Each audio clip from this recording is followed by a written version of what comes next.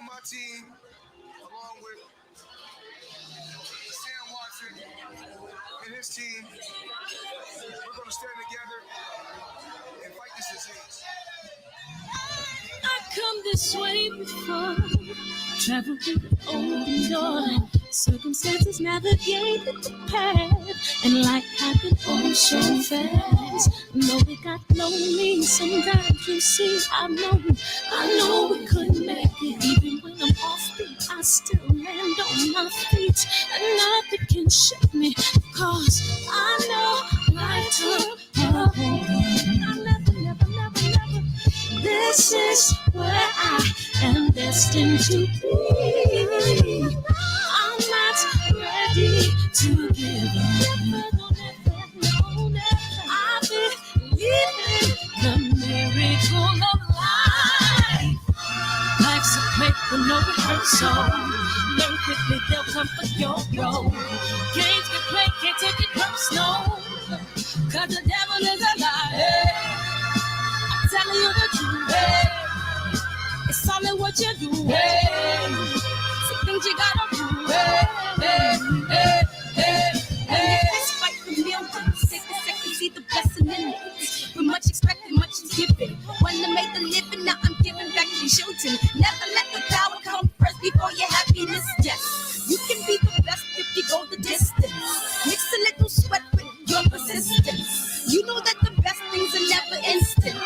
Just shine up, let them see it brilliant. Get up, open up your eyes now. It's the moment of truth. No backing down. We're bringing it tonight. Oh, for the children, it's a given. You gotta give it, be a blessing. This my personal statement. Run the game like I'm aces. Learn and develop patience. Determined to be the greatest. Yeah, bobbing and weaving. They changing up like the seasons. Indigenous to the grind. So I do it for all my people. Jabbing the competition. Back up against the ropes. You fighting for recognition. I'm fighting just to promote equality where we lack it. Or cancer slowing our road. I'm confident we'll make it. We focus on common goals. Yeah. Give back, give love, giving something away.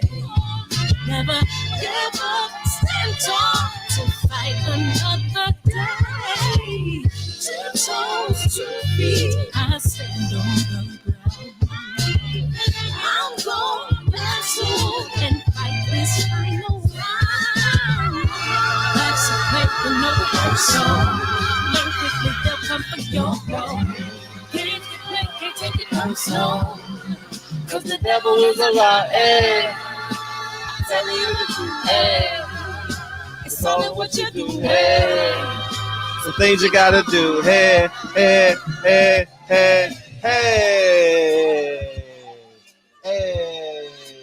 Bounce with me, hey. Love is the word, DB, JP, but we gonna call him JQ. Big Lord in the house. Hey, what up, D-Lo? What up, KJ? What up, PPD? Hey, what up, PPD? Love is the word. RB, what it do? KB, what it do? AC, Andrew Charles, Young World, man. S. Dot, Phantom Brawler, Shot Town. What's up? J.A. Dixon, Big Homie Coop. Knowledge, love is the word. Hey, Knowledge. Hey, PPD hit me today, and she was like, Knowledge want us to come on this show. I was like, anything for that nigga, man. Fuck you mean? Why you asking, man? Just give us the date and tell us what time we need to be there. You know what I mean? What up, Romero? Good stuff, man. Oh, man. The scholars in the building. DJ, man. What's up, DJ, man? You finished cleaning in the backyard? I heard you on Kyle's last night, man. Make sure y'all go to Kyle's at the end of the show, man. Please support him, man. He's growing and growing and growing and growing and growing. So, man, oh, man. But it's the port. Oh, what's up, good stuff? I appreciate y'all, man. I think he's coming in at 9:30, so we can start the conversation and then bring it back. I got you, Knowledge, man. You did so much willingly to help us grow, man. I can't thank you enough, man. So thank you, man, for always considering us in the midst of all your successes. Billy Joe Saunders, man, we can start there. How's everybody doing? Everybody's good. Welcome to the platform. Thank you. Feel free to pile on in. I was sitting back like, I want to see these dudes fight. Like, I want to see these not fight in the ring, but I want to see them call each other a cheater. I'll keep it a buck, man. I was like, man, I don't give a fuck. I'm not going to defend neither one of them. You know what I mean? I remember Deontay Wilder and Billy Joe Saunders. I remember Canelo, you know, I remember all that stuff. So I'm sitting there like, okay, I want to see this play out. Billy Joe Saunders ain't missing out on that payday, man. You know what I mean? Like, it's Tuesday, man. This ain't if this was Friday, then it would make sense to me. Man, it's Tuesday. Was it Tuesday? Man, come on, man. Come on. He gonna feel so much pressure. Man, not to make that. So I just sat back and enjoyed it. I didn't care. Both of them were cheaters. You know what I mean? Like I said, you're talking to a guy who's never had the flu shot, maybe take 5 aspirins in his life. You know, so I've never cheated, you know, so I've never cheated in terms of athletic performance, but I cheated in college a lot, you know, but I just sat back and enjoyed. I really didn't give a fuck, but I know y'all have an opinion on it. And I didn't see Reggie Owens' name yet. I didn't see Brandon Washington's name. Who else? Is Big Dog in here? Big Dog. Who else? J.A. Dixon. Y'all thought I was hating on Al Haymon when I told y'all Al Haymon and Bob Arum didn't want that fight. You hating. You a hater. I tell you, I know when a fighter wants a fight, man. He eats, sleeps, and breathes the fight. If he wants to fight. And if you get an opportunity to get the fight, I'm gonna play the audio in a second. When you get the chance to make the fight and you don't make the fight, that's all I need to hear. You know what I mean? Your crush says meet me at 7 p.m. on Thursday. Put that and you don't show up. Whose fault is it? Oh, I ain't got no money. I ain't got no ride. She told you on Monday. She didn't ask you if you had a car. She didn't ask you if you got bus fare. She just said, show up. Come as you are. Ain't that what Christians say? Come as you are. You should have been a good Christian and came as you were. You know what I mean? Because now it's about to get murky in this son of a gun. You know what I mean? And I just heard Blue Blood's video. I learned what a fulfilling your mandatory, turning the paperwork for your mandatory is. You have to turn in a petition, which Alexander Usyk did. So feel free to go to Blue Blood's video and you'll see what he said. He actually called the WBO and he said that Alexander Usyk turned in his petition. Like I told you, I don't speak on what I don't know. I said, I don't know. What's DB asked me? I said, I don't know. I've never done it. So you just got to you have to turn in a petition. And hence the reason why Alexander Usyk is in line to get a payday if Fury Joshua happens. You understand what I'm saying? He's holding filling out that petition holds his place in that line. You understand what I'm saying? So that's typically what's going on, you know. So you know, it was a lot of information. I'll before I get into it, I'll explain it. Oh, this is gonna be a good show tonight. This is gonna be a really good show tonight because I told y'all, man, had a great run from 2019, but now we got to perform now. We have to perform now. What are we getting out of the sport of boxing May 4th, 2021? We had a great run 2013 to 2019. We had fights every other weekend. We had big names every other weekend. But now it's May 4th, 2021, and we need big fights. The same way, I got to use this analogy because you got people in here who get offended when you just say black, black, black, black, black. So I'm gonna use an Eddie Hearn analogy. When Eddie Hearn said we got to stop these shit fights, and we got on him for putting on Canelo versus Eardrum. You know, we got to hold people accountable. Holding people accountable does not mean you're anti-black, or I don't even think I've mentioned that in the truest sense of the word. I just think boxing fans and us as boxing fans, I think we got to stop being mentally 3/5 of a man. You understand what I'm saying? Where we just got to accept it. We can't just accept what they give us. And we watch other people get the benefits of it. If you're having a conversation at a liquor store, you know the black man goes, "We built this country. We built this country." And then you get 3/5 of the rights. We get 3/5 of the results. Y'all, I don't believe in equality. I believe in equity. I don't think no things are equal on the face of this earth. But I think that we got to own our equity. It's time that we own our equity. If they can do it, listen, it's a great example. If they can do it for the Latino population, they can do it for the black population. That's all I'm saying. And ours should be bigger and better because by the looks of it, we have more talent, based off of historical facts. And I'm not going to sit here and allow myself to be minimized. I won't do it. I can't do it. And I know this is tough for us to digest. I know it's tough. And I don't view Al Haymon as no god. I view him as a businessman in boxing. I learned in the sport of boxing, they ain't going to do it because you're black. Ain't happening. They ain't going to do it. If that's the case, all the black fighters would get all the dates. I'm not just talking about PBC. I'm talking about everybody.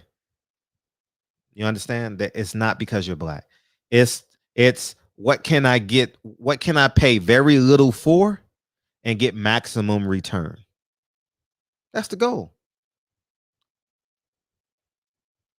So I'm telling y'all, I told y'all, and y'all didn't listen to me.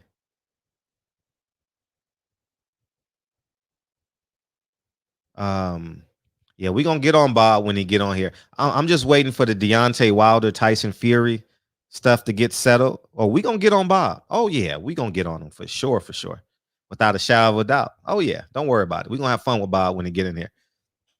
And because I don't want to ask him the same question. We already did 2 interviews with him, and we asked him the same questions. What's going on with Fury Joshua? When's Terrence Crawford fighting? What happened with Manny Pacquiao? When is Errol Spence fighting Terrence Crawford? I want something to fall through first so we can have like something to stand on, like so we can choose a side. But yeah, I'm gonna play what Sean Porter said, man. Oh man, that zero, man. That zero go hard, nigga. Shout out to H-Town. Shout out to H-Town in this motherfucker, man. That zero go hard in the motherfucker. Yeah, man. Yeah, that zero go dumb hard. All right. I'm going to play it. Yeah, I'm still waiting on Bud's announcement too. You ain't never lied. But all right, here we go. I'm going to play it. Here we go. Enjoy. And oh, I got to share it. I'm sorry. I can't change this page.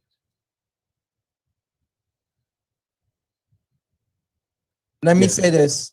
And if I get in trouble, I get in trouble. It's what it is. Oh, shot clock off. I won't be a part of this. know that when you saying, well, hey, you should have did this, you should have did that. I have people that I have to listen to. And when those people give me direction, when those people give me the business and tell me where it works to my advantage and where it doesn't, I have to sit back and do what I have to do. And then at this point in time, I'm still sitting back and seeing what's going to happen. Y'all think activate the mandatory. Wow, it's a great catchphrase. It's a great theme. It's something nice to be heard and said.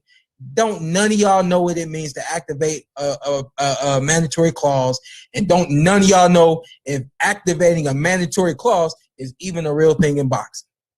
But if they come on, it could have been simple negotiations by PBC and Top Rank, and they'll come on and say Sean Porter has activated his clause to fight his mandatory clause to fight Terrence Crawford. No, PBC and Top Rank did a structure the deal and made it happen. They're going to give you what they want you to see. So now we're seeing something a little different.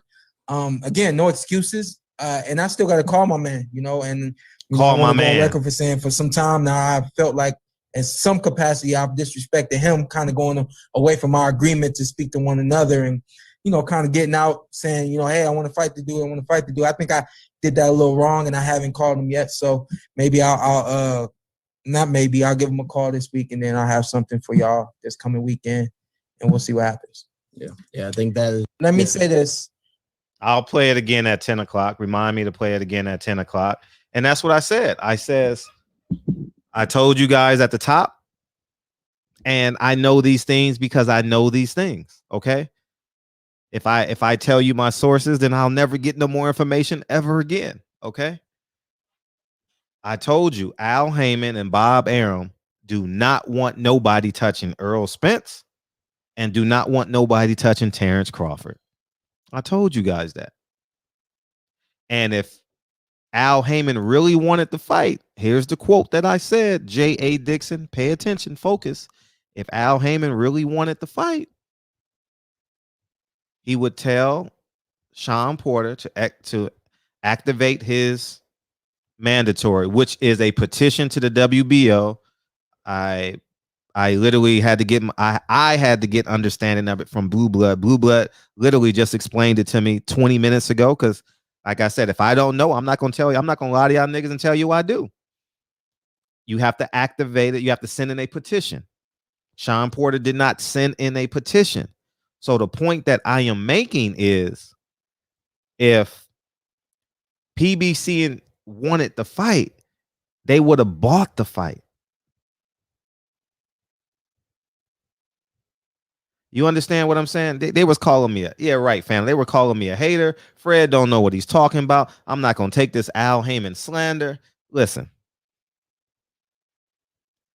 I just tell y'all the truth. And sometimes the truth is unsettling because you have to be uncomfortable for a period of time. It goes against what you've been believing for years. And this is just strictly business. That's why as fans, I encourage us to remain fans. You understand? We have to remain fans. And when you have primary sources, don't reinterpret the primary sources. You understand? Like, we want to interpret what they said. What's the point of interpreting? They told you what they said.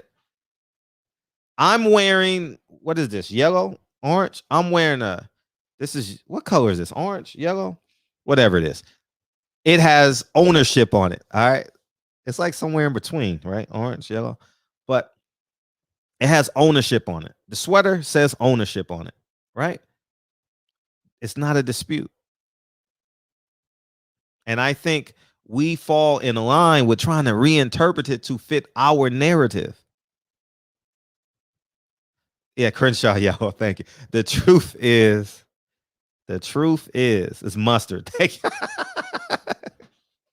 It's not fuchsia. It's not fuchsia or pink, DB. Oh. Hey, I am going to buy me pink sweater to wear on the show. Just for DB. I'm joking. I ain't gonna do that. I ain't gonna waste $40, $60 just for it. Nah, I'm too cheap. but it's Dijon. It's piss. If you don't drink no water, this is piss. You know what I mean? But I don't know. I told you, I know when a fighter wants a fight. I done been around fighters for the past, I'm going into 12 years now, 11 years now. This is 2021. I'm going into my 11th year or 12th year. I don't know when I started, but I've been doing this. You can feel when a fighter really wants a fight. It permeates through them. I'm opening up the phone line. So yeah, before I think he's coming on at 9:30. So we got time. The phone lines are open. I apologize. Feel free to call in, and I'm very interested in what y'all have to say. You know what I mean? And but I'm just here to tell y'all the truth. Akeem the Great, you call in. And the reason why we're not getting it, because we just accept it. And I told you guys, I was a part of that. And I woke up in 2019.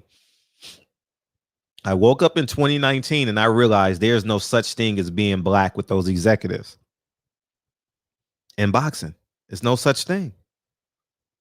Because here's the truth of the matter. How can I say this eloquently?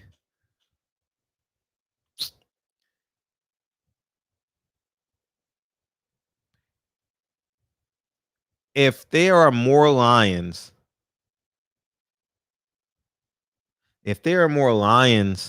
in the jungle than any other animal, there will not be a jungle.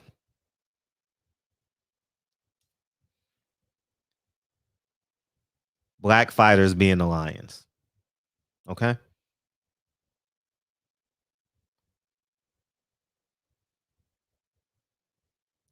That's the truth of the matter. They would eliminate all the nationalist perspectives. History proves this to be correct, right? It won't be. What up, Charlie being Charlie? I appreciate you, man. Thank you, big dog. It will eliminate those middle of the roads. What's up, Eric Gomes? They will eliminate all the nationalistic pride from those UK countries, Asian countries, because they're not probably good enough. Like Ricky Hatton.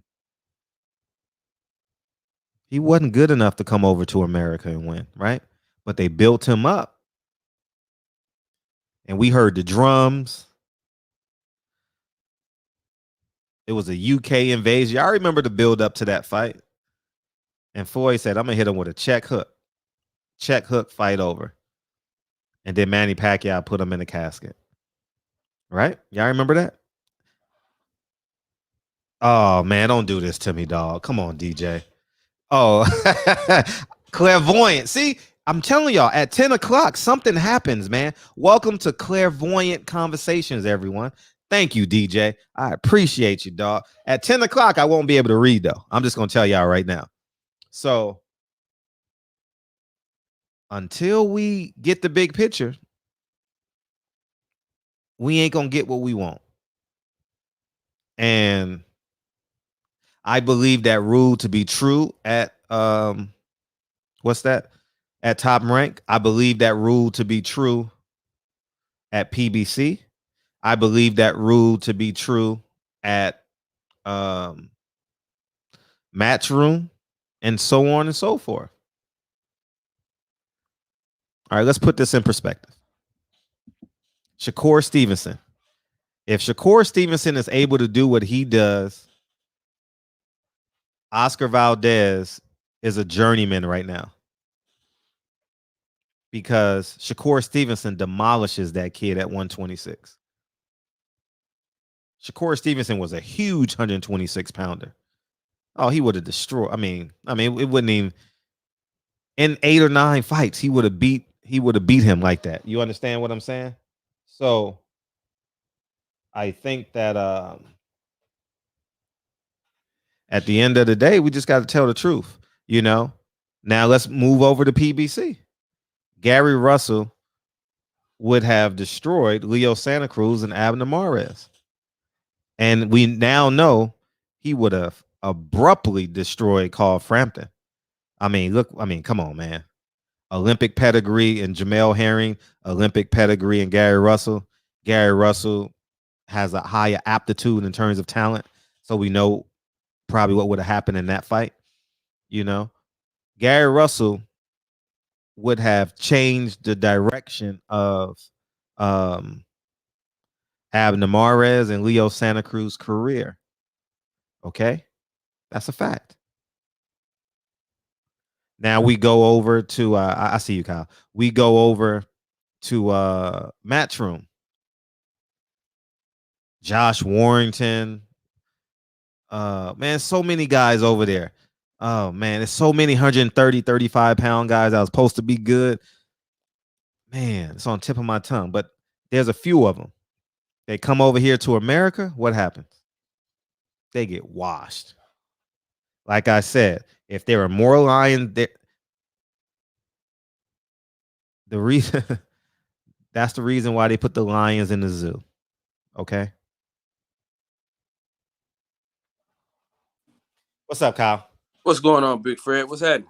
How you feel, man? I'm feeling great, man. What you got? Feeling good, man. Shout out to everybody that came through last night, man. We had a 9-hour live stream last night. We talking about taking shifts. Shout out to Big Tank. Shout out to Cinto. Shout out to DJ. Let me see who else is on the panel. Shit. H Money was on that, John. Shout out to Eli Zachary was on the panel. DJ. I said DJ. Okay. See, Reggie Owens. The night before last, man, we've been streaming, but shout out to everybody, man, that held it down. So listen, man, if y'all don't catch it when we go on, if you wake up, we there. You know what I'm saying? We gonna be there. You know what I mean? Don't trip. If you want to make it past the third shift, shout out to Centos, shout out to Sheldon Moore. If you want to get through your graveyard, we got a graveyard team. You know what I'm saying? If you want to make it through the night, you know what I'm saying? We got the swing shift. If you want to make it through the day shift, we got your day shift squad, man. So we evolving. So man, I appreciate everybody that stays up with your boy, man, and holds it down. I had the best post for what we trying to do, Fred. Shout out to the most boring post in the history of posts, but I had to have that 5-hour energy drink. But Big Tank held it down, so I was able to listen, talk, and be at that post and stay up. So shout out to my boy Big Tank for holding down. Oh, TJ, shout out to my boy TJ, man. That's all he's holding. JT, I don't know why I always say dyslexic. So yeah, man. So shout out to him. But Big Fred, man, I want to tell you something, man. You have franchised the barbershop about 3 or 4 times. All right. Eventually, we're gonna have to give you the residuals. You know what I'm saying? Soon and very soon. You know what I mean? Going to see the king. Huh? Soon and very soon, we are going to see the king. Hallelujah, hallelujah. Somebody, I know you almost atheist now, but you know. No, I'm not atheist. I believe in God. Okay. But yeah, man, that sign ain't enough though, Fred. So I got to, you gonna. No, it's plenty. No, it really is. It is. I ain't even got no more room. You know what I mean? Ain't no more room back there. What do you want me to do? Ain't no more room. Oh, a t-shirt or something, man. Hey, something, man. You know? I don't wear t-shirts. I got 2,000 t-shirts. I got look. Nigga, this help you put your hands in your pockets, nigga. Cause you don't like to talk with your hands, so nigga, that'll help you with your. You don't like to talk with your. I talk with my hands. You like to put your hands in your pockets, nigga. I know you, nigga. It's been 3 years. So yeah, man. So man, yeah. Shout out to everybody. We're going live tonight, and I'm gonna try to hit 10 hours. I'm gonna try to hit 10 hours. You know what I mean? Ooh. So no, but it's a team effort though. It ain't. I know. It ain't just me, man. So shout out to the shifts. We get down. Hey, listen, and if anybody need to work on their algorithms, I got you. You know what I'm saying? If you need to work on them algorithms, I got you. You know what I'm saying? We a part of the barbershop. We franchising out, goddammit. Shout out to DB. Tomorrow night. Yeah. Nah, nigga. Nigga. Thursday night. Because I don't even know what day it is no more. MMA for Dummies. MMA for Dummies, man. Him and DJ.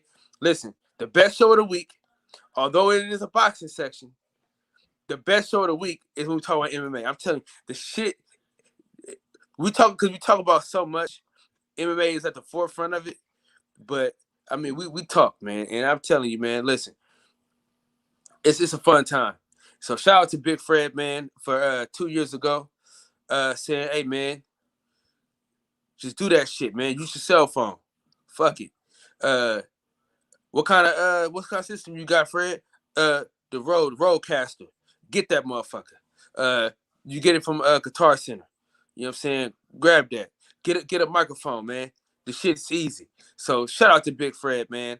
And like I say, man, I always got to give your flowers while you can still smell them, your weed while you can inhale it, and your drink while you can still drink it. You know what I'm saying? Shout out to Noriega and the Drink Champs. But yeah, Nori. but shout out to but Big Fred, I'm telling you, man. When I went to Jersey that time and then did them interviews, man, we ain't looked back since. Thank you for sharing. Listen, man, I'm telling you, man, we to Philly this weekend, Myrtle Beach next weekend. We're gonna skip 2 weeks. My wife has some fun, and then we're going to Vegas. And then I think Are you going for Devin Haney? You going to the Devin Haney fight? I don't know, man. I don't know because I'm trying to go to that Floyd fight. So I'm in the same boat. Now hold on, I'm gonna tell you why though. I'm in the same boat as Big Fred. Whoever supports my channel, I try to support them. So shout out to Jalil Hackett. He's gonna be on that undercard. Are you going to Miami? Yeah, so I'm trying to do Atlanta. Shout out TJ Lawson. So me and the wife, our anniversary's on June 1st. Shout out to my wife. I love you. Shout out to you, babe. I know she always watching. We said thank you. So I'm gonna try to get to Atlanta. We'll have some fun in Atlanta. Go to the fight, kick it with the homie. Then go to Miami, kick it, go to the fight. Boom. Then that Sunday, feet up. We're going to eat everywhere. Feet on the sand. You know what I'm saying? On that Sunday. So that's the plan. So right now I'm just trying to get these ducks in a row. So your boy been working 16s like crazy, man. So I'm working 16s at my job, working overtime on the podcast. Shit, man, listen, man, no sleep for the no rest for the weary, they say, man. So we working, G. So, but wherever I go though, Fred, whatever interview I get, you already know I'm shouting you out, man. Thank you. No question about it. The best interview that I got, I gave it to you. You know that. Shout out to that Stephen Espinoza interview, man. I said, you know what, Fred done looked out for me enough, so I'm gonna go ahead and give him that. You know what I'm saying? And so shout out to you, big Fred. Shout out to everybody in the chat. I know I'm long-winded, like always, but you know what? Fuck y'all. I'm tired of trying to appease you niggas because y'all don't. Hey, the autobiography of Kyle Davis. See? I was thinking the same thing, but I couldn't put it in words, DB. I ain't lying. I was thinking the same thing, man. But you know. Yes, and that's why my goodbyes are gonna stay long. You know what I mean? My goodbyes are gonna stay long, and my hellos are gonna stay short. God damn it. All right. So fuck y'all. Mike Weary, fuck you. Because I know you're gonna say something in the chat. You always say something in the chat. Yeah, he said history lesson, long ass history lesson. Yeah, for sure. My dogs though. Shout out to everybody in the chat, man. Shout out to you, Big Fred. Keep your foot in these niggas' necks. And I'm gonna keep these long ass outros, nigga. You ain't say nothing about the topic. Man, fuck that topic, man. I'm just saying. I mean, niggas want to hear what. All right, peace, nigga. What was the topic? Nothing. Listen, Sean Porter, we knew you weren't gonna get that fight. You know what I'm saying? Dude, Fred, listen, man, listen. I already know this. It's the rest of these niggas that don't know. You know what I mean? A few of us know that you right more often than not. It's the rest of the niggas, you know what I'm saying? Shout out to DB for never thinking you right. I'm telling y'all, if y'all want to be on the right side of history, dog. Hey, if y'all want to be on the right side, I know it's confusing for y'all. I know it's confusing for y'all, but Santa Claus ain't real. You know, Santa Claus, you work, you get paid, you create a job, you get paid, you create revenue. Santa Claus ain't real, man. Niggas think Santa Claus is real, man. Boxing has shortchanged us for so long. And now media is so independent that thanks to people like us coming in here every night, people going into your platform, people going to DB and everybody else. No names got a platform there, but it's just essential that we just start expecting what we deserve. We're not asking for nothing out of extraordinary. You know, all I want, Sean Porter, Keith Thurman, they not fighting nobody. They not fighting nobody. Y'all hated on me for 3 months, 4 months. Fred hating on Al Haymon. Well, today Sean Porter just confirmed I was 100% right. I think I'm gonna get in trouble for saying this, but forget it. Hey, is Sean Porter, does he have an exclusive deal with Fox like Errol Spence? Good question. I think that they put certain fighters on Fox because of their image. You know, like you get what I'm saying? Yeah. And so you got to have like that all-American image where they know you're not gonna get in trouble off the. I said off the field, but when you're not gonna get in trouble outside of the ring and you're gonna be great inside the ring, you understand what I'm saying? So I think they play into all of that as it pertains to being a fighter on Fox. Well, because it's gonna be hard for Boots to get a fight, man. Because if everybody on Fox, it's gonna be hard for him to get a fight with a big name. You know what I mean? Because you know he got his deal is exclusive with Showtime, so it's gonna be hard to get a big fight. So hopefully, you know, we can at least get Keith Thurman body bag, but you know that's what they should just fight each other. Sean Porter and Keith Thurman should just fight each other, man. They should just fight. What's up? They should fight Jaron Ennis. Jaron Ennis, James, my favorite welterweight. What's his name? Jaron Ennis. No, James Jones. Jamal James. My favorite welterweight in the world is Jamal James. You know the fight I want, but we ain't gonna get that fight. You know the fight I want? I want that Jamal James versus Boots, but we ain't gonna get it. Man, I want to see Jaron Ennis fight anybody in the top 5. I'm telling you, he the truth, man. He the truth. I want to see him. I'm rooting for the kid. I'm really, really rooting for him. And I like his disposition. I like his calmness. He needs to do more interviews. I think he needs to start preparing himself because he's very in interviews. He's not like on top of the interview. You know how Andre Berto's on top of the interview? You know what I'm saying? Yeah. Like Jaron Ennis is not on top of the interview. It's just a call and response. He's not adding nothing else but his answer. But if you watch the interview that he did with Gilly and them, I think he did. No, he did one with this dude named Devin Wade. Like, if he know you, it doesn't matter if you know anybody. You still got to be a great interviewer. At this stage, he's one fight away from being in the world champion. He could be 1 fight, 2 fight, 3 fights, but we believe he's a right now fighter. Yeah. It's go time. Like, it's go. It's Brandon. You need to start posting 3 times a day on your Instagram and doing interviews. Even if you're just interviewing with your friends. Yeah. Have a conversation with you on Instagram Live. Like, do that 3 or 4 times a week, you know, because obviously media outlets pick that stuff up. You know, like Billy Joe Saunders, he went everyone was picking up his story today, his Instagram story. So I think that it's just incredibly important that he starts practicing in real time. And I think he's an extraordinary talent. The first time I saw him was like 3 years ago. I remember the first time I saw him. You want to know the truest story is Kenny Porter was at my house and I saw him on Showbox. And I was like, who the fuck is that? And I was like, God damn. That nigga special. Bad motherfucker. And then if you see him up close, it's even crazier. Yeah, he got long arms. I met him for the first time in Philly. Long arms, lean, athletic build. You can totally tell he doesn't go up in weight like this and come down. He gets here and stays in the gym 3 or 4 times a week. You know, he got veins popping out his neck and his arms, so you can tell he's And He's a bro, very that shout out to you for that interview you had with Sergey Lipinets manager. gave a lot of information, right? Listen, I was talking to somebody about that yesterday, about that interview, because I've been telling people about Jerron Ennis for so long that now all of a sudden, since ESPN told him to watch out for the nigga, now everybody want to watch out for the nigga. Yeah, right. I've been telling niggas this years ago that he was gonna be the truth, but yeah, man, he's strong as hell too, Fred. The motherfucker, he's strong than a motherfucker, dog. And yeah, man. Dwell, man, listen, I'm nervous, man, when it comes to him and Earl Spence. Why?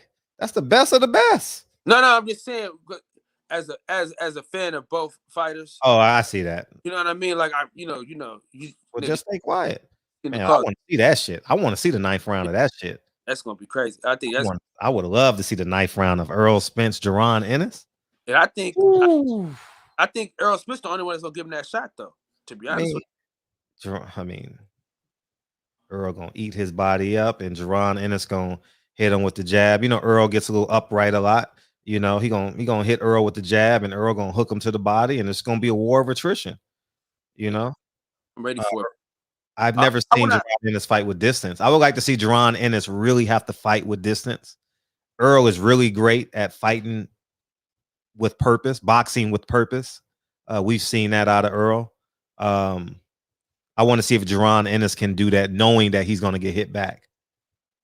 Man, I listen, man. I like I said, I was in the gym with that dude, man. The way he did that heavyweight. What does attrition mean? Man, DB, I got 20 minutes, dog. I got 20 minutes. Now, hey, Fred, I know we're not supposed to talk about sparring and all this stuff. You ain't gotta say that. I know he does work in sparring because J Rock told me. J Rock told me he's a freak. He a bad motherfucker, man. So J Rock, go back and watch. J Rock said he a freak. He a bad motherfucker. He a bad man. J Rock said it. I believe him. I saw it on the Showbox. Yeah, in person, man. It's crazy in person, man. Yeah, bro. I just want. I want to see him fight Jamal James. That's the fight I want. And I've been asking for that fight for years. I told him that. You know what I'm saying? I said, hey, man, I need you and Jamal James to fight. And I know you're gonna beat the nigga, but that's the fight I want to see because both fighters are gonna come forward. So Jamal's gonna apply that pressure. Jamal's a better fighter now. You know, that's my favorite fighter in the welterweight division. Well, learn the nigga name then, Fred. I said Jamal James. Caught the nigga James. Jamal James was a wide receiver. Jamal James was a player for the Miami Heat and the Phoenix Suns. And Jamal James is a fighter from the PBC camp. Jamal James is everywhere, y'all. Hey, and I'm still my homeboy for not picking up the phone, bro. I would have won $850, bro. On who? Jerron Ennis, the knockout, 6th round. Remember I told you? Oh, yeah. He didn't answer the phone, man. I was trying to give him that money so bad, bro. That would have been $850. All right, big friend. I'm gonna do a Digger 305. All right, family. I'm not gonna hog it up. I'm gonna let somebody else get on. Hey, Mike Weary, I haven't responded to this one yet, but Mike Weary said I'm gonna post in a second. If not, I'm gonna lose it. But Mike Weary said, "Let's buy Kyle a puppy." Donations. Let's buy Kyle a puppy. And DB said, "You got separation anxiety." What's up, Broderick? Man, good to see you in here, man. Listen, man. If y'all had 4 crazy ass kids, man, y'all want to talk to some grown up niggas too. God damn it. You know the fun. Anyways, I'll say it off. Peace, man. That's true because I remember being stuck in the house. No lie. Like, remember when we did 100 days? Even though I was doing like I was doing my rehabs and shit from the house and the building that I bought.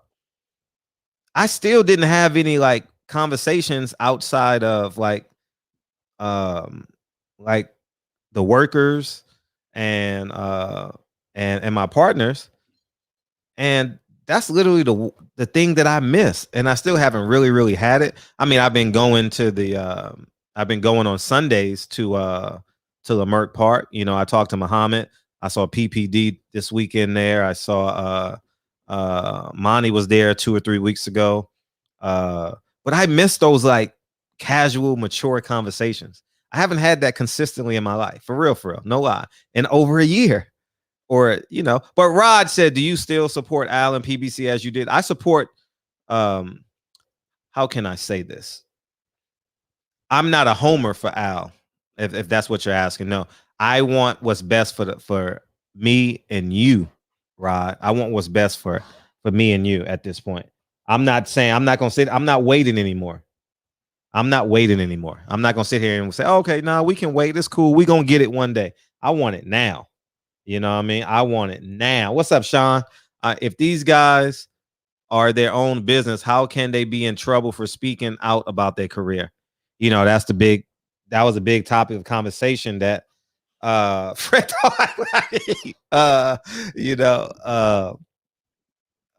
that I think that's a great conversation. It's gonna be a great segue for how did that shit come off? That's a great segue for DB. I would like DB to answer that question because he's the expert on Al Haymon getting the fights and the fighters and all that. Al is the expert at. I mean, DB is the expert at that. Kelly Swanson? No, now I want her to stay now because they deserve everything they get with Kelly Swanson. I want her to stay. I want her to stay and get the rewards.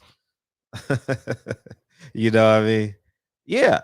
And it was so detailed. Is it 10 o'clock yet? I'll replay it at 10 o'clock. It was so detailed. You understand what I'm saying? Yeah. You know what's funny about that, Reggie? I brush my teeth before every show. I treat this show like an interview. I floss. I brush my teeth. I comb my beard out. But by the time I come downstairs, I done did this so much that it's already back folded. But that's funny that you should say that because I put the kids to bed. I do my bedtime story and I brush my teeth. I floss. I redo my beard. I do all that shit. I really do. I treat this like an interview. It's funny that you said that because that's exactly what I do before every show. Funny you should say that. You know what I mean? What's up, H? What's good? How you feeling, Fred? Feeling good, man. What you got? Man, you know, a whole lot. You know, man, I talked to Bill Haney today, and Bill Haney, he told me Devin Haney looking sharp right now. I talked to Church. Devin Haney was in the gym and he's working. Devin Haney, the best fighter in the world, undefeated, the youngest champion in boxing. Devin the Dream Haney, the next Floyd Mayweather, the new Money Mayweather, man. Hey, Fred, listen. Devin Haney is the champion of the community. He stepped up when a lot of fighters turned down. I'm talking about Gary Russell. Whatever happened to that fight? Gary Russell ducked Devin Haney. He ducked him in front of the whole world. And we made that fight on the barbershop. Gary Russell, he let the fans down, Fred, and he still don't have a fight date. So, I mean, you haven't been talking about Gary Russell because he's not relevant without Devin Haney.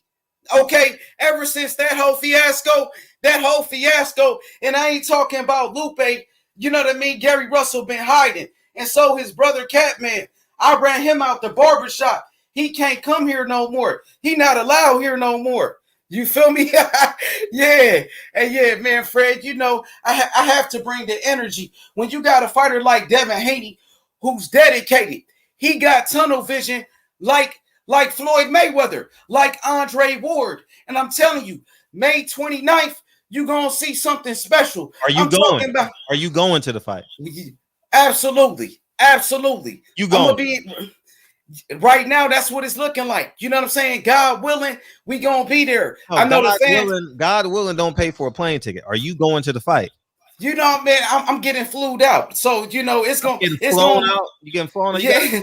Oh man, you got. Hey, listen, Devin Haney told me himself. He said, "When you coming out here, we want you to come out for training camp." Oh, that's great. Devin Haney. Oh yeah, you've been rocking with him for a long time. That's great that he No, I say that sincerely. You really been rocking with him for a long time. That's great.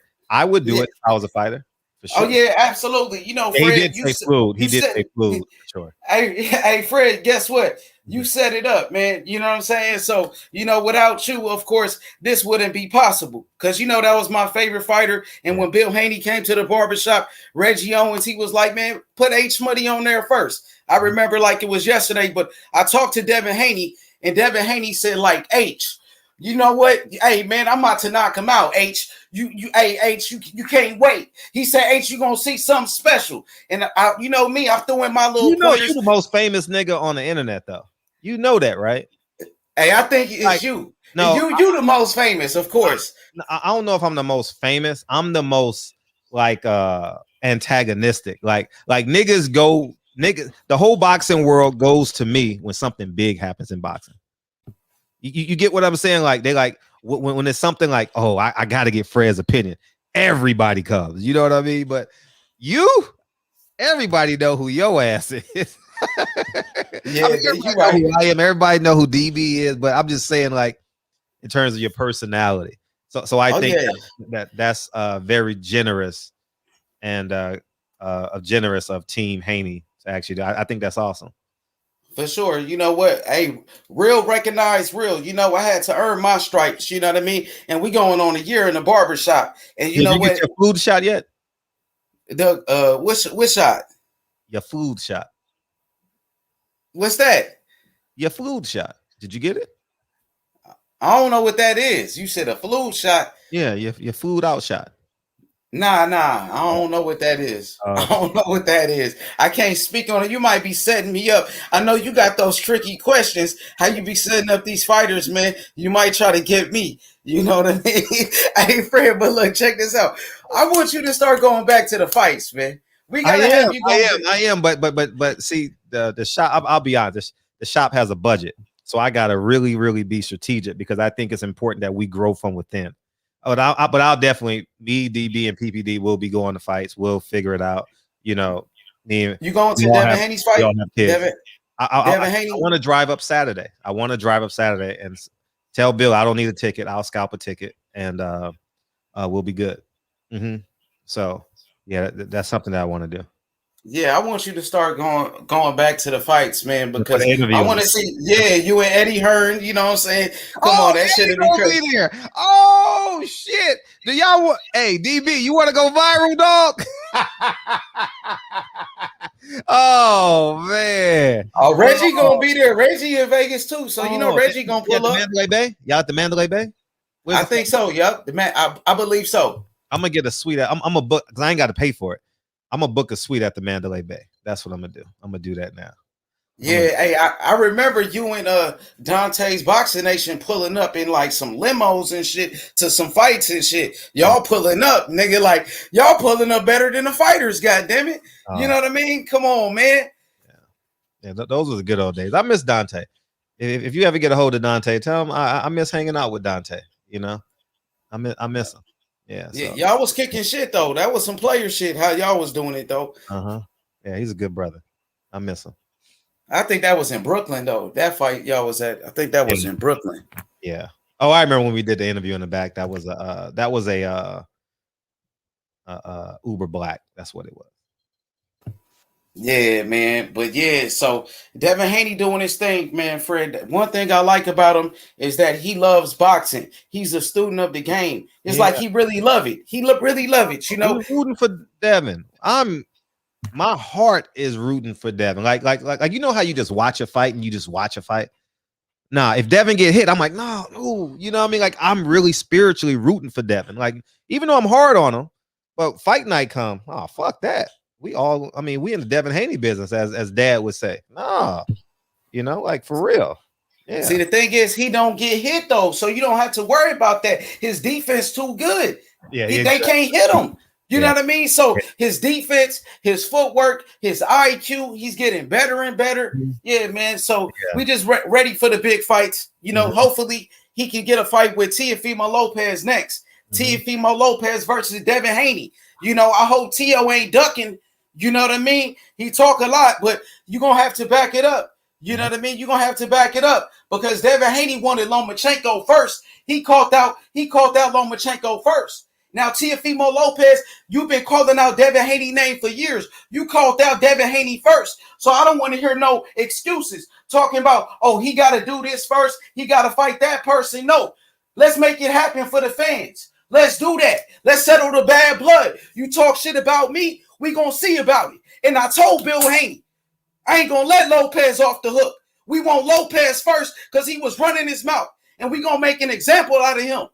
That's what I have to say. Thank you, Fred. Appreciate that. We want Lopez, man. Be on your best behavior in Vegas, okay?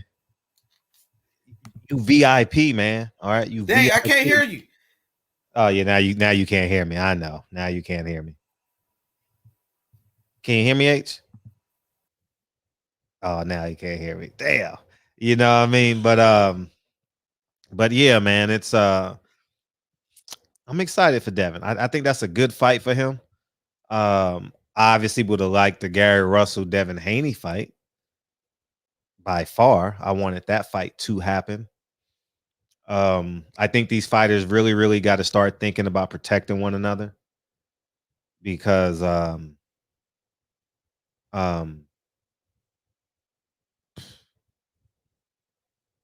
it's just these fights for these fighters are coming so far and in between.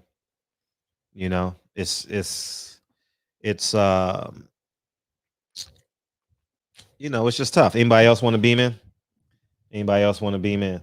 But yeah, it's yeah. As we digress, did we talk about Billy Saunders enough? Billy Joe Saunders enough? I'm unsure if we did. But I can care less about it, man. I want to see them spat some more. Spat for 2 or 3 more days. You know, but at the end of the day, I get see the reason why is we don't like the messenger. And the messenger is a person that we've grown to very much dislike, and that is Team Fury, Team Billy Joe Saunders. I get it. But you know, sometimes the truth is dressed up in a blue dress, you know, and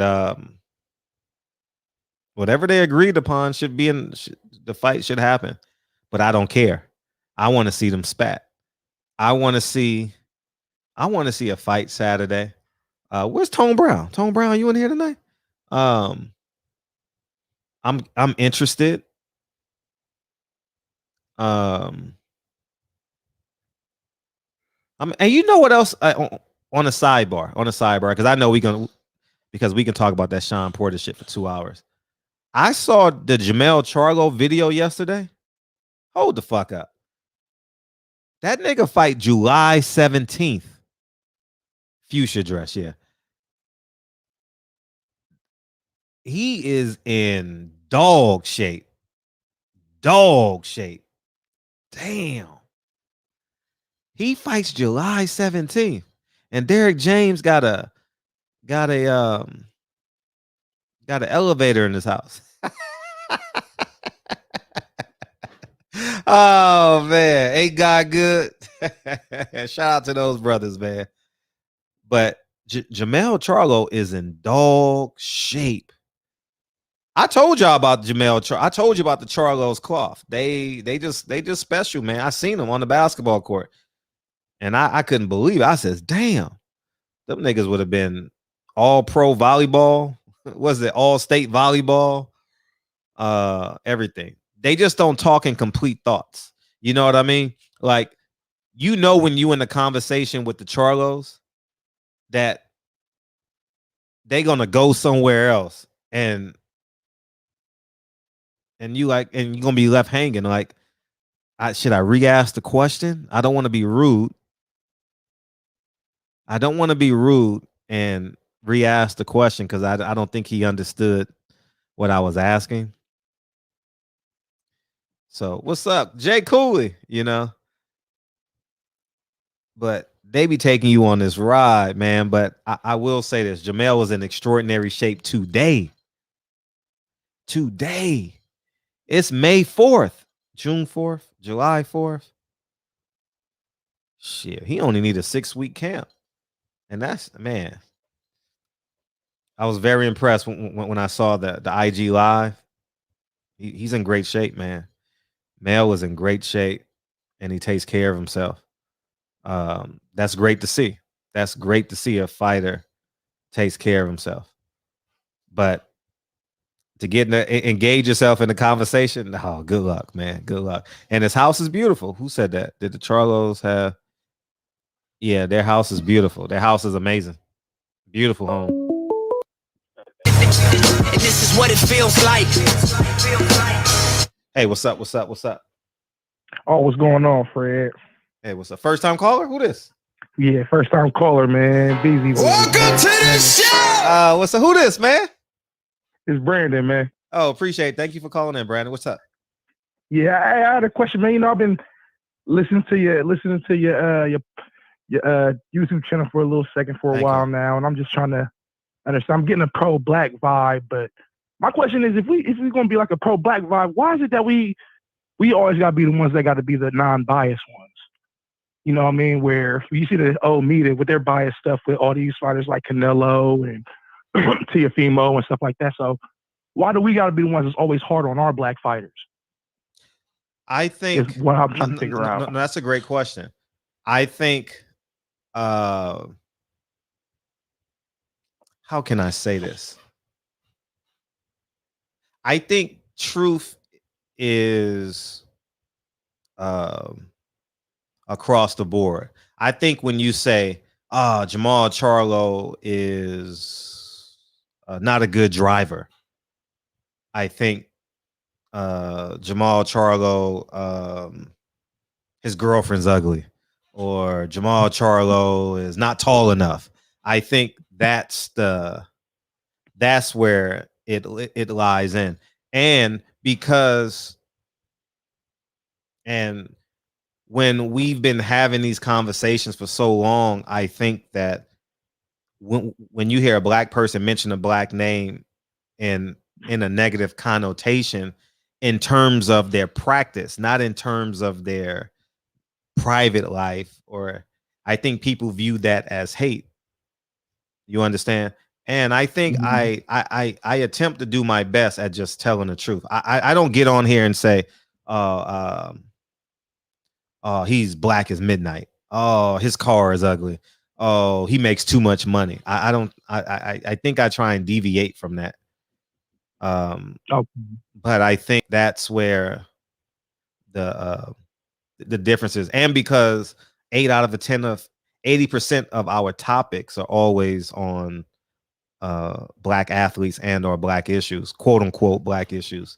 I think we're always going to have both sides of the fence in here. Okay. You know, just trying to get a good understanding of it, man. I love you. I love your show, man. You get some of the best interviews. Oh, thank you, dog. You know, I just always felt like, you know, as our black fighters go with this boxing game, because, you know, it's a lot of race going on in the boxing world. Yeah. People don't want to admit to it and talk about it. And I just feel like with the way old media acts, with a lot of our black fighters, I feel like sometimes, you know, hey, if Canelo can run around here fighting cupcakes, getting paid, why can't Devontae Davis go around here beating up Mario Barrios and Leo Santa Cruz is getting paid? You know, they getting their money, you know, fighting twice a year. I understand it, because with a lot of the brain injuries and stuff like that and the after effects of boxing so much, you know, it's a health hazard too if you're fighting 3-4 times a year. You know what I mean? I look at least 2. But, you know, boxing is in a bad spot right now. But at the same time, I'm hoping we can get some of the fights that everybody wants to see. Because I do want to see some of the best fights, but sometimes I understand why some of the fights don't happen. And what I'll say too is you got to keep in mind, you're not the black fighter. Here's what I had to learn in July of 2019, when I said, I ain't gonna even lie to y'all niggas. I says, you know,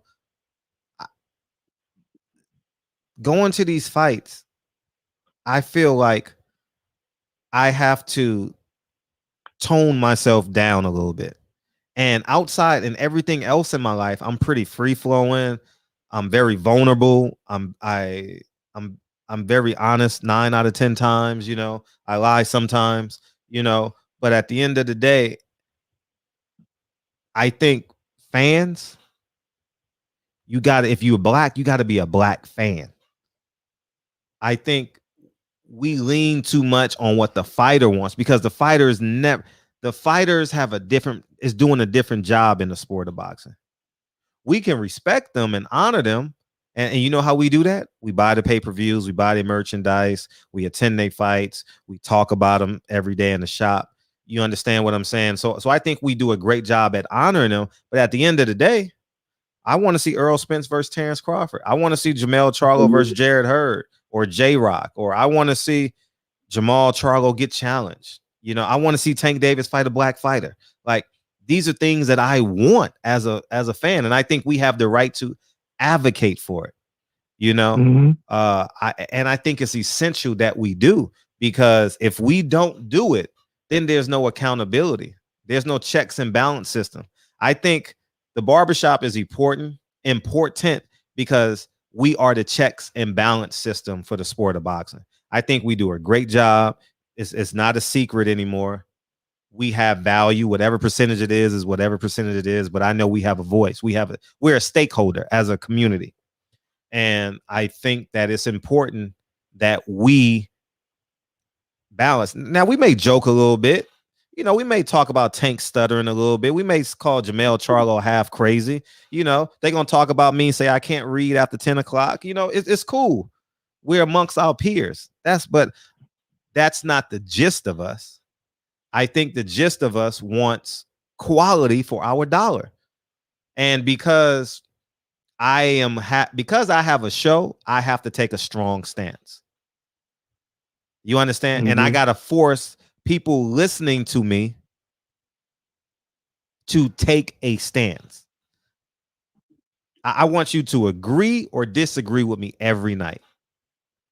I don't want you to be like, well, I want you to agree, because if you agree, you're going to go in the chat and bang on the person that disagrees with me. And if you disagree with me, you're going to bang on the person that agrees with me. So I give my take on the topic every night, and I want people to know my take on a certain topic. Like tonight is a topic that we've been talking about in the shop off and on for 5 months now. And it took 5 months. Now we're here, and guess what? I'm right again. Okay. Understandable. You know, that's my call. I just want to call in one time. You know, love your show, man. Keep doing your thing. Hey, and that Charleston White interview, funny as hell. Classic, funny, Keep right? Funny. Thank you, dog. It was funny. That's DB's favorite. Appreciate you. All right. All right, peace. So it's a good question. I'm glad he brought that topic in, because it's people view it as hating, but I've never talked about Al Haymon about his personal life. I've never talked about Crawford's personal life. Never. But at the end of the day, it's 10 o'clock. And guess what we gonna do? We gonna play the clip again. Nah, I'm never wrong. I'm never wrong, because I see the ending. I don't see an issue in that moment. I see an issue or a topic to the end of it. When you get 43 and shit, when you get old, and you know, you'll understand what I'm saying. But right now, y'all 29 and can make a mistake, you know what I mean, and get the shit right back. I can't. So, but we gonna play the clip. Let me say this. And if I get in trouble, I get in trouble. It's what it is. Oh, shot cloud off. I won't be a part of this. Know that when you saying, well, hey, you should have did this, you should have did that. I have people that I have to listen to. And when those people give me direction, when those people give me the business and tell me where it works to my advantage and where it doesn't, I have to sit back and do what I have to do. And at this point in time, I'm still sitting back and seeing what's going to happen. Y'all think activate the mandatory. Wow, it's a great catchphrase. It's a great theme. It's something nice to be heard and said. Don't none of y'all know what it means to activate a mandatory clause, and don't none of y'all know if activating a mandatory clause is even a real thing in boxing. But if they come on, it could have been simple negotiations by PBC and Top Rank, and they'll come on and say Sean Porter has activated his clause to fight his mandatory clause to fight Terrence Crawford. No, PBC and Top Rank did a structured the deal and made it happen. They're gonna give you what they want you to see. So now we're seeing something a little different.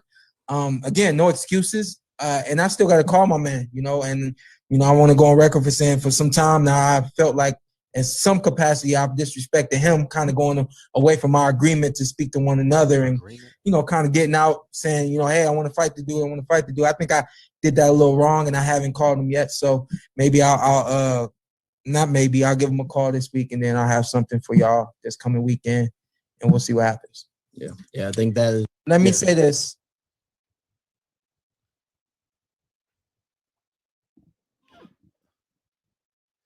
And so for clarification, Blue Blood called the WBO.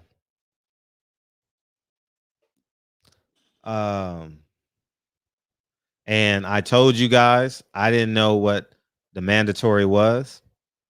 DB asked me. I said, I don't know. No, the guest isn't coming in, I guess. Man, it's cool. It's all us now. We want to talk about this anyway. So, but the Wilder hater will be here Thursday. And like I said, I didn't know how to activate it. He asked me. And he's talking about Al Haymon. He's talking about Al Haymon because he always says my dad. And he says, if I get in trouble, I get in trouble. He's making reference to Al Haymon because, if you've ever seen an interview, you understand what the hell I'm talking about. And the WBO says you have to file a petition to exercise your mandatory. So I said DB. So Blue Blood said, did Alexander Usyk file a petition? And they said yes. I don't know if it was a male or female. They said yes. And that is why Usyk stands to get a payment if, quote unquote, Joshua Fury happens.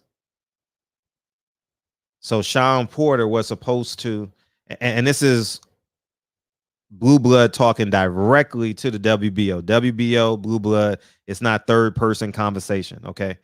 I just got off the phone with Blue Blood at about 8:45 today because I don't know. I don't know the answer. And that's the answer. So Sean was supposed to fill out a petition. It's paperwork. And he did not do that. And that's the end of it. That's the gist of it. And he said they told him not to do it. And their agreement said that he can't go and advocate for fights on his behalf. Y'all heard it. Like, I mean, it's as clear as day. So now we can really talk about, like, are the fighters at PBC really free? If he said, man, it's what can you say? I told you guys, Al Haymon and Bob Arum, he signed a bad deal. That's not on Al. I don't give a fuck what he signed. I'm just telling you the realities of it. I don't know what he signed. I don't know. Maybe it's a Fox contract. He said, I'm gonna go talk to them. You understand what? Come on. Why we got to go through this? See, this is why when you have conversations with 20 people, people always want to reinterpret things. So,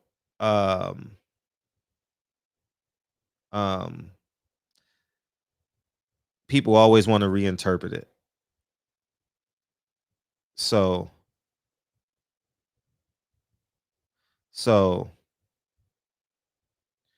that's what it is. How am I making stuff up? Brandon, how am I making stuff up, Brandon? You want me to, how am I making stuff up? See, this is why when you just, people who just want to disagree with you, just to disagree with you. This man said, anyways, man, I'm just quoting. I'm just quoting Sean Porter. If I get in trouble, I get in trouble. I wasn't supposed to go get the Al Haymon fight. I mean, anyways, I know I'm right. So, anyways, feel free to call in or beam in and disagree, so you can sound like a fool. You're more than welcome to beam in. Come on, Brandon, beam in. Reggie, come on and beam in. Y'all call it hate, I call it truth. You know what I mean? And I'm gonna be right. 98.9% of the time, I'm gonna be right. And he was advised not to activate his mandatory. That's all. So what does that mean? I told you from the beginning, the business of boxing does not want that fight. Sean will put mileage on your odometer. He's a tough out. And he could really beat Terrence Crawford. Now, let's not forget about that. He could beat him. So at the end of I don't see where the discrepancy is. He said, if I get in trouble, I get in trouble. I thought, how can you get in trouble if you're a free agent? So that means you can't talk bad. That means you can't talk. See, here's the catch. You can't talk bad about getting bad information. Count me out. Count me out. And this is why I work for myself. This is exactly why Frederick works for himself. It's on me to go out and fish and cook and eat and do whatever I want to do. So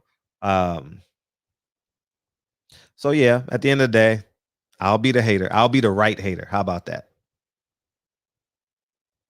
I'll be the right hater. So as long as I'm right, I'll be the hater. Until I get proven wrong, I'll be the hater. That's all. I don't know what we on now. And you're right, Big Dog Will. It's not about the credentials. It's about the credentials was an eye-opening moment. It was an aha moment. It was in that moment that I realized you can't stop the green train. And that's what I want y'all to learn. They will not put black before green. They won't do it. Everybody in the chat say, oh, we black this, we black that. They don't give a fuck about your black ass. They don't. The fighters don't care. The fighters don't complain to the WBC. The fighters don't throw their WBC belt in the trash. Y'all complain. We complain. I complain. But I've stopped that shit. Why should I complain? They getting the benefits of having the belt. It's an abusive relationship that they enjoy. It's like the big brother going to save his little sister. And then 3 days later, she goes back to the boyfriend. Why?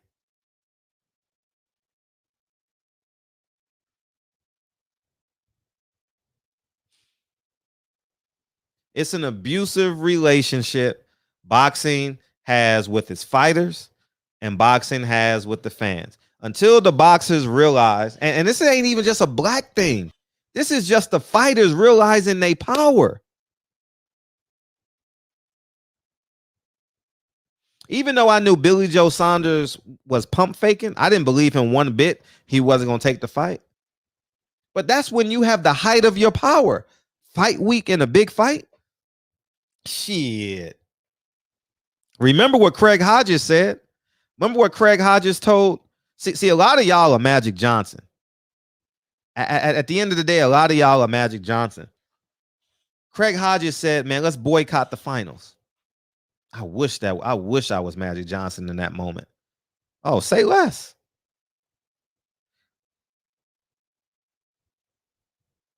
Magic Johnson said no. Magic Johnson said no, we're not boycotting the finals. So they played the finals. And what Michael Jordan say? Republicans buy sneakers too. What's up, 202? What's up, Fred? What's up? Hey, what you got? I'm good, man. What you got? Yeah, you set off right. Another one, Fred. Another one. Mm-hmm. Classic. Thank you. Just basically keep hitting these guys in the head, over the head with the mallet, just so they gotta understand it, because their skulls is too thick. They don't understand the game. They just see black, white, maybe brown. That's it. They don't see that money is the deciding factor. They don't see that business is the deciding factor. They just see the race. And racism is the deciding factor. That's not fucking true. It plays a part, obviously. It does. It plays a part. They know it. They know race plays a part and it helps. But at the end of the day, it's money. Money, money, money. That's it. That's why you see a guy like Floyd Mayweather doing what he needs to do. He's the star, even though to some people, he's considered a boring fighter. He's a boring fighter, but yet he can sell. He can sell.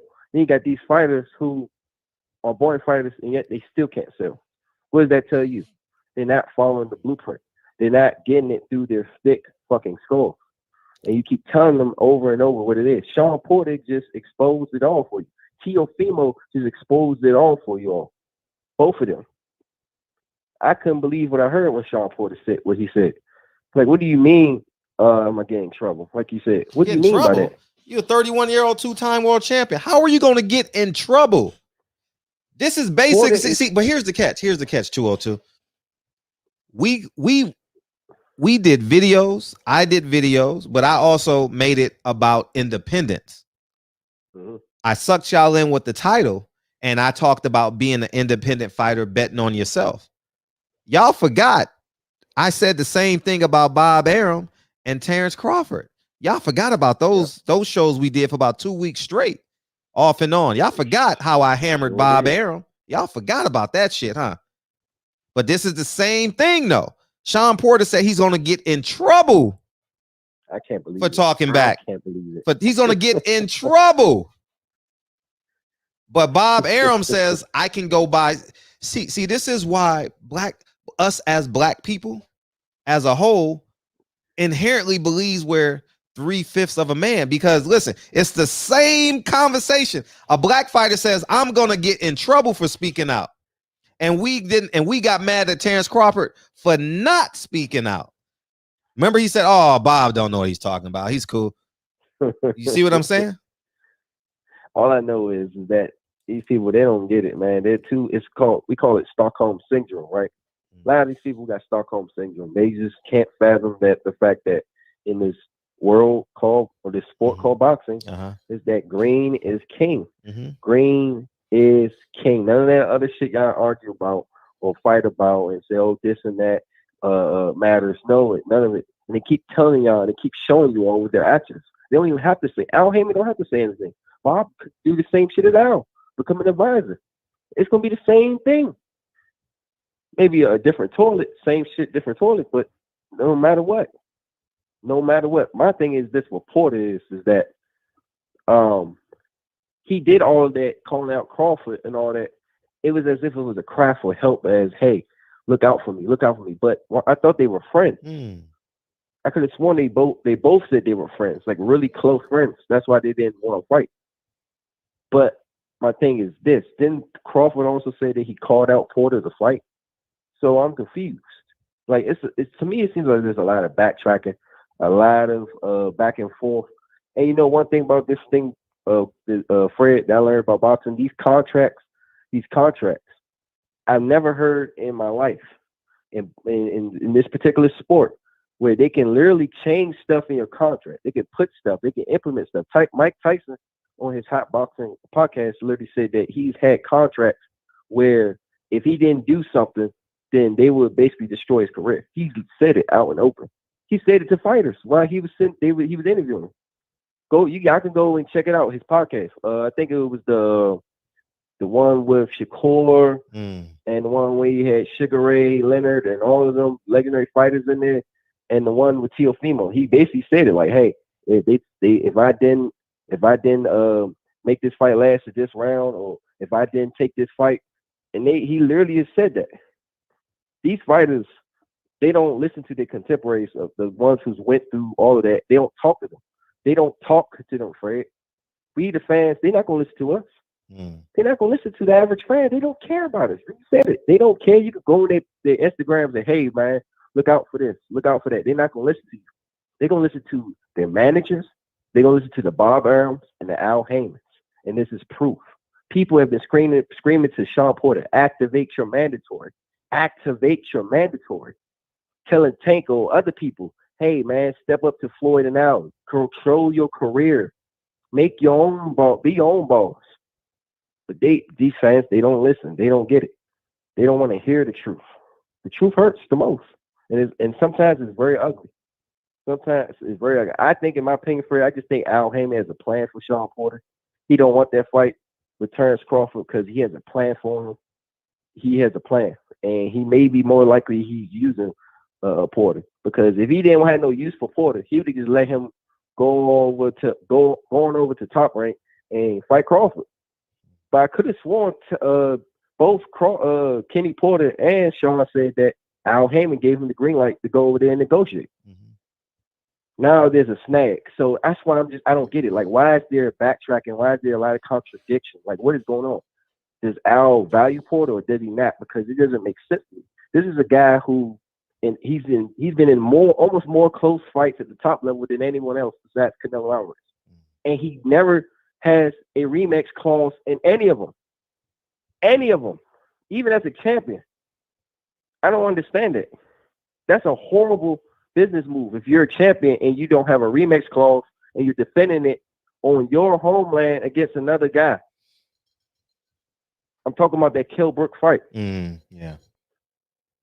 I don't know why they didn't rematch. I don't know why. And then Kenny Porter said they dropped him out the rankings. You know, the rematch clause should have been in the contract. Keith Thurman, another fight that could have went his way. He didn't have a rematch. I thought he won that fight. I thought Sean won that fight. Yeah, I thought he won it too. I like Thurman, man. You know me, I like Thurman, but I thought Thurman got I won't say a gift. It was close, but I just don't get it, man. These fighters, man. You know what? Before I get off, I'm gonna say this one thing. Demetrius Andrade, I now understand why he has freedom to move around and why a lot of these other guys don't. I get it now because he's not valued.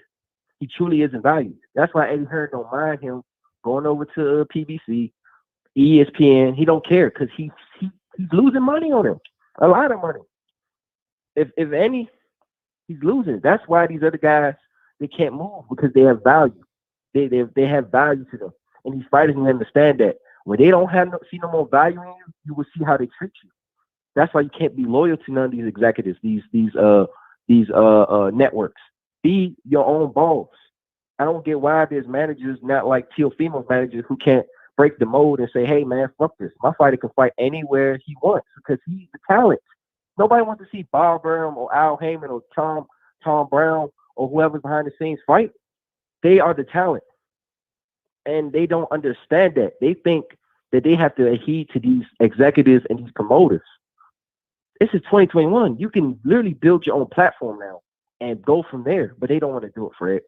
And you know, you're going to have to keep smacking these guys in the head with common sense, the common sense hammer over and over until they get it. They don't get it, you know. And you strike again. You put it right in their face, plain front and center, and they still don't understand. And it's sad, but one day they're gonna get it. Oh, and shout out to Devin Haney, man. Hey, put on the show for us, man, for the fans, man. I hope he put on an absolute masterclass. Please don't sleep on Leonard. He's a really good fighter. Don't sleep on that. And shout out to Bob Barrow, man. I heard he's gonna make that Joe Smith Jr. Art of Better Dead. Really? Yeah, I heard he's working on it in Madison Square Garden. That's gonna be a 5-round monster. That's gonna be a 5-round massacre. Yeah. Oh man, that's gonna be a bloodbath. Rounds. I think a lot of people are sleeping on Joe Smith because of his that's last fight. Massacre. They don't understand. He fought a guy who was a cruiserweight in his last fight. That guy fought a cruiserweight, and he had that herky jerky Tyson Fury type of fighting style. That's not hard. That's not easy to look good against. So they think that he's gonna get knocked out by Beterbiev. I don't know, man. This is a guy who got his jaw broken twice, and he didn't quit. So. But that's my call, Fred, and keep smacking these guys over the head with common sense until they freaking finally get it. And I'm out. Appreciate you, man. Appreciate you. Hey, what's up, Brandon? Peace, what up? Shout out to the third. What up, Fred? Hey, You what's know up? what time it is? It's logic time. It's logic time. Like how H Money would say Haney time. I'm here to bring logic time. Okay. The last caller just disqualified himself, and the mask came off of him when he said shout out to Bob Brown. And for the Joe Smith better BF, man, get the fuck out of here. Fred, you lit up when you said, really, Joe Smith? Man, get the fuck out of here. Five Who in round the match. fuck is watching Joe Smith? Man, get the fuck out of here. He was just on ESPN a I couple want, weeks ago. Go look and see who watched this fight. I'm gonna watch Nobody. it. I But don't we're care. going to sit and try to trash Al Heyman. We're going to sit and try to How are you trash or comparing? insinuate. How are you Go comparing ahead. that to that? I'm just Because saying he was talking about. it's just gonna be a Go 5 ahead, Fred. round massacre. I don't give a fuck. But you was like, really? You was like, I didn't, wow. I didn't know. Oh, man, I get the didn't. fuck out of here with I that. didn't know the fight was being made. I didn't know the fight Fred, was who being made. gives a shit? Who gives a really fuck? Be honest, Fred. It's Why me you and you so talking. Honestly. why you so Do hyped you right now? care?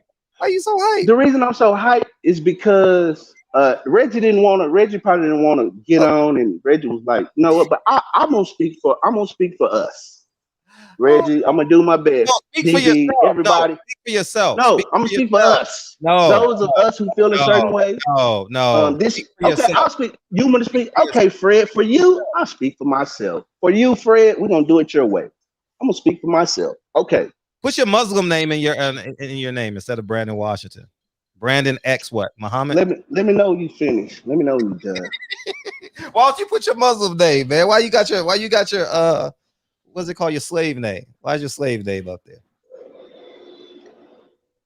Why's your slave name there? Not your Muslim name. Just curious.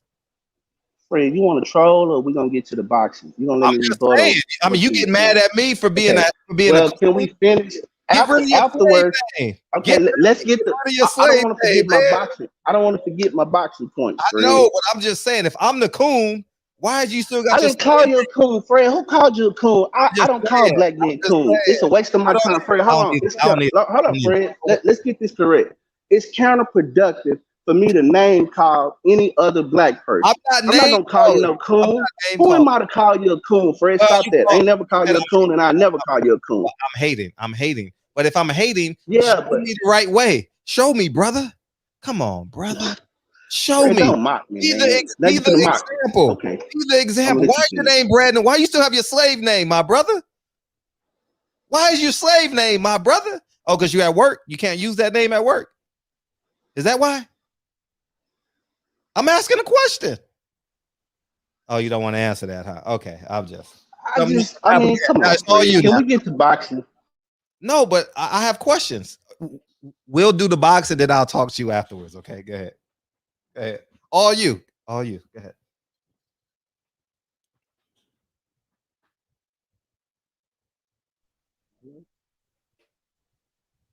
Hello. It's all you. Go ahead. I think. Oh, I think I went in and out. Can you hear me? No, everybody Can you hears hear you. me? You're good. Oh, okay. Okay. Back to the show report. Okay. The first of all, he was advised. The reason why he was basically coming out apologizing from what I've seen because he's basically saying he stepped out of turn from the way that Al Heyman and his management, which is his daddy. I think his daddy is his manager, and Al Heyman is his advisor. So Kenny Porter. So basically, what he did was he was basically coming on saying, "I spoke out of turn. I stepped out of turn." Because if he'd have activated his mandatory, then basically he locks himself in for a certain amount in his purse. Is that not correct? Is it 70/30? Whatever it is. I know it's not. He has to take a lower percentage. So basically, from what I got out of the video, I don't know if that's what you got because it looked like you got something else. From what I got was he was coming out trying to explain the behind the scenes and how he jumped the gun on certain issues when he said he didn't let Al Heyman basically do his job. That's why he said he hadn't called Al.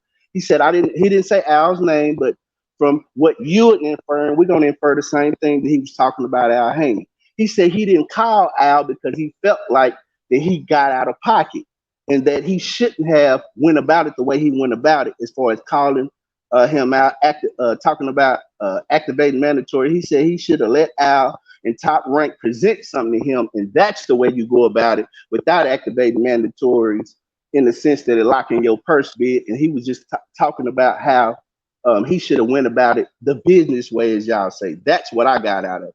I didn't get him saying that Al didn't work for him or that he's I didn't get that. I got him apologizing for stepping out of turn from the way that PBC boxers do business. Now he's basically saying he's going to get back in turn in the way that they do business as PBC fighters, and that he said the top rank and PBC will present something to him in that manner. That's what I got out of that.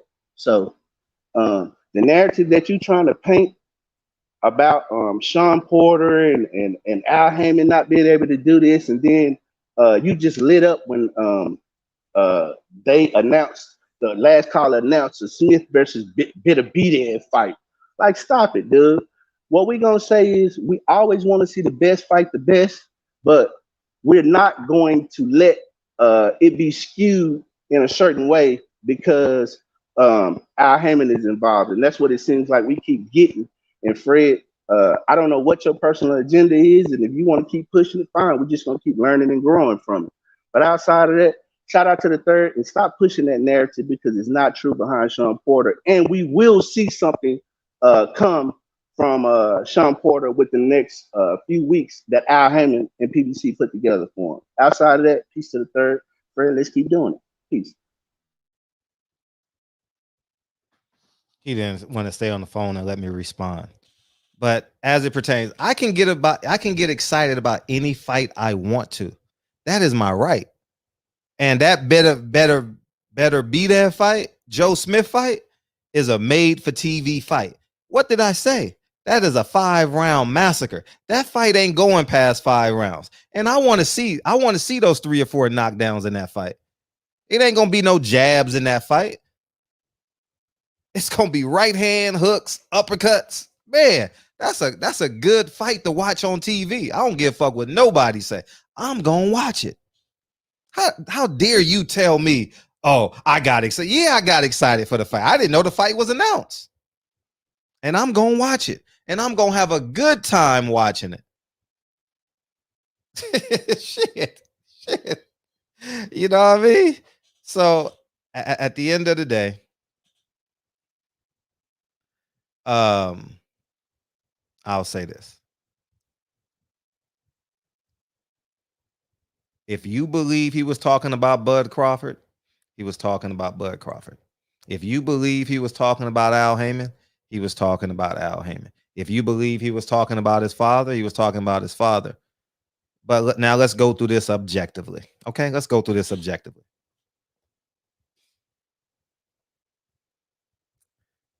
His dad has been on many platforms advocating for the Terrence Crawford fight. Me and Sean talked about it. Y'all seen the interviews. So we just gonna go through the process of elimination. Terrence Crawford, if you think he was talking about Bud Crawford, when he said agreement that we had, he was talking about business arrangements.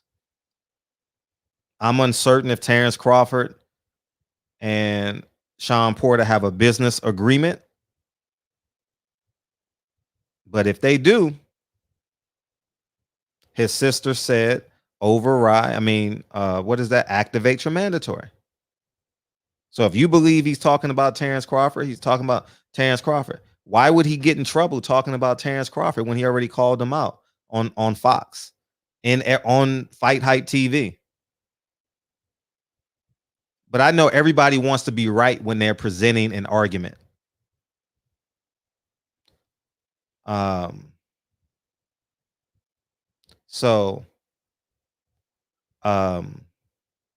truth of the matter is there's a 90% chance he was talking about Al Haymon. Because how can you get in trouble? How can you speak out of turn? I don't get speaking out of turn. That's all I'm saying. So we'll play it one more time. And we'll go forward. We'll hear the clip again. Jesus Christ.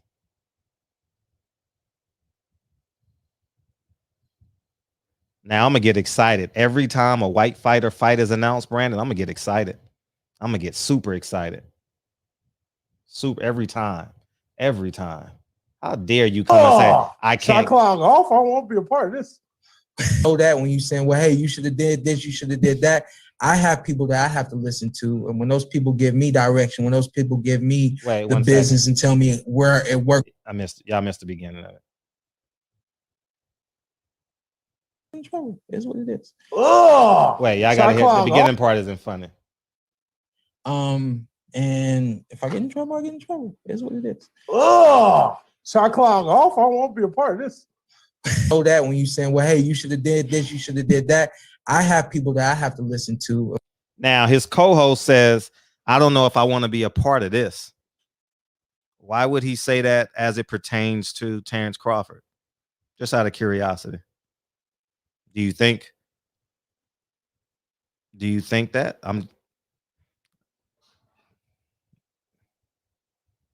When those people give me direction, when those people give me the business and tell me where it works.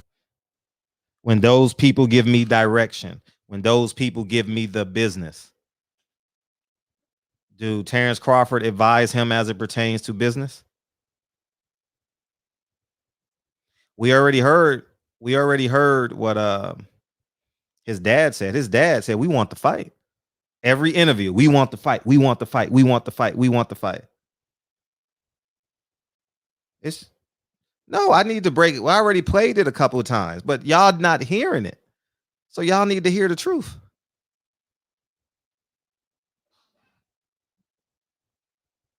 Works to my advantage, and where it doesn't, I have to sit back and do what I have to do. And then at this point in time, I'm still sitting back and seeing what's going to happen. Y'all.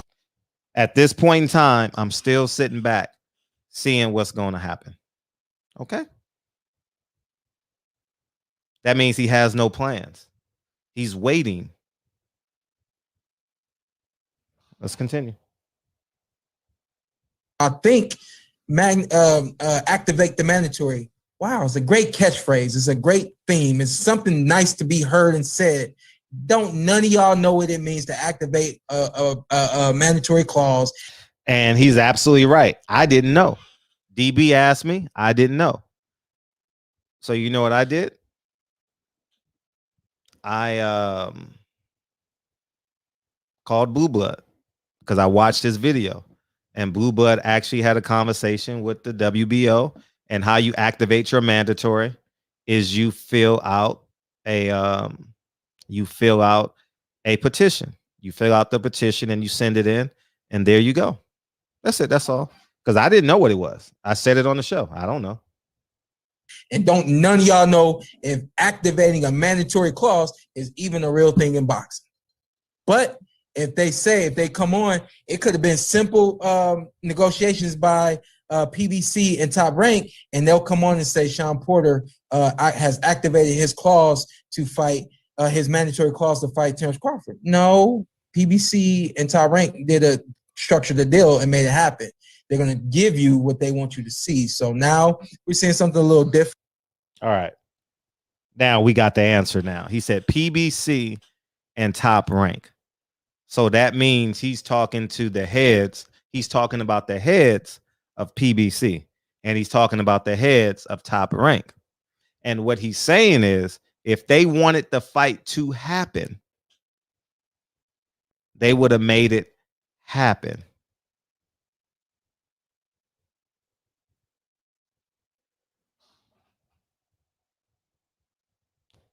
Yeah, I am too. I'm tired of excuses too. At the end of the day, I'm tired. Just fight. Just fight. Just fight. Okay. He ain't, because if he's talking about Terrence Crawford, shit, is Terrence Crawford the head of Top Rank? I don't know. Different. Again, no excuses. And I still got to call my man, and, I want to go on record for saying for some time now, I felt like in some capacity, I've disrespected him, kind of going away from our agreement to speak to one another and, kind of getting out saying, hey, I want to fight the dude. I want to fight the dude. I think I did that a little wrong and I haven't called him yet. So maybe I'll give him a call this week and then I'll have something for y'all this coming weekend and we'll see what happens. That part was about Terrence Crawford. I didn't call the dude. I didn't do that. That's what he's talking about. But the first half is about doing business with PBC. Anyways, I you can't make sense of people who vote Democrat anyway. So what's the point? What's the point? We can't make sense of it anyway. Y'all gonna vote Democrat every year anyway. So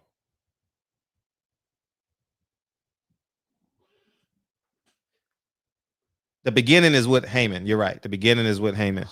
Fred, Sean Porter's that. Excuse me. See, it's 10 o'clock. It's 10:43.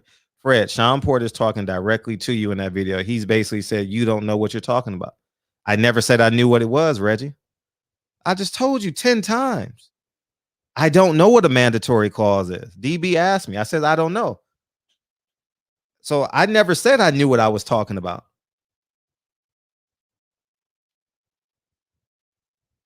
So you know what I did? I linked on someone who actually spoke to the WBO and got the truth. So Red, stop wasting your money. Don't waste your money, man. All right. Go ahead, Eli. What's up? What's going on? What's going on? Hey, what's up? You know what? Like I felt like he addressed what we talked about last week, as far as he didn't push the issue like he pushed with Thurman, and it didn't seem like hey, either you getting stripped or not.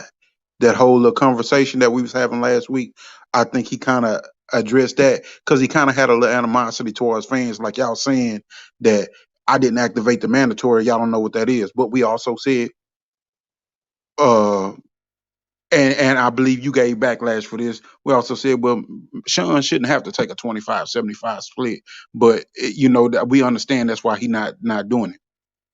But at the same time, okay, so you say we don't understand the mandatory. You say people behind you are telling you this and telling you that. If people behind you are telling you this and telling you that, and we don't understand the mandatory, but as fans, we're clamoring for the fight. If we're clamoring for the fight, why is all your animosity pointed at fans and not going back to both sides of management, you and Bud, if y'all trying to make the fight? All we want is to fight. It don't matter if it's your fault or Bud fault, or if it's not you and Bud fault, if it's Top Rank and PBC fault. Now, Fred, the one thing I don't agree with, I can't say that he's just pointed at PBC, and I don't know that you're saying that for sure, or if that's just the chat got you going that direction, But it seemed like he's pointed at PBC and Top Rank dealings, them being able to deal with each other, because the going to purse bid type thing and the mandatory activation is not the route that him and Bud were trying to go if they were going to fight, because him and Bud had a discussion off the record. But either way, for me, don't come back at fans telling some y'all don't know this, y'all don't know this, y'all don't know this. We gonna speculate and try to figure out what's going on, and we keep asking y'all what's the hold up on the fight. So if you can come back and tell us, hey, we working on it, it's behind the scenes, and where he stopped at and said, I overstepped my boundaries. If that put a monkey wrench in the fight, just say that. But you can't say that, oh, y'all don't know this, don't attack the fans. Because we want the fight. We supposed to want the fight. We supposed to talk about the fight. We supposed to want to pay y'all to get in the ring and fight. So how you gonna come back at the fans and tell the fans, y'all don't know what a mandatory is? Y'all just saying this, y'all just saying that. Well, tell us something. Tell us something that makes sense, because we still looking for the fight. And really, to say the truth, that means we're backing you. That means all those fans that saw you lose against Spence didn't give up on you. That means they want to see you fight. So if anything, you need to go to Al Haymon and Bob Rank and tell them, look, for 5-6 months, the fans ain't been on nothing but me and Bud. Bud need to go to Al Haymon and Top Rank and say, for 5-6 months, it's been nothing but about me and Sean. What can we do to give these fans these fights if y'all two fighters want to fight? That's why fans is like, man, what the hell going on? The fighters can't push the issue. The promotions ain't putting up the money. Shit, they don't see no value in the fight. But we talking about it. And we talking about it every night, every day. That's been the talk. Bud versus Spence, when that come. Right now, we know Spence locked up with Ugas. So who's Bud fighting next? Because we not saying fuck Bud. We want to see Bud fight too. So all them people that be like, oh, Spence fans be like, fuck Bud. Nah. Everybody wants to see Bud fight and Spence fight, and then they want to see them come together. You just want to see good fights. That's what fans supposed to do. I don't get that whole thing about directing everything at y'all. Don't know what a mandatory is. Y'all don't know what this is. Direct that shit at y'all management and have them put the fight together. I have my thoughts on it, Fred. Can I ask you a question? Uh-huh. You always got a balanced approach most times. No, I'm serious. No, I mean, you're pretty level-headed as it pertains to just correcting me if that 1% chance when I'm wrong. But anyways, do you think that here's my scenario? Here's what I think happened. Sean Porter was a WBO #1 ranked fighter, right? Correct. I believe he went to Al Haymon. I'm talking about overtime, not just in one meet. Yeah. Okay, thank you. Went to Al Haymon, and Al Haymon said, "No, hold up. No, wait. I got something different for you." And then time went on, and they don't get a fight date. They're not getting any direction from Al Haymon. When are we fighting? When is this? When is that? And so he says, I got to take matters into my own hand and make the fight. Okay. Go ahead. Let me finish. And then come to find out, I believe Al Haymon didn't want Sean Porter to take that fight. I think he wants Sean Porter to go a different route.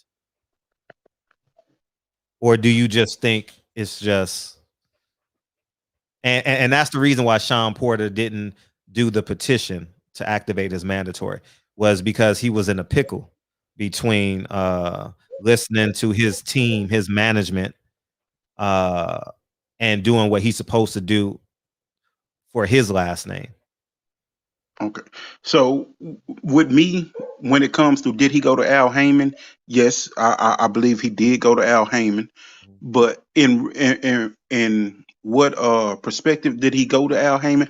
I believe it was more so him going to Al Haymon saying, "Hey Al, I want this fight.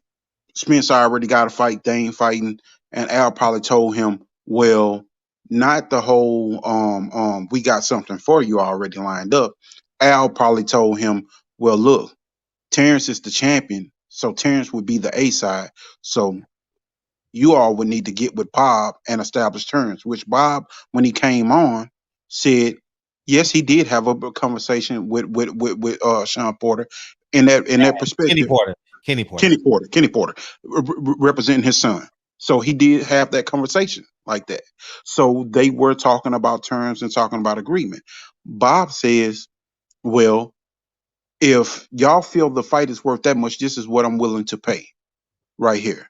So otherwise, you activate your mandatory per se, Sean. Per se, you activate your mandatory, and you say, "Damn, well, I only still get 25% of the purse, and it's still around the same amount of money, depending on what's bid on the fight." So he goes back to Al and say, "Al, what can we do to make this fight happen?" If he goes back to Al and Al says, "Well, Terrence is the A side, he's the champion. I would have to get together this much money on this fight to pay both of you guys and not be paying their fighter and paying for a cross promotion on that fight. Legitimately, that doesn't seem like something feasible that I want to pay their champion to come over and let him name his price for me." So there goes the back and forth between management of Top Rank and Al Haymon. I don't just think it's one thing that Al Haymon lied to him and told him that he had something going. I just think that Al Haymon, in perspective, looking at the business as it goes back and forth, followed the steps. You go over there and you talk to him. He's the per se A side because he is the champion. Talk to his company. If you need to go over there, you can go over there. Then when he comes back, was like, shit, okay, I know I gotta pay Bud $4 million because or 4.5 because that's what it says is in his contract. Not only do I have to pay him the 4.5, but I gotta make it make sense for his promotion too to send him over here. And he has a percentage that's coming out of that on his fights also to go to another promotion. So I got to put up all this money on just his side, and then I got to cover you too. Respectively, this may not be the time for that business transaction. We may have to figure out something else between both sides. If you fighters want to make this happen, see what Terrence is willing to cave on, see what Bob is willing to cave on, and let's bring it back to the drawing board and let me know something.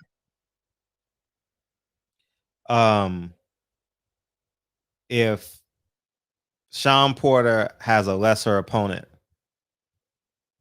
what's your conclusion? If Sean Porter had a lesser lesser opponent, yeah, I get what you think. If he comes out with a lesser opponent, then my conclusion is that from what he just said, and giving Sean the benefit of the doubt because he's not a ducker, I just didn't see the same energy of him pushing that with Thurman. Like he pushing with Crawford, like he did with Thurman. If he has a lesser opponent, then I'm going to think that the management didn't support this fight. That one way or another, management on either side didn't support this fight, and they couldn't come to terms on what would be the best course of action to bring this fight to us. And it's on Top Rank and PBC. Because these two fighters at that point, I'm not gonna just reach out there and go blame Bud. I want to see him fight somebody of high caliber. I'm not just gonna blame him. And Sean ain't one that's noted for ducking. But at the same time, like when we was going through that process of elimination, with Sean, shit, you ain't pushing the issue like you were pushing with Thurman. Now you come back and you say something. Well, fans don't know this. But what I did here in that interview is what everybody else is saying that they heard in the chat. I didn't hear that it was PBC fault or that it was Top Rank fault, but I heard that it was between the two of them, the business that they need to come to a conclusion on, and that he felt like he overstepped his bounds by having a gentleman's agreement with Bud that, hey, we wasn't going to trash each other in the media and make it swing one way or the other. Let me work. Let me see what I can get because I know I got big fights over here, and then I'll come back and revisit that if none of this falls through. Well, none of that fall through. Sean, as a man, saying I jumped online like, "Hey, what's up?" instead of giving the man a call and saying, "Hey, let's revisit this." You know? Well, he said he'll be back next week. So if y'all find the clip, can y'all timestamp it for me and send it to my DM? Because I'm not about to watch this. I'm not about to watch. I appreciate, man. I appreciate Jay for sending this to me because I would have never known. So if he comes back next week with a solution, please timestamp it and send it to me because I'm not about to watch an 1.5-hour podcast. Please. Hey, but one thing for sure. Yes, go ahead. One thing for sure, Sean need to realize, man, fans gonna talk. We supposed to hold you accountable for the fights that we want. Like Terrence, all of them, we supposed to hold y'all accountable. The only reason why they be like, well, why y'all ain't on air like that? The only reason why we ain't on air like that because shit, we getting what he said he was gonna do. You know, when Jamel doing what he doing, we getting what he said he wanted to do.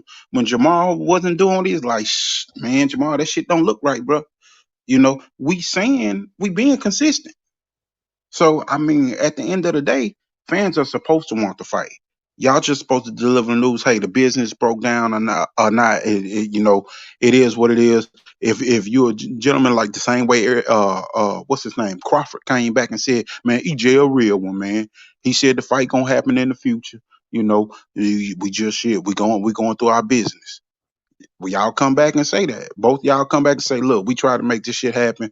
It ain't what it is. But shit, we as fans, we want to fight. I want to see you motherfuckers get in the ring and fight. We gonna pay for it.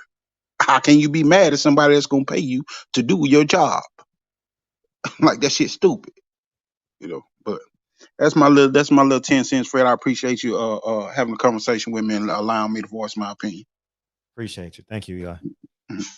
Appreciate you. J.A. Dixon, does being ranked... Let me get 719. What's up, 719? Let me get this super chat, okay? Go ahead. All right, thank you, brother. J.A. Dixon, does being ranked number 1 make you the WBO mandatory? And did you see the video of Bomac saying Pacquiao signed to fight Bud, but he told Bud not to sign? I haven't seen that. And does being ranked number 1 make you the mandatory? I think signing a petition and being ranked number 1. That's just my hypothesis. That's just my hypothesis. What's up, 719? What's up? Turn you up. What's up? How you doing, man? I'm blessed, man. Jay out of Colorado, man. Hey, I mean, first time caller or second time caller? Third. Oh, okay, yeah, okay, I remember. What's up? You're a Nation of Islam member, right? Absolutely. Yeah, I remember the call. Absolutely. Yeah. Look at that boy, an elephant out here, man. That boy, don't forget. That boy's an elephant. Listen, man. I just keep hearing dudes guessing, hypothesizing, scientific projecting, everything they come up with and saying, Al might be thinking this or he might be thinking that. And at least you got the respect that Bob Arum tells you what he was thinking, even if sometimes it's half truths and sometimes he's shooting the shit and ate a couple edibles and he's shooting the shit because he feels comfortable with somebody. He know your background. He know you fucking politician, journalist, teacher, boxing reporter. He know you're a respected dude at your craft. And it's a different feeling when he come on here with you. It's a little, and some of the guys, I think some of your guys are jealous of that, and I don't understand it. I feel like the thing that help us is information from anybody. It ain't like you sitting down with Al. It's like, damn, we got guys calling in talking about, Al might be thinking this for Sean. He might be thinking, how about Al send somebody out and say, what's the plan for Sean?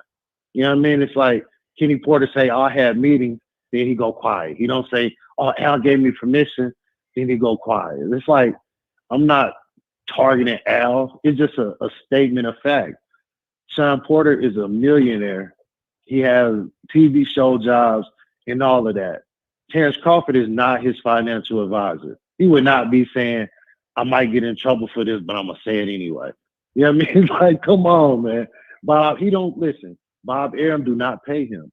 He can't say nothing to get him in trouble with Bob Arum. Bob Arum don't own PBC. He don't own Fox. He's not tied to the Fox situation. None of that. So the person that can get him in trouble and put him on the shelf is Al Haymon. And we got to be honest about that. All this tap dancing around. Oh, he talking about Bud. Or listen, the last 15 seconds, he was talking about Bud. We said, that's my guy. I'm going to call him because I need to talk to him. You know what I mean? And he listen, he even tried to tap dance and that, and he caught himself. He getting to the point, his frustration said, my tap dancing ain't going to let me say I might call him. Nope. I am going to call him, and I'll let y'all know what happened. He getting to that point where it's like, he know his money on the table to fight Bud. If they want him to fight him, he can get that fight. But if not, he going to sit around and fight another baby formula or fight Ugas after he lose to Earl or I don't know, man. It's just like Sean Porter, if you want that fight, he needs to push for the mandatory. We knew what Devin Haney was doing to make Lomachenko become franchise. We know what Charlo was doing to make Canelo become franchise. We know what even Kavyaskis just did to get his shot at Bud. We know what Bud did to get his shot at Burns. We know what Bud did to get his shot at Jeff Horn. He moved up, activated his mandatory clause. We see the same dudes who saying they don't know what a mandatory clause is doing shows about Shakur Stevenson activating his mandatory clause against Jamel Harris so he can get that WBL title shot. And they saying, Jamel ducking him. They hate Bud so much that they're attacking Jamel Harris now because he trying to unify instead of fighting a mandatory. But in another situation, they don't know what activating the mandatory clause is. So it's just like, man, you need to sit down and look in the mirror, and nobody needs to be protecting a ghost. This ain't power. You know what I mean? Like, we can see and appreciate what Bob Arum give us. We can see and appreciate what Al Haymon give us. If you telling me Better Biv and Joe Smith ain't a good fight for TV, stop it. But I was supposed to be happy to watch. No disrespect to my Latino brothers, but look, how you've been lobbying for Juneteenth for how many years, Fred? 3. How many years you been lobbying? 3. 3 years. Probably longer than that. But on your platform, you've been doing it for 3. But the Trill been doing it. The question. Yeah, Trill been asking for it too. They started it. Yeah. You know what I mean? And he started asking it, but you was the one in a position to ask people. Trill would say it like as an abstract, hey, I want this for us as fight fans. You was the one in position to ask people like, hey, why can't we get this? Hey, can we get this? And man, it's like, I think we finna get one this year. I think it's gonna be Charlo, right? Yes. So he gonna, we get a car. Hopefully they don't throw a bunch of guys that don't speak English on there like they usually do is give us an Earl Spence with a bunch of. I remember I went through the Earl undercard. It was 36 losses and draws on that card, and that was a pay-per-view card. It was from the Chai Santana and Josecito Lopez. Both of them had 8 losses and a draw, and that was the opening bout for a pay-per-view event for a black star. You gave him Chai Santana versus Josecito Lopez. Both guys were 8+ losses and draws. One of them had 8 losses and a draw, and the other one had 8 losses and 2 draws. Then the other guy was 4 or 5 losses. Then the other guy had 6 losses. Then Danny had 3 losses, 2 or 3, and it was like 36 losses and draws on a pay-per-view undercard. So that's what they think of us. But you see what they gave Ruiz. They gave Ruiz a little-ass stadium. They said it's the biggest pay-per-view in the world, 3,000 people in the StubHub Center. They said it was 4,000. But Earl do 16,000. Wilder do 17,000. Bud do 16,000 in New York, and they dismiss it like it's nothing. So, man, everybody don't give a fuck about the black fighters. So you need to speak like you do, and we can appreciate all boxing, bro. We can appreciate ESPN. We can appreciate Fox. We can appreciate everything that we see. And if you're a boxing fan, appreciate all the platforms. I ain't going to come on here and say, you know what, Fred? I ain't going to watch Neri and what's the name, you know, because Al Haymon, he didn't get Sean Porter that fight. You know what I mean? It's just like, these niggas say, well, Al Haymon pro-black because he got all the black fighters. He got all the black people working there.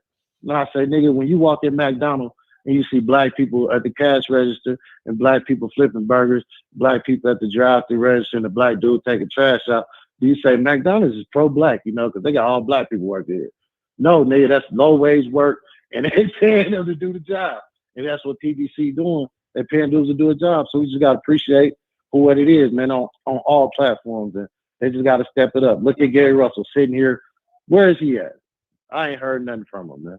Where that boy is missing in action. He a champion. So man, we gotta put pressure on.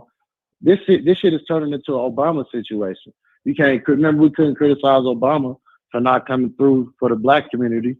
Now you can't even criticize Al Haymon for it's a fight game. These niggas acting like this is our livelihood, and this is we talking about it. Sean Porter them is really living it. Gary Russell them is really living it, and y'all crying against what they're saying. They saying it to let him say it. Why you got to go against what he's saying? You arguing with Fred over what Sean Porter said out of his own mouth. So, you know what I mean? I'm sitting here cooking, getting ready for my late night meal. Alhamdulillah. Ramadan Mubarak to all my Muslims, Ramadan Kareem. I hope everybody has a great fast. I hope y'all have a great night meal. I hope you have a great rest. Get ready for this early morning prayer, man, Fred. And man, just stay with the truth, Fred. It don't even matter if the truth is Bob Arum is a piece of shit today. That's what it is. If the truth tomorrow is Al Haymon ain't getting Porter and Gary Russell fights, that's true. That don't mean Friday we can't come here and celebrate something that Al Haymon do good. We just got to be able to look at everything for what it is, man, and be men about this, man. Just be men about it.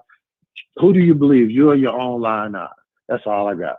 All right, Fred, man, bless. Thank you, man. Thank you. Obviously, I'm gonna say that's a good call, right? Anyway, appreciate you, man. Appreciate you, man. All right, on the mic with Terrence Bailey. Ain't been in the shop. Like, man, you was here last Thursday, man. Cut it out, nigga. Hey, you been celebrating your birthday for like 6 days, man. Ain't been to the shop like I used to be, so I'm sliding through the show. Some love, peace, Fred, DB, PPD, and everybody in the chat. Yeah, I'm sure. Yeah, we miss you, Pastor Pause. Showing my guy Stone Bone some love, Boxing Mind.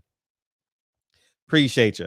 And I just he reminded me of something.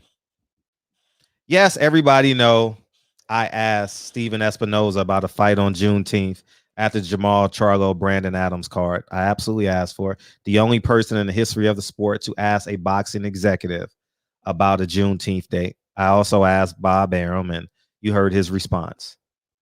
Did y'all forget that I asked Bob Arum and somebody suggested that he needs black people in his executive branch? Do y'all remember me asking him that? And he says, well, I have Jay Prince. Do y'all remember that question? I think that's speaking truth to power in the highest form. Has any other media outlet asked Bob Arum advocating for black people to be in his executive branch? I'll wait. I don't hold Bob Arum accountable, right? That's the toughest question you can ask a man who's worth $100 million. One of the toughest questions you can ask him. Right? He said his problem is, he said this. Yeah, I remember. Yeah. Oh, I got Jay Prince. Me and him do great business together. You understand what I'm saying? So, I mean, I also got the black ring girl hired. I have the clip. I mean, y'all niggas got selective memory, and I will continue to treat everyone as a human being and hold them accountable to what they tell us what they're going to do. I don't ask Al Haymon to be a chef. I don't ask Bob Arum to tell me who's yeah.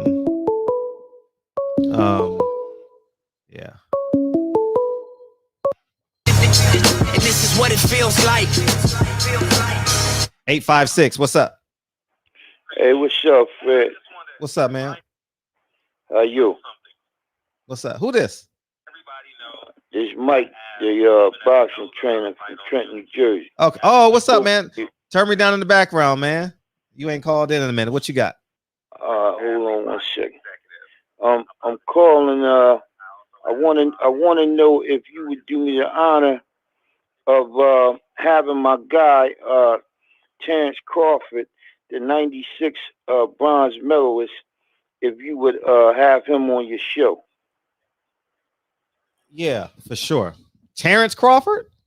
Terrence Crawford. Yeah, I think that is. Let me say this.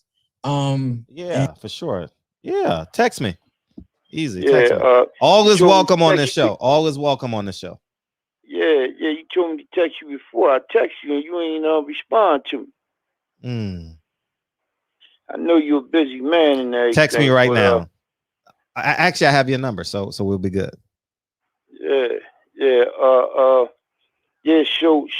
So what? When should I set it up? Because he's a correction officer. Also, yeah, you're right. You're at what weight? At what weight class? 130. Well, now he's down to like 160 now. He's still fighting? Yeah and no. Okay. Well, I would love to pick his brain. I'll do my homework on me, DB and I. Excuse me. We'll do our homework. Yeah, we'll be prepared. If the right fight comes, he'll take it. But he ain't trying to be nobody's stepping stone. You know what I mean? Personally, it's a couple things in the works, but it's kind of hard to talk to you. You know what I mean? Off air. Oh, so okay. That's why I said, you know what I mean? I'd rather we'll get him on that way you can talk to him and ask him whatever you want to ask him. For sure. You know what I mean? But another thing before I go, I wanted to say I just turned on to you, so I heard a little bit of the guy that just got off. I just want to say that although the fans is what pays the fighters, but they need to understand that one punch can change your whole life, for better or for worse. So when you talk about the Porter and Bud situation, you know what I mean? Porter, he's trying to get, now they open everything back up. So I'm sure he's trying to make sure he gets compensated properly for taking such a risky fight. You know what I mean? And the fans, they got to try to understand that, like, even if these guys is getting $1 million or 1.5 or whatever, if it's worth 6 or 7 million, wouldn't you rather them get what they worth? I agree. Let's see it now. Let's see it. LA is open June 15th. We'll be good. You say June 15th? No, yeah, June 15th we're open. Vegas will be open. I don't know when, but Conor McGregor, they said they'll be at 100% for Conor McGregor. Texas is 100%. Philly, I mean not Philly. So we got about 5 places that fights can go. Right. Yeah. So I look forward to that fight too. But like I said, these guys, man, when you first start off, boxing is the only professional sport that is no when you turn pro, when you make it to the pro level, it's no immediate, crazy money. You know what I mean? When I first started out, they was only paying $600 for a 4-rounder. You know what I mean? And so, every other sport, you become a professional, they making, hundreds of thousands of dollars on the low end. So once you climb your way up that ladder, you know what I mean, you gotta make sure you handle your business the right way. Well, I'm preaching to the choir to you, because I'm sure you know. You know what I mean? Some of these jokers get bad contracts, get put on the shelf. You know what I'm saying? So the fans gotta understand, man. It's a lot that goes into it. You know what I mean? Other than what we see as fans on fight day. But I ain't gonna hold you, Fred. I definitely appreciate you, opening up the door for him, man, because it's a couple things he wants me to try to pull off for him. But I really, I've been out the game for a long time. I don't really have many connections, but I feel like this guy, if you look him up, he got over like 60 something fights. He was in the Olympics with Zab Zuda, Mayweather. You know what I mean? He was in there with all them cats. So for a guy like him, he deserves it. If he still got something left, which I know he do, because I'm in the gym with him. He deserves a chance to feed his family a little bit better. You know what I mean? And see if it's still something that he can do on a high level. Most fighters, when they got that many fights and that much exposure, they kind of hate to let it go. You know what I mean? And he's not washed up by far. You know what I mean? And with what they doing with Thriller and what's the boy named Paul Logan or whoever Mayweather talking about putting this exhibition stuff like that. A 96 bronze medal winner. If these YouTubers can do it and get a bag, he should be able to have a spotlight on him too. Don't you think? Sure. Absolutely. No lie. No cap, as the young kids would say. My man, I like I said, I appreciate you, man. And so I'm gonna reach out to him this week and let him know. Yeah, that, just text me. Text this number. Don't call. Text this number. Yeah, text this number. We'll be good. Okay. All right. Thanks, brother. Appreciate you. All right. One. Hey, that nigga sound like he done slapped a few niggas, right? He got that Chicago laid back tone. You know what I mean? He done slapped a few niggas in his life. For sure. You bitch ass nigga, you. Oh, man. Yeah, I probably did sound uncomfortable saying no cap.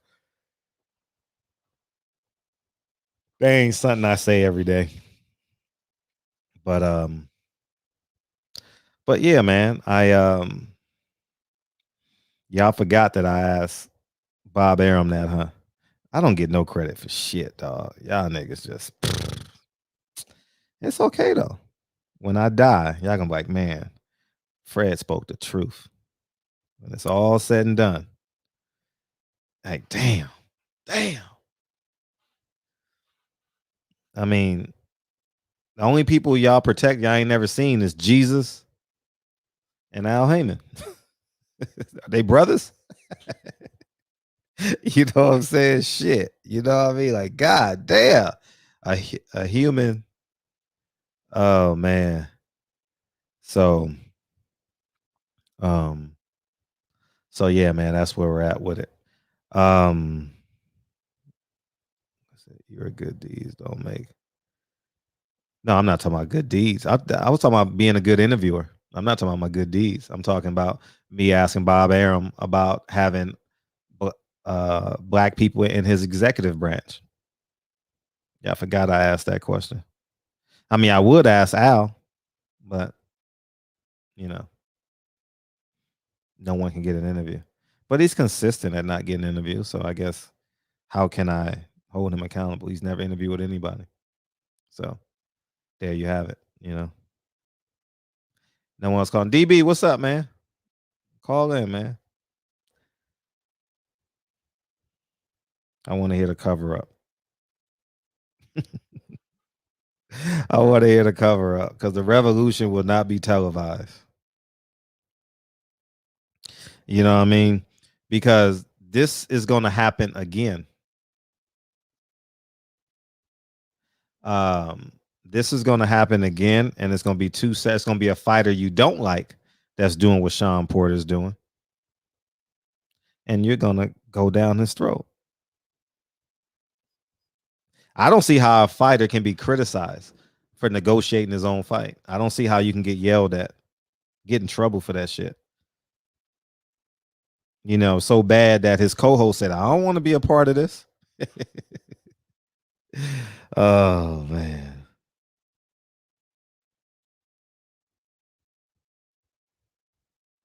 So, where we at?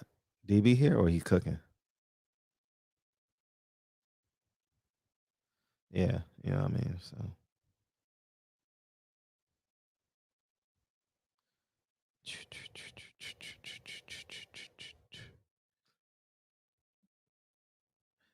I just want the fights though. It's funny how we're not result oriented. I wouldn't give a damn how the fight happened. I want to see Terrence Crawford in a good fight and Sean Porter in a good fight, but we'll see. Their next opponent is going to tell the whole truth. You know what I mean? Their next opponent is going to tell you exactly what we need to know. If he's fighting a Russian name, then you know the truth. But I want to see how y'all justify that. You know, so how many tune-ups do you get at PBC? God damn. Terrence Crawford done had 2 tune-ups in a row. We fucking jumping out the gym. He need to fight somebody. A PBC fighter get two tune-ups. Oh yeah, that's good, man. He's getting the fighters paid, man. That's great. That's awesome. That's amazing. Right? Isn't that the storyline? Terrence Crawford don't fight nobody. Just saying. Because we already know everybody in boxing is only fighting once a year if your name ain't Canelo or Fortuna. So if you fight once this year, we ain't gonna see him till next year. So better get your money's worth. You better hope you can pronounce his last name. Yeah, they gonna just Crawford ain't fought nobody. I even said Crawford ain't fought nobody. So if Sean Porter fights another nobody, he fought Formula, right? If he fights another nobody, what are we gonna say? Oh, it's okay. Al getting his fighters paid. Isn't that what Terrence Crawford is doing with his guarantee? Getting paid? Oh, but it's different. It's different because Al Haymon is doing it. Okay. All right. And I'm Bobo the Fool. Oh, man.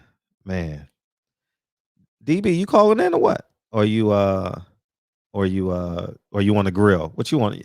DB on the grill right now. It's dinner time for him. I know he hungry than a motherfucker right now. We messing up his dinner time, man. I respect you sticking to. Hey, honestly, I have a great deal of respect for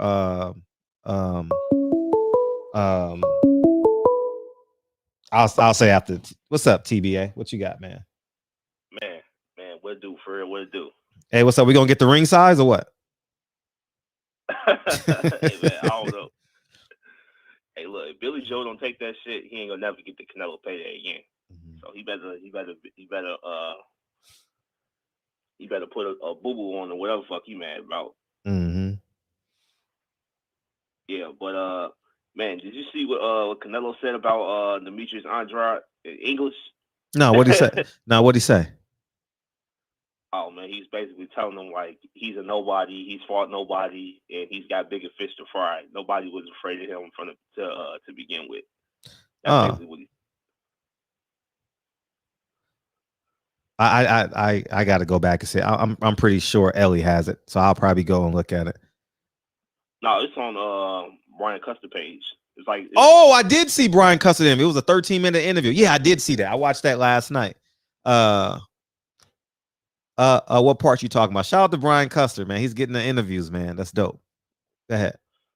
It was like towards the end, like he was asking like about like the fights. Oh, when he said Andrade ain't fought nobody. Yeah. Yeah. That shit was funny. But the truth of the matter is, I mean, you know, Andrade got to build his brand, but Andrade is like like he how you said he does it to himself. You know what I mean? Like now he's gonna go away. If the Zone didn't have this fight this weekend, he would go away for like 6 months. You know what I mean? Then come back and be like, "Hi, I'm back." You know, so like a splinter, like if mm-hmm. respect. Right.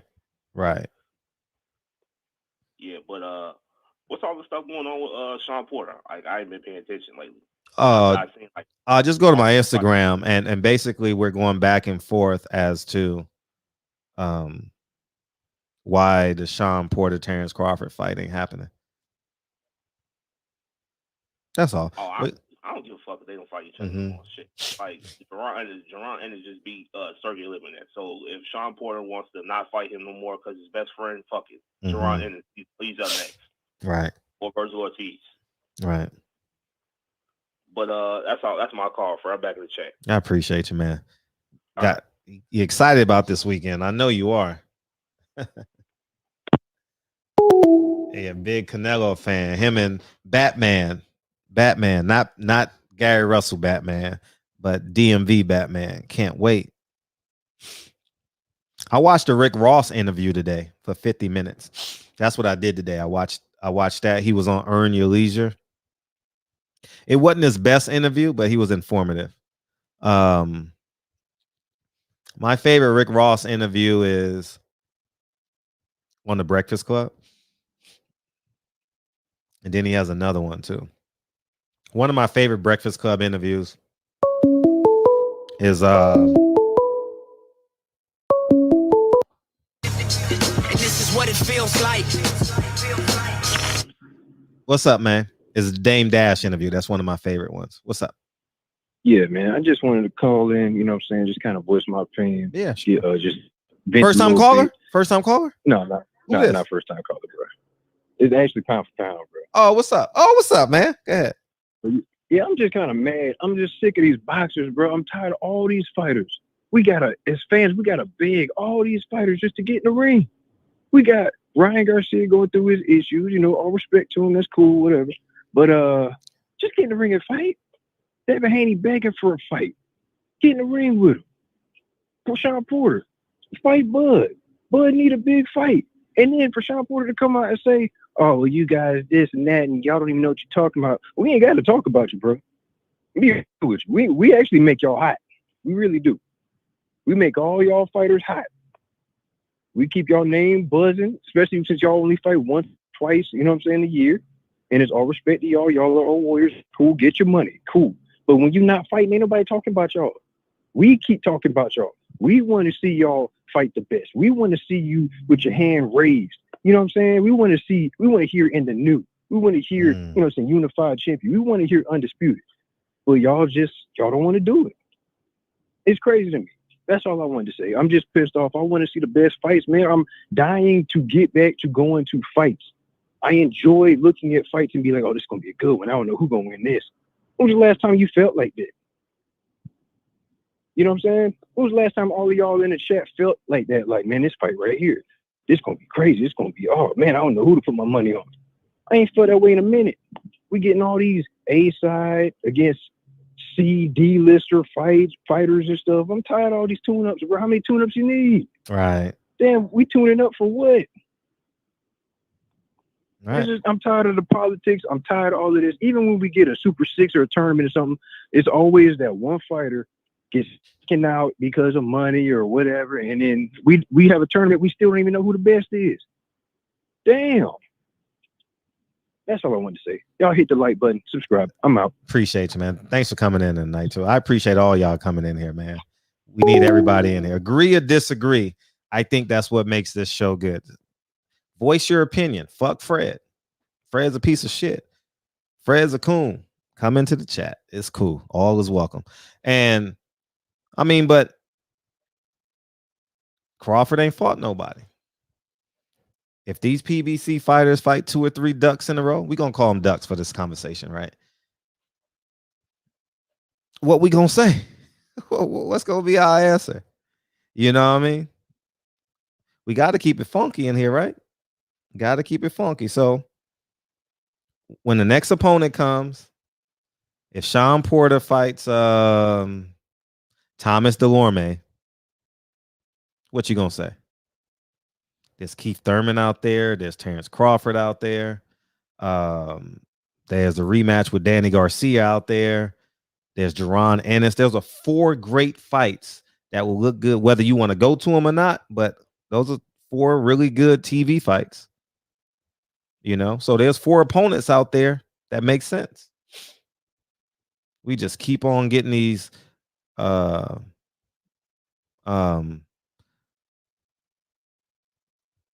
mismatches, man.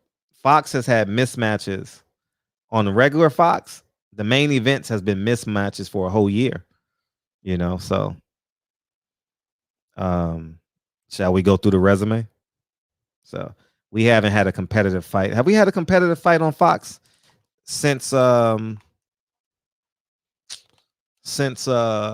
Charlo, Tony Harrison? Have we had a competitive one as the main event?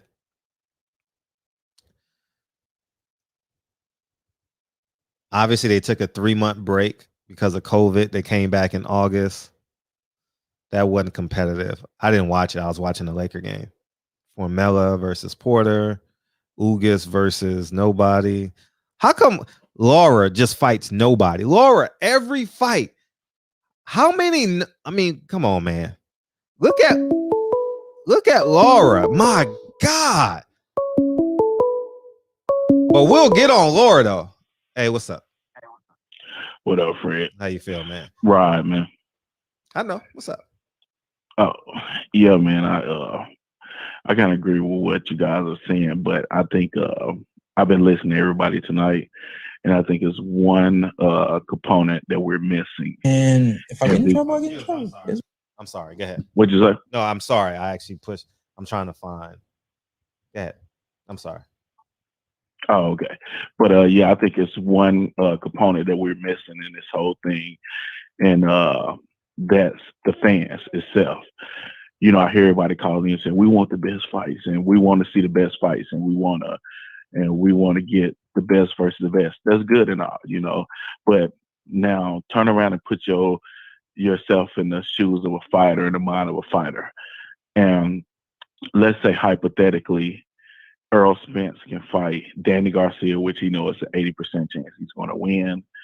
Let's say he could fight Sean Porter, which he knows is a 70% chance he's going to win.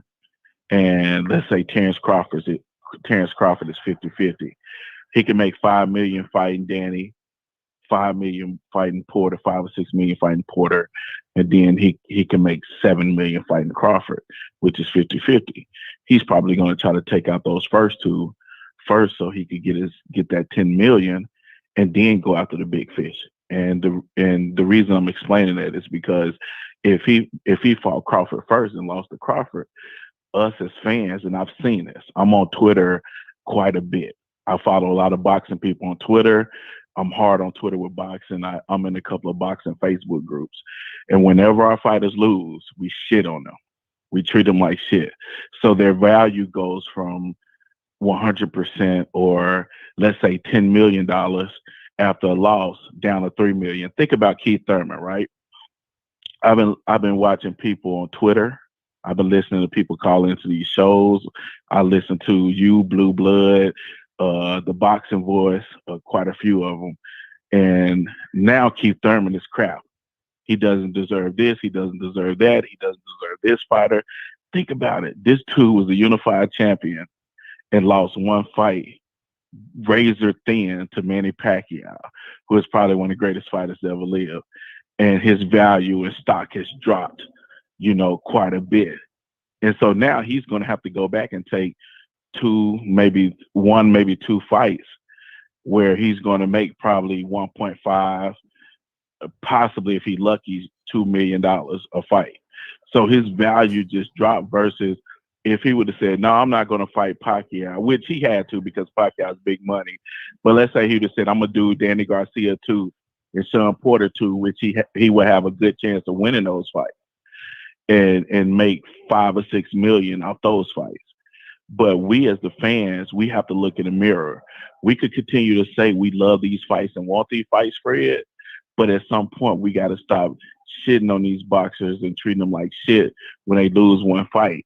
Deontay Wilder lost one fight to the best fighter in the heavyweight division right now, Tyson Fury. He didn't lose to a Ruiz who was ranked 15th or 16th or a journeyman fighter. He lost to the best fighter. He went through 44 fights and lost to the best fighter. And now you have major networks that don't even mention him in the top contender for the heavyweight. And that's freaking crazy. And you look at UFC fighters like Conor McGregor and them guys lose 3 or 4 or 5 fights, and UFC fans still call them badasses and say they're great fighters, and they continue to get paid top dollar for UFC fighters, not for boxers, but UFC fighters. So as fans, I'll say this. You guys need to look in the mirror. When these fighters lose, still show them the respect that they need and still keep their stock up. And if we do that, they won't mind taking those risks. But you got every fighter today that's trying to stay undefeated because they feel it's like if they get one loss, their stock and their money is going to drop tremendously. And that's also hurting. So we could say all this shit about promoters, all this stuff about networks and all this. Boxers don't want to lose because they know 9 out of 10 times their stock is going to drop. There's only one boxer I've seen lose, 2 boxers I would say that lost fights where their stock didn't drop, and that's Manny Pacquiao because he has a crazy fan base with the Philippines and everybody else, and Canelo because the Mexican fan base is behind him 100%. But when black fighters lose, they stock drop out. Now I'm going to get off and listen to it. Before you take another call, just tell me what you think about that. I'm interested to hear if you agree or disagree, or if you think that's has something to do with it. I think fans are fans. I think fans. I think paying fans have a right to say what the fuck they want to say. Like I genuinely believe that if a fan buys a ticket to the fight, he has a right to voice his opinion. And I think that I think it's across the board. I don't think it's just black fighters. I think Latino fighters get it. I think Asian fighters get it. I think UK fighters get it. When you don't attach yourself to your fan base or create a fan base, fans will immediately brush you off and move on to the next. And that's why you have to cultivate. You don't feel like even with a loss, Fred, that we kind of are hard on our fighters when they take a loss? Sure, I think we're hard on them. Yeah, I think we're hard on them, and that's part of the sport is that you have to cultivate. You have to be entrenched with your fan base. Wilder hasn't fought since last February. It's like he fought last week. You know what I mean? He's a topic on somebody's show every day. So I think that people really, really got to start valuing their fan base. And I think that's the problem with Keith Thurman. I mean, I was so shocked by when I asked him that at the Fox studio. I asked him I said, I'm going to re-ask you the question again. And he said, I don't give a fuck about the fans. I said, huh?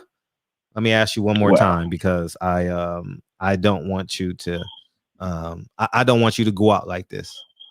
And he did what he did. So no, I agree. That's a good point, Fred. That's a good rebut because you're right. If they're entrenched in the fans, then even with a loss or two, if your fans know you took a hard loss, they'll stand behind you.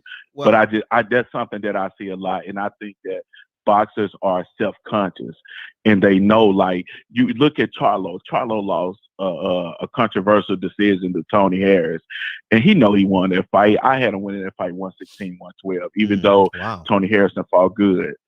He was on the podium crying after one loss, and I know he was crying because of his competitive nature, but I think he was also crying because he like, damn man, my stock is about to drop.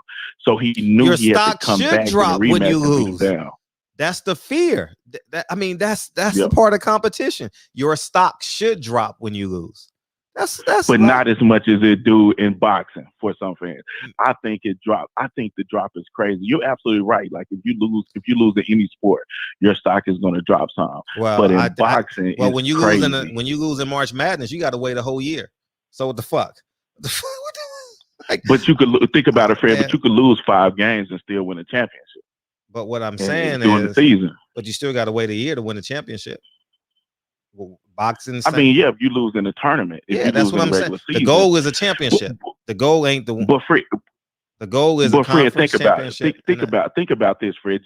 Just think about how many boxers are great and then lose one close fight, and how we devalue those boxers. I get it, and they should say that. I think every fighter has a right to. Every fight should be undefeated, right? No, every fighter has a right to say that. I'm not condemning them for that, but I just paid $150. I want a good performance. Yeah, that's a shit. No. I think I should be able to say what I want to say. Your rebut is legit. Your rebut is legit. I'm not. It's definitely legit. You make some good. We're not the same. Like people think fighters and fans should agree on their premise. No, we're not the same. We can love and appreciate, but we have different goals. Our goal is the best for the best, and their goal is longevity. Yeah, that's true. That's true. And I just feel like if it's something that I see in that. You know, I feel like in the past, Sugar Ray Leonard and those guys could lose 2 or 3 fights, and the fans, like my dad, even my pop said it to this day. He said, "Man, these guys lose one fight and they just treat them like shit." He said, "I remember we was coming up. We was used to our guys losing 2 or 3 fights as long as they, showed up." And it was a difference. And nowadays with the social media, it's like it's a way to destroy you and destroy all your credibility, especially when I see it in boxing. Well, I don't see it in the UFC. Gotcha. I don't see it there. I don't. But all right, man. I get what you're saying. You have some good points too. You kind of sway me a little bit. Like to your side also. Oh, appreciate it. All right, man. All right, one. Appreciate you. Thanks, Rob. Yep. Oh, I want to show y'all Laura's.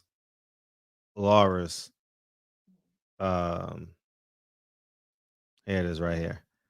Thomas Lamada, Greg Vendetti, and Roman Alvarez. And his last competitive fight was 2 years ago. 2 years in March, April 24. 27 months ago was his last competitive fight against Castano. That was a draw. So, I mean, the last couple of years, he's had some cakes, so I mean, feel free to pick another fighter. Feel free to pick another fighter. I don't give a fuck who you pick. But they all get these cakewalks, Yeah, Laura got to be a main event. And he has a minimum of $1 million too, right?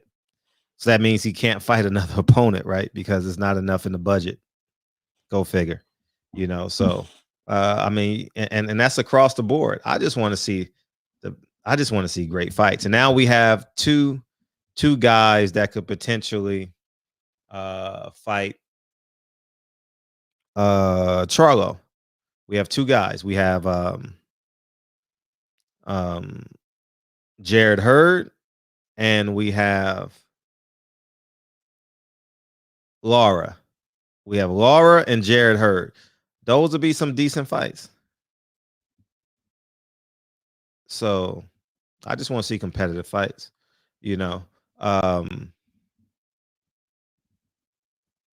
I think that we lose sight of the goal. Being a fan of an executive in boxing will keep you blinded. Will definitely keep you blinded. Just want y'all to know that. You can't side with Al Haymon, Leonard Ellaby, and they don't have the fans. The fans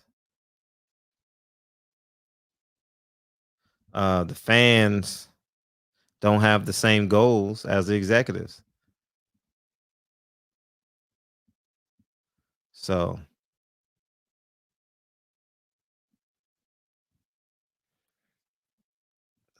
that's where it's at. I guess DB fell asleep. Did something. But anybody else want to beam in, or are we good?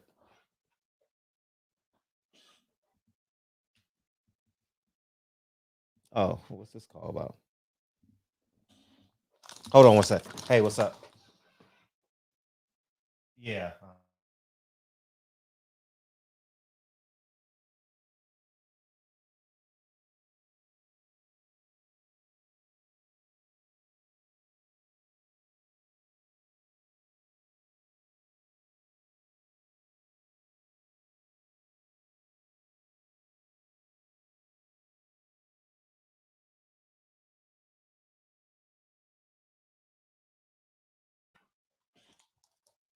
So, there he is. Oh, DB's here. Call in, man. Let's rock. Call in. Let's rock. So, I think that oh, you was laughing at what I was saying. Yeah. Thought you fell asleep, huh? I know you fell asleep, nigga. You fell asleep. For sure. Now, DB in here. He's gonna give his closing remarks. Hey, y'all want to hear something funny? I ain't gonna lie to y'all. I was like, man, this is a show tonight where I wish we didn't have a guest. I ain't lying. I was like, man, please. And I was like, I'm glad he's coming on at 9:30 and we can get out. We could have a 30-minute interview because I knew this was going to be for another great show. I knew this was going to be a good show. I knew this was a parting of the Red Sea type of conversation. And I'm happy that it is. So, so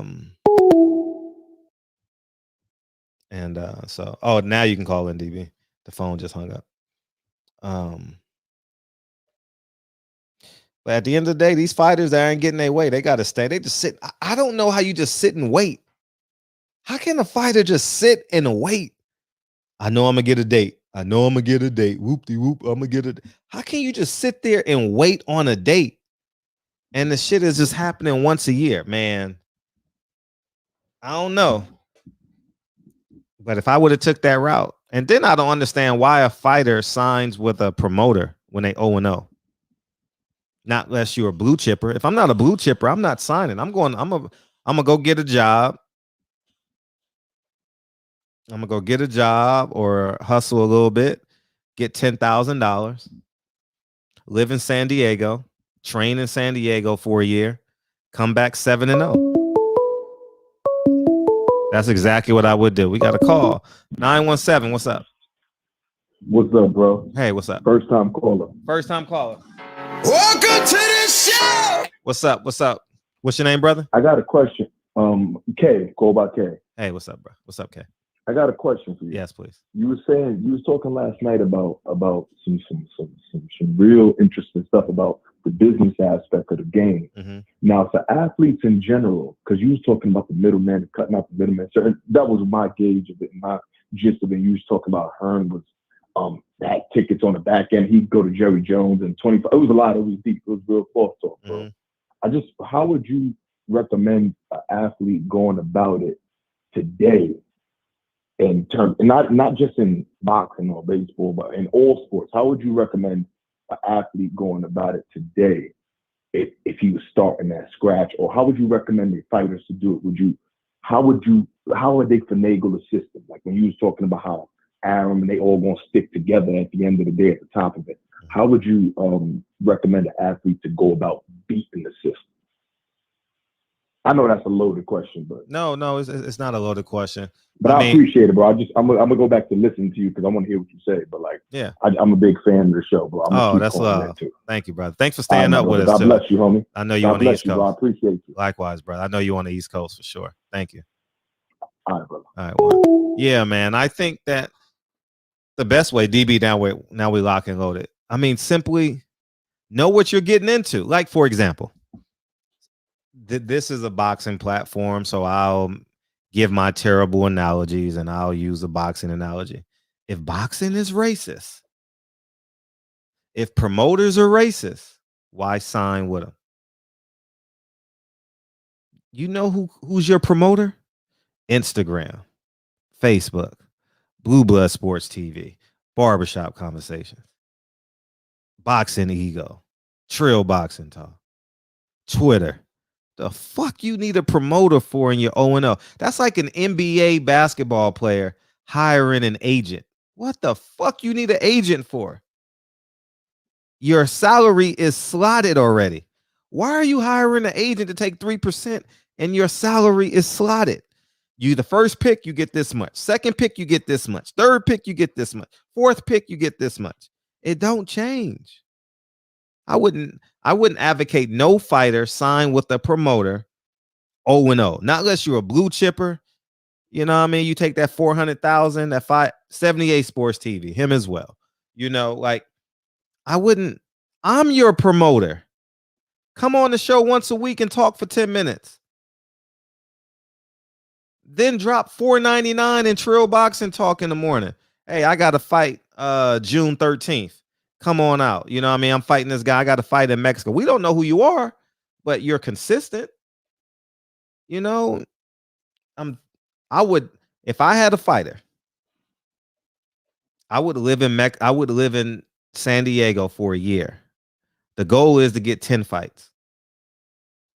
The goal is to come back 10-0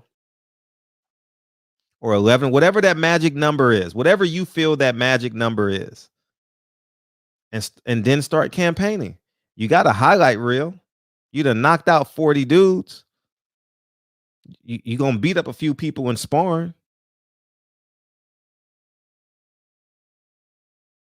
If every promoter is a racist, why sign with them? If every promoter don't give a fuck about fight, why sign with them? That's Stockholm syndrome.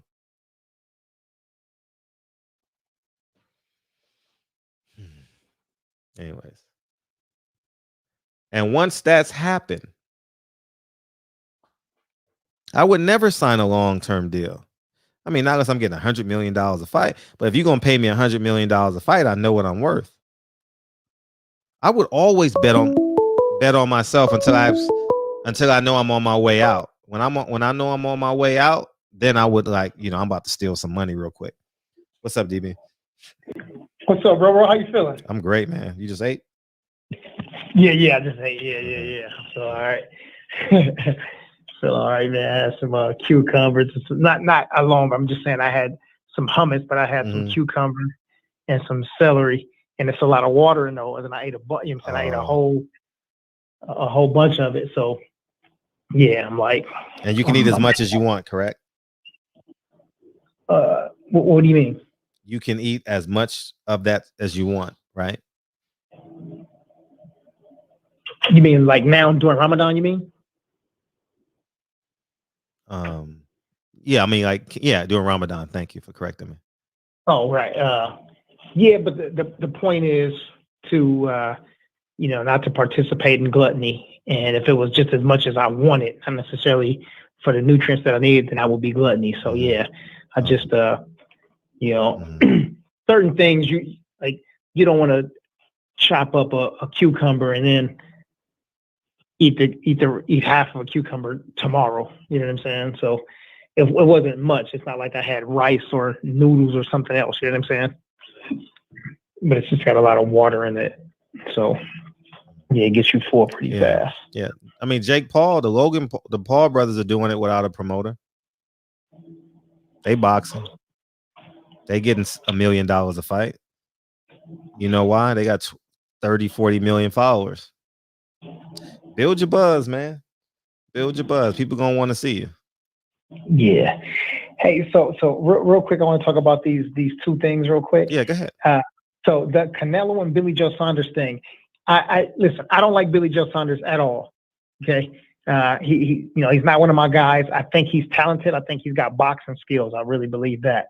But when it comes to Canelo, man, it seems like the whole world just at some point it's like, let's concede to him. And if I'm not sure if the fight's going to happen, it was supposed to, wasn't supposed to. I'm not sure. They've been going back and forth all day. I've only seen a couple of videos, but if Billy Joe Saunders actually did take a stand and said, I'm not going to concede to Canelo, I'm one of those sole people, because I haven't seen many people on this side that agrees with that. Yeah. Every time Canelo is in what's considered to be a decent or a big fight, there's always something that's happening. Canelo's got to be in charge of everything. He's got to be in charge of the weight, the catch weight, the gloves, the refs, the judges, the testosterone levels. I mean, everything. It's like there's always something with this guy. It can't never just be, they go into negotiations, they figure it out, and then they fight. There's always something.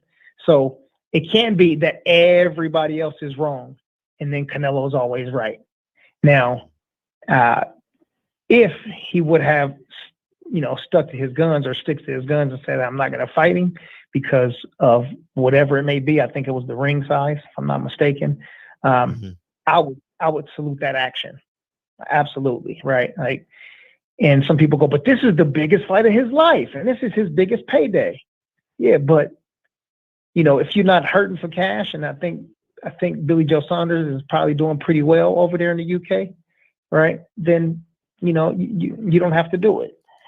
And I think a lot of these guys that look like me end up, what was the word they used to use? Jocking Canelo for no reason at all. Just because he's the boxer that makes, one of the boxers that makes the most money.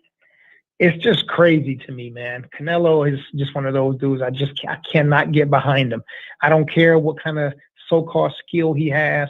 I'm just not one of those dudes, as Dr. Collins said, I'm one of those rebellious Negroes. I'm one of those rebellious slaves. You ain't just finna pull me into that. But what was your thoughts on Billy Joe Saunders saying that he didn't want to fight because of the ring size not being what they agreed to?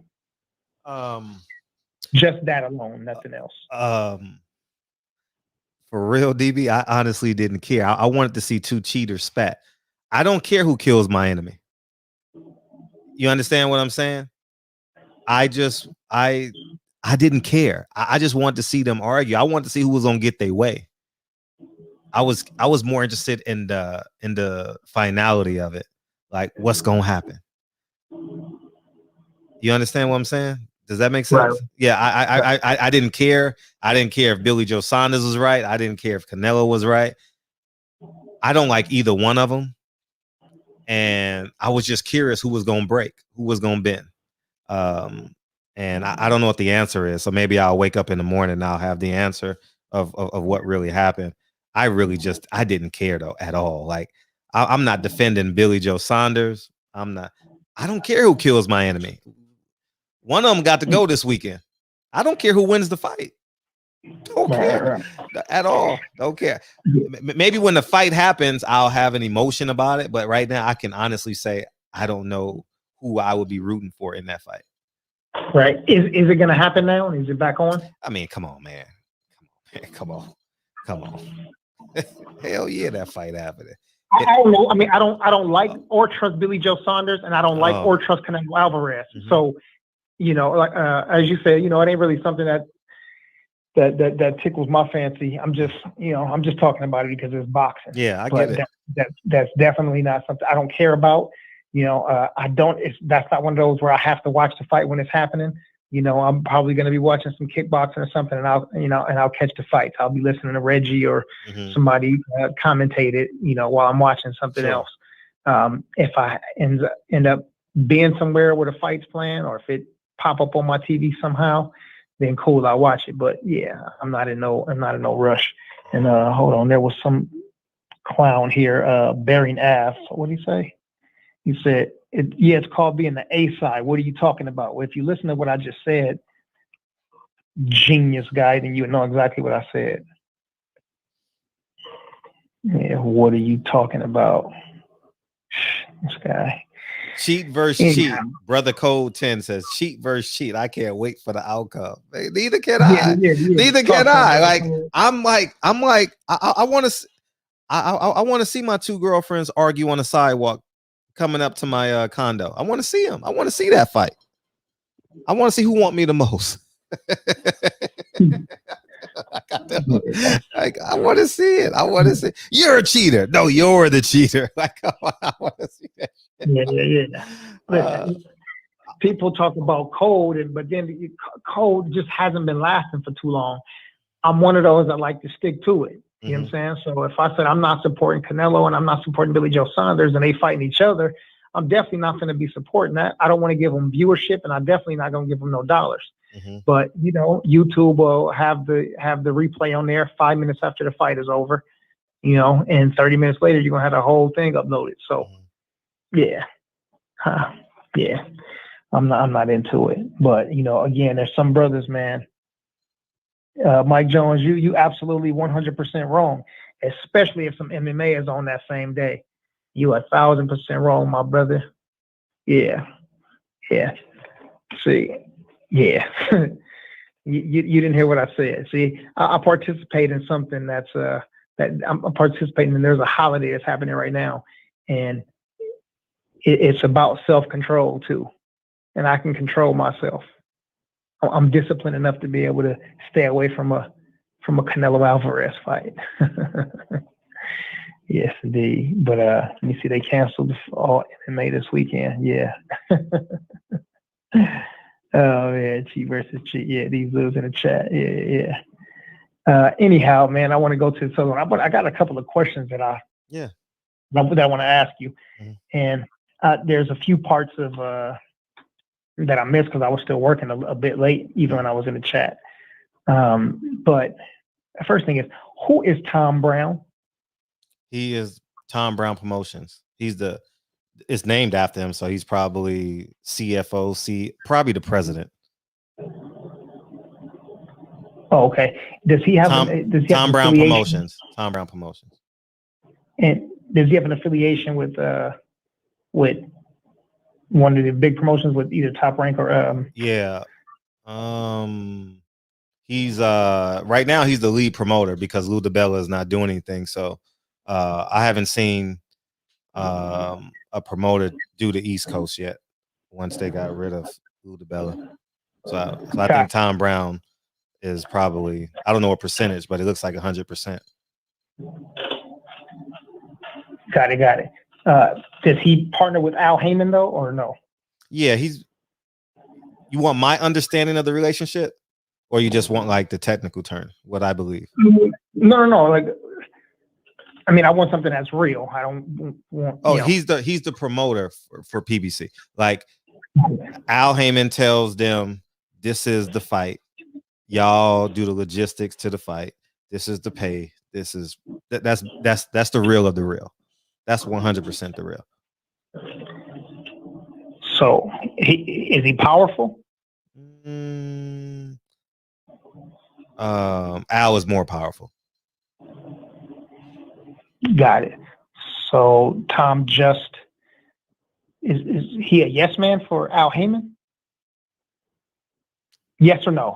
Yes. I know you want to think about it. Yes. I would lean more on the yes side. So if he's a yes man, then he has no power. Okay. Gotcha. Right. But I remember when Bob Arum was here and he was talking about Tom Brown, he was saying it as if Tom Brown was a decision maker. Remember he said that's the person he talks to? And he said he had just talked to him about some big fights. Yeah. We had asked about Deontay, and he said he talked to Tom Brown. Mm-hmm. So, I mean, he's got to have some sort of power if that's who Bob Arum is talking to, right? I'm gonna keep it a buck with you, DB. Nah, yeah. Tom Brown is the mediator. Tom Brown is like the buffer. Like Sylvia Brown, I would say, has more power because she's been with Al for a long time. Her and her husband, They have, I would say, Al and Tom Brown, and Al is here. I would say Sylvia Brown, her husband, Sam, then Tom Brown, and then maybe Tim Smith. I would put it in that order. Okay. What I've seen over the past 6 years. That's what I would believe.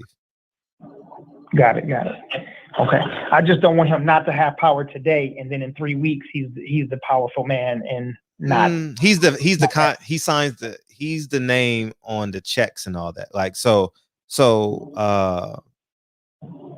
I guess now he's being more boisterous because we wouldn't have seen him in newspaper articles in the past. You know, like that's the first newspaper article where I've heard him talking, because he's very quiet.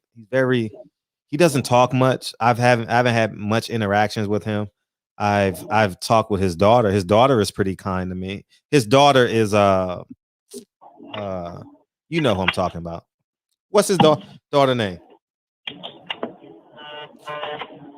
Oh man, yeah. Or his niece. That's her uncle or dad. One of them. I don't know. But they're real biological family. What's her name? You know who I'm talking about. Probably so. What's his daughter or his niece name? I'm looking dead at her. She lost a lot of weight. Y'all know who I'm talking about. She's nice. She's been nice to me. While you thinking of her name, let me just address Eduardo Mesa. Eduardo Mesa, who's never here. He hears Canelo, so he comes to the shop. Those are dudes that, man, those are dudes. Sit in my chair, man, and let me nick the back of your neck. Brittany Goosen. Thank you, dog. Yeah, thank you, Matrix. Thank you, dog. I'm sorry. Feel free. You and Eduardo, all you. Yeah. So this dude Eduardo has no clue who I am and what my stance is. He says, so when you say you don't like Canelo because he calls the shots, we can also agree that you didn't like Mayweather because he called the shots when he was on top. You don't know who I am and what my stance is. What's my stance on Floyd Mayweather, Eduardo? Tell me what I said or say about Floyd Mayweather, Eduardo. You don't know if I like Floyd or not, Eduardo. Ain't never been in here, ain't never hit the thumbs up, ain't subscribed, ain't never made a positive comment, but stay coming here making ridiculous statements, Eduardo. You can call in if you want to talk about it, Eduardo. Don't block him. I want to hear his response. Don't block him, y'all. I want to hear the response. Come on, don't block him. This is gonna be good. Get him, DB. Get him, man. Yeah, let's have a conversation, Eduardo. Yeah. Yeah, probably 2 feet tall. Last name is Table. I know it's with an S, not a Z. I got you. Where you at, brother? Ronaldo. Hermano? Where you at, bro? I mean, really, man, these dudes just come out the woodworks and just say asinine things. Where you at, man?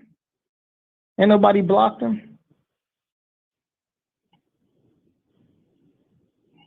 Yeah, but you see, it's a man here. We talking about a man. You don't want to talk to no man. Oh, he here. He ain't going nowhere. He says I'm here. Yeah, I'm here because I like the show. Yeah, you should see tense. the motion I'm doing with my hand right now. Get out of here. I'm here because I like the show. You don't like it no more. He said like. Yeah. Eduardo didn't answer none of my questions. All right. Eduardo in the background, but as soon as somebody say something about Canelo, you didn't say nothing about Billy Joe Saunders when I spoke about him. Did you? When I speak about Sean Porter, you don't say nothing. Do you?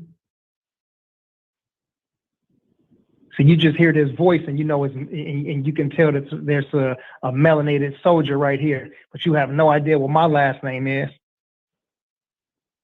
Eduardo. Ridiculous deals. Anyway, Frederick, let me get back to the question. So, what else was I asking? It's like I'm the second child in the house that got to bear the brunt of you being mad at the little brother. Like, damn, Frederick.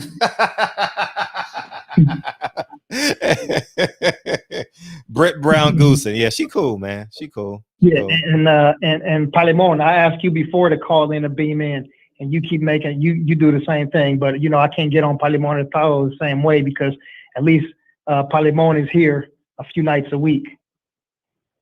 He be with his foolery sometimes, but we all get our foolish times. But at least Palimon is here. So the dudes come out the woodworks. So yeah, I remember that. Yeah, Dan Goosen, when they had not Meldrick Taylor, but the other kid, Michael Nunn, and all those guys. I remember that. Dan Goosen. I covered his last fight. I think his last fight was Chris Arreola, and I got a picture of Dan Goosen before he passed. And but Tom Brown is pretty much Al Haymon pretty much runs that company. Like in terms of he's the ghost president of that country, of that company.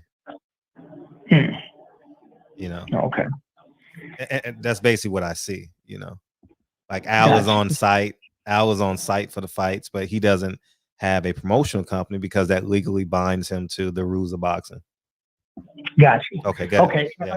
Again, I just want to repeat. I don't want Tom not to have power today, but just to prove a point in 3 weeks from now, all of a sudden he's the almighty. You understand? So I just want to put that. I want to put a can. I put a top on it now, and just cool. Tom Brown is a front man. He has no power, so we don't have to talk about him being an almighty guy when Bob Arum or anybody else comes in here, or we use his name as, use him as the catalyst for some disdain towards Al. But anyhow, and also let me answer this last thing for you, Eduardo. I'm gonna tell you this. I will never. See, I'm not afraid. I never, in the presence of you, despicable. Yeah, I got some other words I'm gonna call you, but in the presence of you devils, I never talk about a black man, whether I like him or not. So, yeah, you can put a cork in it and just listen up, buddy. But so, who is Sean's manager? His dad. Got you. And at any point, did Sean mention Al by name in this clip? No. Got it. His co-host said he didn't want to be involved. And I can't say it's a fact, but isn't it best to stay away from a family feud? I think you made a reference toward that earlier. You said the big brother goes to protect the little sister from an abusive boyfriend, and 2 days later, she's back with him anyway. So why go? Yeah. Right? So I think the co-host could possibly, this may be my interpretation or not, I'm just saying this is a possibility. He can say, listen, if there's a family spat, or if your dad's going to be pissed off at you, I'm going to stay away from this 100%. That's a possibility, right? Yep. Okay. Does Al Haymon get paid when the boxers are in the ring fighting? He pays them. Does Al get paid to have fighters? When they enter, how do you want me to answer that question? I want you to answer the question the way it's supposed to be. I don't want you to think about an answer. Does Al Haymon get paid to have fighters? Sure. Yeah. Okay. If a fighter was not being done wrong, if a fighter was being done wrong, do they have contracts that bind them to a certain amount of fights? Or just a length of time? Either like or. I have a contract from 2013 to 2014, or is it I have a contract for 5 fights. I'm sure every contract varies. It's what you negotiate. Got you. Okay. And is Sean Porter in a position to have left PBC and Al Haymon if he wasn't being done right?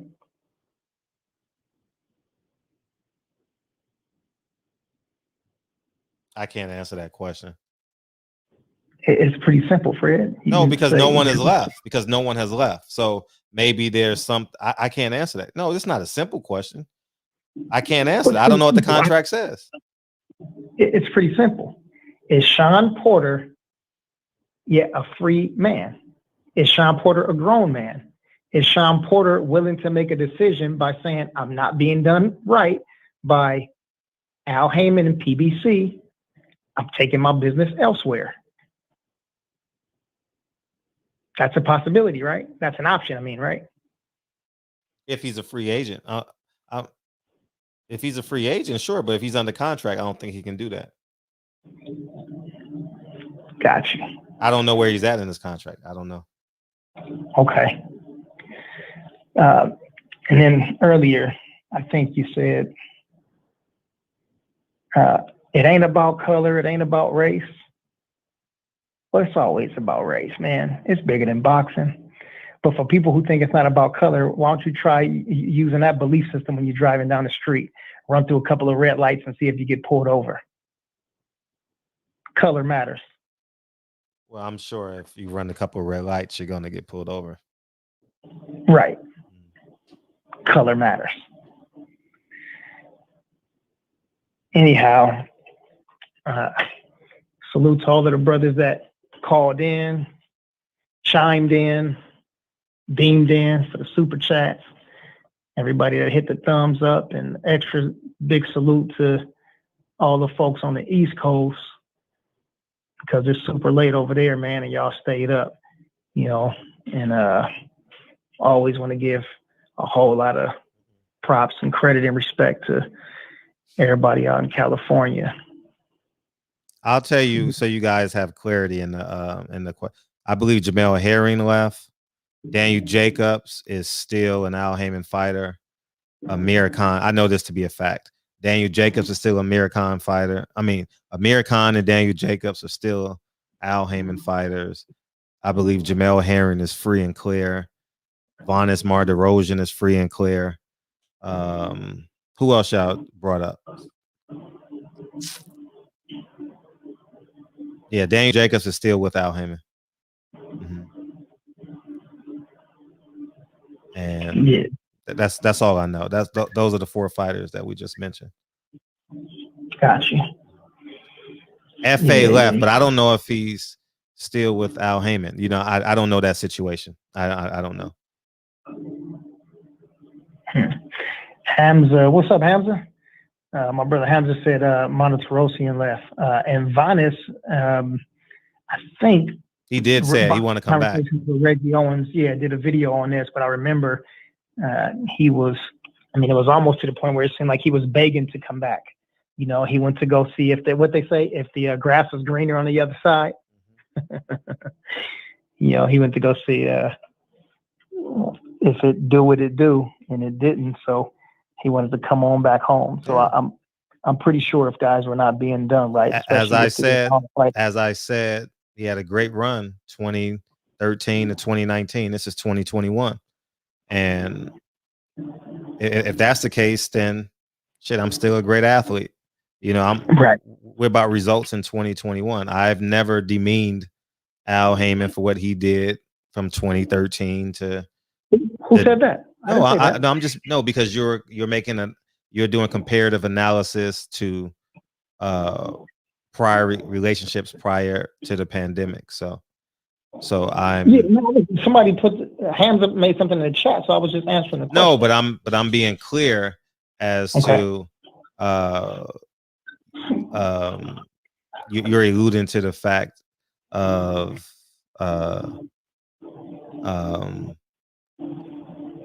like the negative energy that I'm giving towards Al Haymon, and I'm talking about May 4th, 2021. What are we as fans getting? Gotcha. My final question is, and I would like a clear answer to this, and I'm pretty sure you have an answer, and I'm pretty sure it's well thought out. But go ahead and what does Cal say? In the words of the great philosopher Fred Hawthorne, take your time with this. What is the objective? What is your objective with Al Haymon? The direction? What do you want? Something that's a clear answer that we can always. I just come want back fights. To the same video. I said it every time. I just want fights. I don't get credit. Y'all don't give me credit when I say, "Oh, that whatchamacallit fight was a good fight. That Stevie Fulton fight was a good card." I don't get credit for that. No. I just want fights. I just know what y'all say. I'm an Al Haymon hater, so I'm telling y'all. You don't think that you are an Al Haymon hater? I can be whatever I want tonight. Sure, that's not what I asked. No, I don't think I'm. I don't care about Al Haymon. That's the point. That's the point y'all missing. In 2019. No, y'all. There's only me on the phone. You told Brandon he couldn't. You told Brandon the people's champ. I'm speaking for myself. I'm speaking for myself. Okay. I'm speaking for. In 2019, I learned they don't give a fuck about you as a black man in the sport of boxing. And y'all running this narrative like, oh, Al Haymon is black. Al Haymon is this. Al Haymon is that. He don't give up. No, Fritz. Say what people are saying. Al Haymon is this. Al Haymon is that. Mm-hmm. I haven't heard one person say Al Haymon is this or Al Haymon is that. Say what the people were saying. When you say y'all, you realize. I'm talking about the chat. Sure, I'm talking about the chat. You know the algorithms. I mean, and you get. I'm talking about the chat. So you know that you're speaking. Hold on, you know that you're speaking to thousands of people. I don't care, right? I don't care. Hold on. Let me answer the question. I am, but it's important for me to put this in here. No, don't put a circumference around my answer. No, I'm telling y'all the stone cold truth. Y'all think that. Y'all, the fans, the people that say I'm a hater. You think I'm a hater. Reggie think I'm a hater. Who else think I'm a hater? Jay Dixon think and many more probably think I'm a hater. July 2019. Does pound for pound sports entertainment think you're a hater? I didn't mention his name. I mentioned your name. I know, but that's what I'm saying. When you say y'all, you saying every person. I don't have time to say everybody's name. You do have time. No, I don't. No, I don't. Can I answer the question? Or you want to control what I say? You got mad when I did it to Wesley Muhammad. So why don't we just do it? So, anyways, the point I'm making is this. In 2019, I learned so much about the sport of boxing. Let's go through the list. Top Rank took my credential. I never applied for a credential with what's that shit called? Matchroom. Never applied. I just did it on my own. I freelanced it. Right? PBC. I learned so much about their business model. They don't give a fuck about black media. They don't give a fuck about black fans. They don't give two shits about y'all. About y'all calling me the haters. They don't care. I know it. I've seen it with my own eyes. And I try and explain it to y'all every time, every day. Y'all think I'm a hater, and I just call it straight down the middle. Y'all got to take into account all the bullets that I've taken over the years. Remember, I was a proprietor of, I think black fighters should have a voice. I think black fans should have a voice. I think everything. I think, but the irony about it is when I went viral with Eddie Hearn, y'all clapped your hands. When I did it with Golden Boy, y'all clapped y'all hands.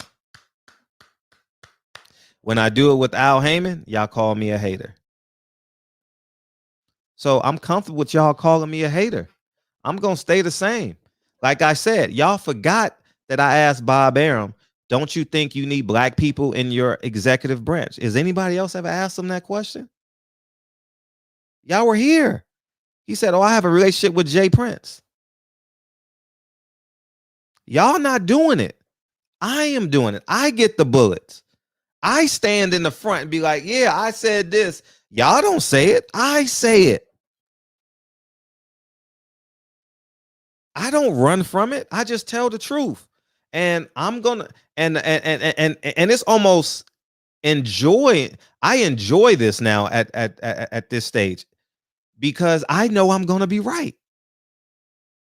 I 100% know I am going to be right. And this time next year, y'all gonna be like, damn. By the way, part 4, Fred versus Reggie or Brandon Washington debate show with DB as the moderator. Please say, nah, DB and Brandon Washington are the same person. Why would we do that?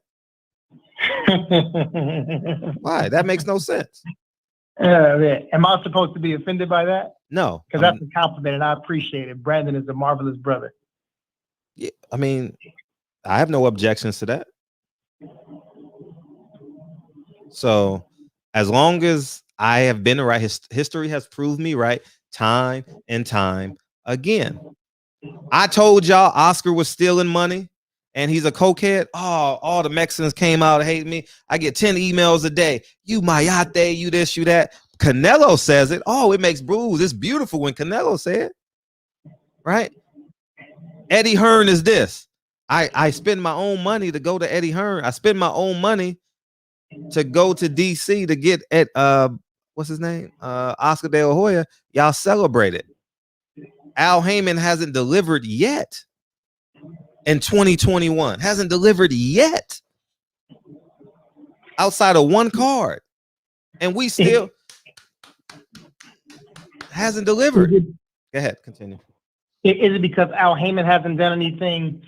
Let me see. Not deliberate. Oscar blatant. There you go. Oscar De La Hoya is blatant, right? In his words and his actions, right? So when you go at Oscar, we know exactly who Oscar is. When you go at Al, it's about innuendos. It's about, I don't have no innuendos. What the fuck I got innuendos for? No, for example, did Sean Porter say Al Heyman's name tonight? I mean, on that. I'm not debating that. I'm not going to debate that with you. I'm not going to debate that with you. I'm not. Well, see, there you go. Because I said no. I said no. I'm not going to debate that with you. I know. What do you get out of this thing? I was right. I'm right. Because I take strong stances intentionally to create a show. And I take strong chances. I'm firm on what I believe in. And I know I'm going to be right. Because I've lived it for 10 years. I've lived it for 10 whole years. I've heard conversations. I've been to dinner with not everybody in boxing. I've had conversations with everybody in boxing. Everybody in boxing y'all could think of, I've had a conversation with. I can put it all together and make it make sense. Y'all think Al Haymon is all he cares about is black fans, black fighters. It don't work like that. It don't work. Who said that's all? It don't work. It don't. Huh? Who said that's all we think about? Come on, man. See, now we just going. Okay. Now we might as well just it's your show, DB. Go ahead. Because I'm not because now we're getting on. Now we're nitpicking Now we're nitpicking. No, you nitpick. So I'm not nitpicking. Okay. I'm not nitpicking. See how you change the argument? It's funny how I'm not nitpicking. I'm making a point. How am I nitpicking? I'm not nitpicking at all. Oh, man, when you say I'm right, that sounds like man. Pretty much, and that's a fact. Yeah. Because all y'all call me a hater, and then I don't know how y'all be remixing Kamala Harris words, Tim Scott's words, Sean Porter's words. If you ain't black, don't vote for me. And y'all niggas still support him. Oh, we got to get him out of here. Oh, we got to get him out of here. If a white Republican had to said that, oh, he's a racist. If a white Democrat say it, we'll give him a pass. And that's the same thing going on in boxing. If Bob Arum put up shit fights, who told Bob Arum that those cards in the summertime were a piece of shit? Who told him that? Did I tell him that? Did I tell him that those cards that he put up in the summertime were a piece of shit? And I think those were my exact words. And I think those are my exact words. Those are semantics now. I'm not going to answer that. You're not going to bait me. I'm asking you a question. No, but it ain't but it ain't that easy. No, you said I just want to answer. Now you see how it goes. I answered every question. Your answer's back to you. See how it sounds? When it's something that's so easy, I can just answer yes or no. Okay, well, anyways, when we get a competitive fight on PBC with fighters that we want to see, then on a consistent basis, and I'm going to say you're right. I'm going to say this is a great card. I don't give a fuck. I don't care who puts on a great card. Y'all are so emotionally attached. You can't even appreciate Arthur Beterbiev versus Joe Smith. That is a great TV fight. That's a great TV fight. Somebody's getting knocked out. Ain't no defense gonna be in that fight. Yeah, that ain't my style. Well, I mean, that's your style, but for boxing fans, that's a great TV fight. You can't speak for boxing fans. You can speak for Fred Hall. For many boxing fans, they want to see a high connect rate in a boxing ring. That's why Floyd is a runner.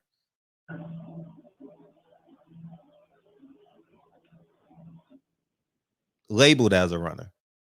So, anyways, and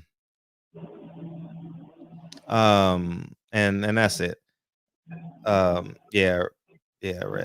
Reg is. Who you got in that fight? Who? I don't give a fuck. I don't care. I'm gonna watch it though. Like I was waiting for Tone. I know he was coming on that. That's a great fight. It is a good Tone fight. Brown, who you got? Tone, who you got?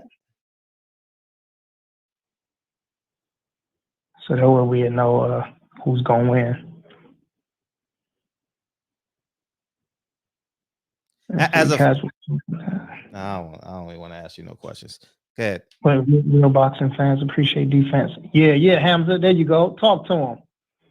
Hamza said, casuals talk like that. Real boxing fans appreciate defense. Real boxing fans like what they like.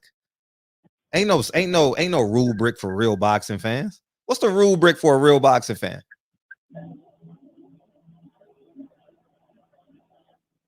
Sometimes I want to see a Harlem Globetrotters. Sometimes I want to see the Detroit Pistons. Sometimes I want to see the Showtime Lakers.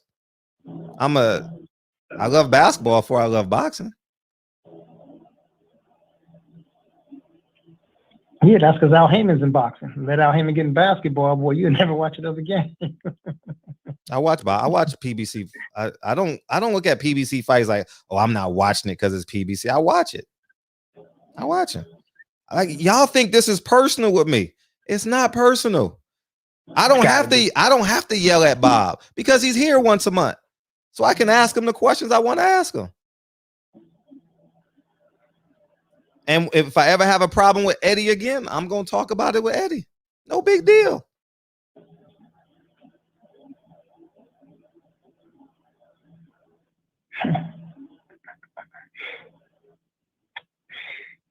I don't really have anything personal with nobody, but I know how to move y'all though. I definitely know how to get your blood boil. I know how to get Brandon's blood boil. I know that. Tell your brother to change his name. How about y'all? This is Ramadan. How about you change your name to your Muslim name and you change your name to your Muslim name so we can call y'all, be respectful during Ramadan. How about we do that? Did you see Brandon's ID when he was out here? I didn't see it. I see his name on the chat when he. Yeah. He created this YouTube channel 15 years ago. You could change it. But yeah, I know, but you know. You could change it in 13 seconds. Okay. Why you justify? What's the justification for that? That's your slave name. That's your slave name. That's your slave name. I'm making sense, right? Wait, why don't you put? Here you go. Don't do that. Why don't you put Fred Hawthorne there instead of Silent Heroes? Oh, because I'm branding that name. That's why. Maybe he wants to brand Brandon Washington. No, he gets on me for no. Brandon avoided that answer when I asked him earlier, so I'll ask him. I won't ask you about Brandon. I'll ask Brandon about Brandon. Yeah, he just didn't. I'm pretty sure he just didn't want to engage in the foolery. It's not. Oh, how's that foolery? Asking him not to use his slave name. Yeah. See, there you go. You know exactly what you're doing. I'm asking a question. That's your slave name. Your last name, your slave name. You know exactly what you're doing. He got his. Shouldn't he get his? Didn't he get his ex years ago? You know exactly what you're doing. I'm not. I mean, shit. I mean, if I had a white oppressor's last name and I joined the Nation of Islam, I would use the name that they gave me, that I earned. Didn't you have to go to class or something and cross over? Man, a man disagrees with you about boxing, and then you get upset, and then you attack a man's. I'm not attacking. Religion. I'm not attacking. You are. I'm not attacking. Yeah, I'm not attacking. Yeah, you are. But you're being passive aggressive right now, Frederick. I am. Yeah. Sometimes it's tough. You know, one of the toughest things. Oh, I'm not being passive. Oh, no. Excuse me. I am not being passive aggressive. I'm being very firm. No. You No, right no. Because I was reading at the same time, and I was just slightly like just not paying attention. I am not being passive aggressive, because if I ask you a question and you don't answer, and you ask me a question and I don't get it. Like, why is it? We got a couple of hundred people in here heard me ask you 2 or 3 questions, and I answered it. And I answered it. I answered every question you asked me. If Fred answered every question that I answered, you tell me what question. No, you tell me what question I didn't answer. You asked the question, not them. You asked it. What question didn't I answer? By the way, Big Dog Willie said, Fred, you and Al Haymon have beef. I don't care. Y'all missing the point. I don't care. What's the point? I have no emotions towards. No, what's the point? You said missing the point. What's the point? Y'all think I am emotionally attached to Al Haymon, Bob Arum, Eddie Hearn. Who else? I don't give a fuck about none of them. That's what y'all not missing. That's what y'all missing, the whole point. I don't care. Don't care. But what's the point? I'm making the point that y'all think it's personal. I personally don't care. I personally don't care at all. At all. When I say I really don't care, I don't go, man, I got to make an Al Haymon. Have I ever made an Al Haymon? When was the last time I made an Al Haymon video? Speaking of which, I've never made an Al Haymon video. I don't think about him during the day. I just know I need y'all niggas to be engaged in the show. Al Haymon is a great topic that I can disagree with y'all on, so we gonna have the conversation. That's it. I don't when that shit say in broadcast, man, I swear I ain't think like, man, I gotta go find me an Al Haymon video. Man, I don't care. I sleep for 4 hours. Kennedy wakes me up, and I'm like, damn, I gotta take these little rugrats to school.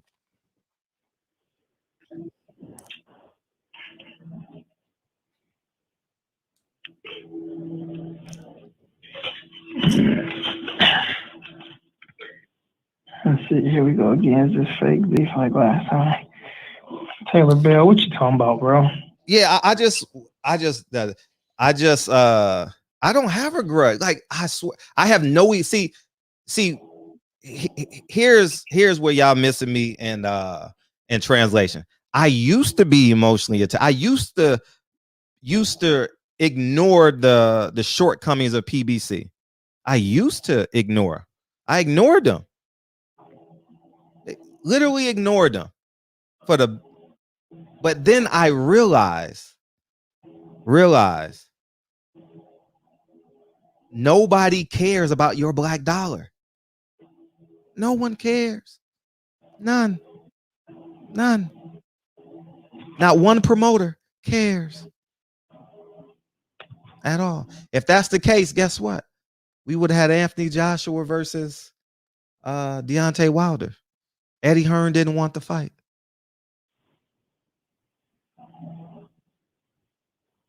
That was the biggest fight in boxing. Nah, we ain't gonna do it. And then you can flip flop on the other side. Why the fuck did Charles Martin go give his belt to what's his name? Anthony Joshua. That's Al Haymon's fault. He should have had Charles Martin fight Deontay Wilder. He was in control. So it goes both ways. I ignored that. I ignored all of that. But we just sit here and say, oh, it's okay. No, Deontay Wilder should have had 2 belts. He should have had 8 defenses, 7 defenses with 2 belts. Forget those belts. See, and that's the whole catch. It was more money for Charles Martin. Al Haymon has the right to match it. Because ain't that what y'all saying about Al Haymon? He gets fighters paid. Is that what we say about Al Haymon, or is that many what people who disagree with me? People who disagree with me say, don't Al Haymon get fighters paid? Well, maybe he should have got Charles Martin paid and had Deontay Wilder fight in Barclay. I'm pretty sure if I asked this question the other way, you'd have a lot to say. But let's go this way. Go ahead. Let's say, why don't you say the 3 things that Al Haymon is really good at and does better than the other promoters? Let's see if you can do that. Not the cliche stuff. No, I think he's good at finding money. Finding money. What do you mean? As in 2019, I think he's 2021. On 2021. Right. He's keeping the stable together. He got to be great at that.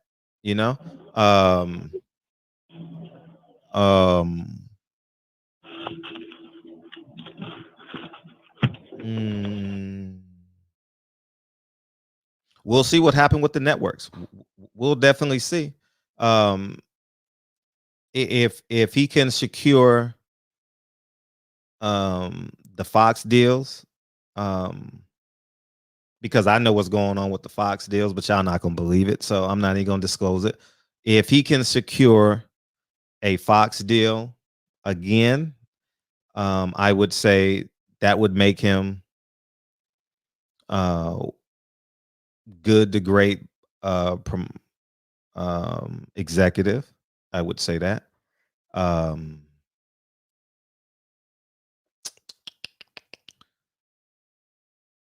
Slow down there, cowboy. I'm trying to think of one more. You said 3. I think he's better at speaking a language. I think he's better at speaking a language that the fighters can understand, like the art of communication. I think he does that probably better. I think Eddie Hearn is learning. I think he's behind. I don't think he'll ever have that spiritual connection with that Al Haymon quite possibly could have, So I think that the language of communicating in terms of the one-on-one interaction, I don't think Eddie Hearn can actually ever get that. I don't think Bob Arum can ever get that what Al Haymon can do.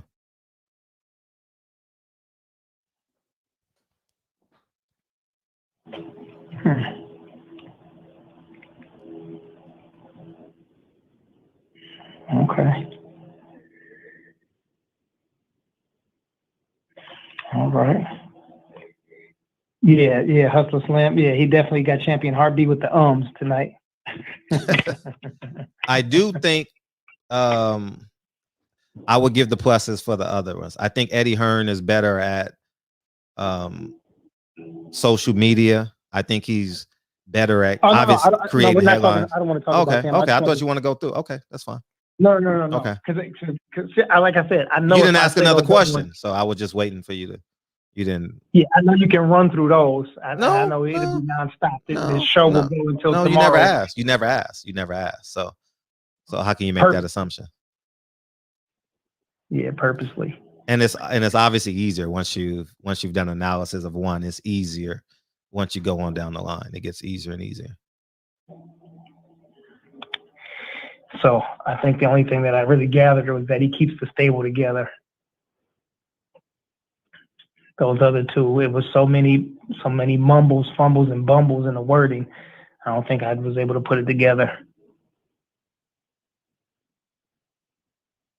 He, well, I mean, I had to find it. I had to find it. Yeah, it was like the scene from Liar Liar when he was in court and he couldn't lie no more. So he was just making all those faces. Jim Carrey. Oh God. I think no. I really think that I think he's good at communicating with fighters one-on-one. He keeps them in, he pays them. And now in 2021, we want to see if he can continue it. If he can continue it, I'll be the first one to do it. When Eddie Hearn fought Yeardrum and Canelo, what the fuck did I say about that fight? It was a piece of shit fight. It's a bullshit fight. It made no sense. It shouldn't have happened. But you found a silver lining. But No. at least Canelo is active. No, At least Eddie Hearn's got him active. Yeah, you did. Listen to what I'm saying. Why did I say that though? I said fighter A fights 4 times a year versus fighter B fighting 1 time a year. Who is more likely to be in the likeness? Who will the fans like more?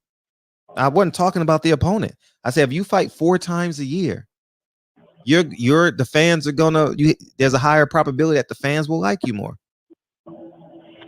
That's all I said. I wasn't talking about the quality of opponent. Okay. And then he said, also, you said Al Haymon speaks the language. I think he speaks. Cool, man. Chilling with the homies. No, like that's not what I'm saying. No, that's not what I'm saying. That's not what I'm saying. I think no. I think no. I think there's a social dynamic to being black in America that's not universal. I'm gonna just say universal. I think it's a universal spirit. It's almost kinetic energy that I think black people have, regardless of political affiliation, regardless of, I mean, I don't even want to say I don't have too many gay friends, but I don't think I have any gay friends, but maybe sexual orientation, maybe like I'm serious. Like I don't know, or financial or social economics. I think there's just this commonality amongst black men, in terms of how we communicate with one another. So. Yeah, I mean, there was a scene on Key and Peele. Do you remember there was a scene where they had Barack Obama? He was giving high fives and kind of greeting the crowd after he addressed the crowd. No, but I can imagine it. I ain't see it, but I can imagine. Yeah, so he was walking through, slapping, where he walked through. Hello, good to meet you. Thank you for coming. Hello, thank you for coming. Hey, good to meet you. Thank you. All righty. Good evening. Then he get to.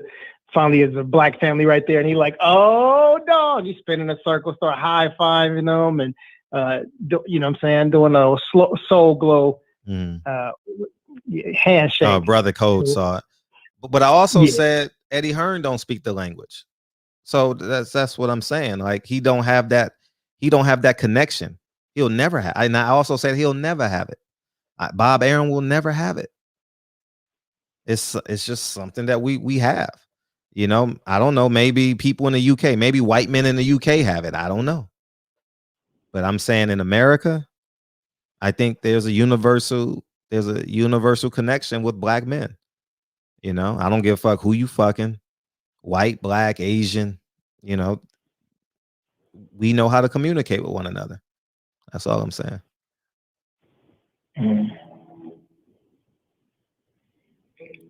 Well, right on. So, brother, man, I got my digs on. You know what I'm saying? Wasn't Reggie Owens the only person in the history of the barbershop to be disrespectful to a black woman? He talking about all this cooning. No, let's call it a buck. Let's call it a buck. You said the only person. Yeah. First off, I don't remember. I don't remember. No, the reason why I'm saying that because Reggie Owens is on this white America, you coon. But I mean, he was cursing out a woman on the show. Who? I don't even remember that. It was Monty. It was Monty.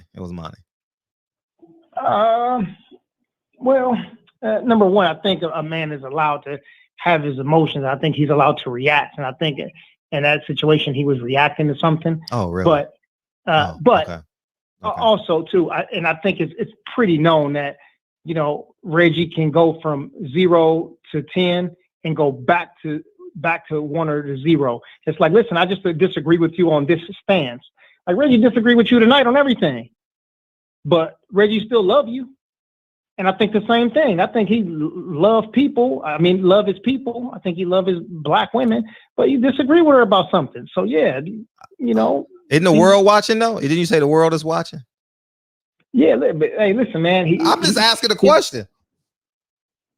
Yeah, you do a good job at that. Great but listen, job. I'm not saying I condone the behavior. Great job. No, I'm not mad. I'm just saying, but he's attacking me. He's attacking me for calling me basically. I mean, Fred, go at every black man. Watch out, Earl and Wilder. Yeah, watch out for all of them. Yeah. He's doing all this attacking, but yeah, So, anyways, I know, Reg. I know, Reg. I don't care personally. I personally don't care. Yeah. So, at the end of the day, you want Al Haymon out of boxing, or to give you all primetime fights? As I will say before, I think monopolies is terrible. I want Al Haymon in boxing. Appreciate you putting words in my mouth to satisfy your congregation. No, I think Al Haymon needs to be in boxing. Bob Arum needs to be in boxing. Eddie Hearn needs to be in boxing. And guess what? There's free enterprise. So guess what? The boxer has the right to choose where he wants to go. And that's why I think that I almost gave up. I mean, I may get inspired to talk about it at times, but I'm not inspired to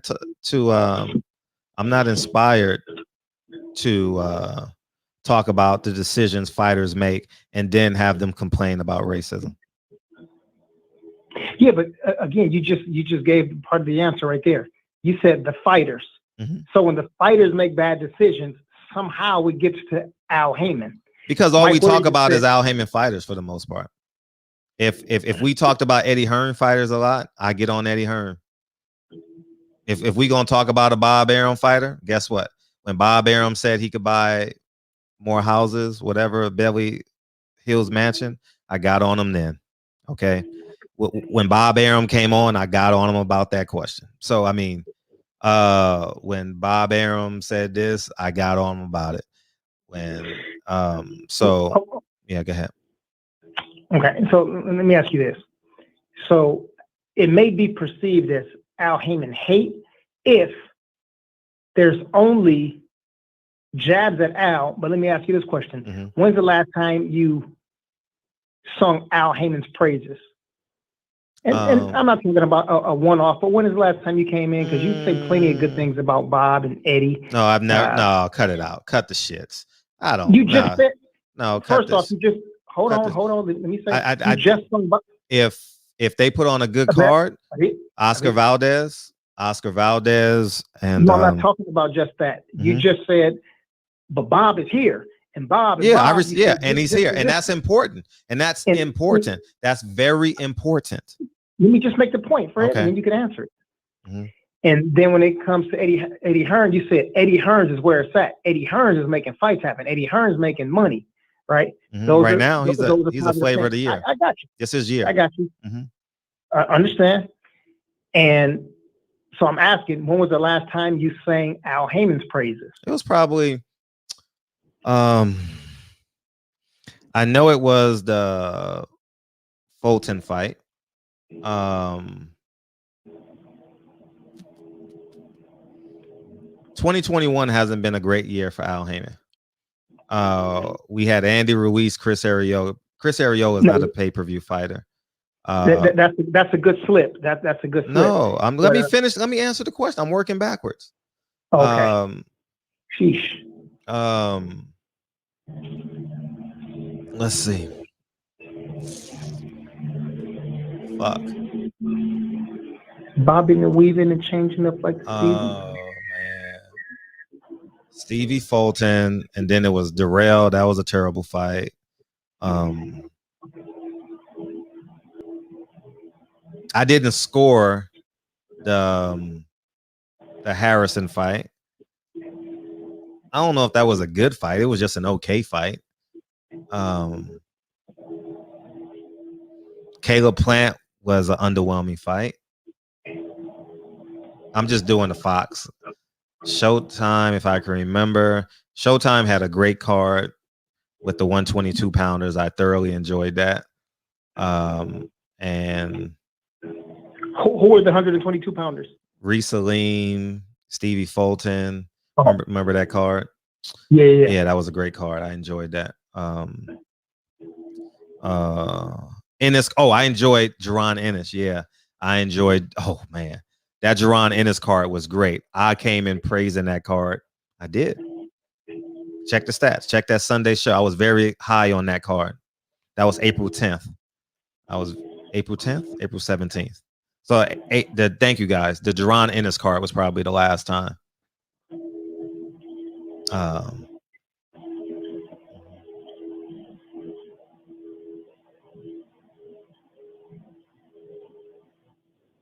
So yeah, it's definitely Eddie Hearn's year. It's just what he's gonna do with it. He's winning. He's in the lead right now. No. He's getting no. I'm just being candid. Y'all just, I don't know why. See, the problem is we can't just speak in truth. No, but it's not that. I'm okay, go ahead. questions. Okay, no, I'm responding to the chat. I'm responding to the chat as well. Gotcha. Eddie Hearn got the dates. What he's gonna do with him, I don't know. I like that new 8-0 kid he got. I thought he lost his last fight, but I still want to see him fight. He got a draw, the young kid. He's been on all these undercards fights. I'm excited. Ford, his name is Ford. I'm excited to see him fight. I enjoyed that card with Ford on it. And then we had the kid from Houston that kind of had emotional breakdown. I thought that was a good card. That's it. I guess that was the December card. I don't know which card that was, but that's it. I didn't think the Dillian White card fight was good. You know, I just knew it was going to be a knockout. So, I'm just talking about like the energy. Like he has the energy right now. Eddie Hearn this is Eddie Hearn's year.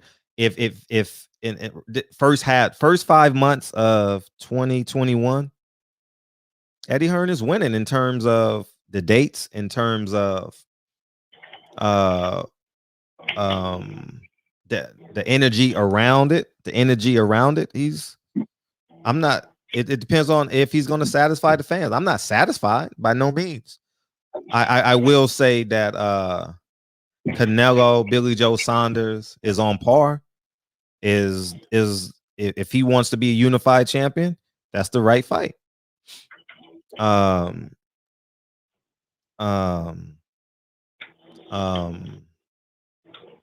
I don't think we can name anybody's 5 cards. I don't think nobody has 5 cards. But I think the winner of quarantine, by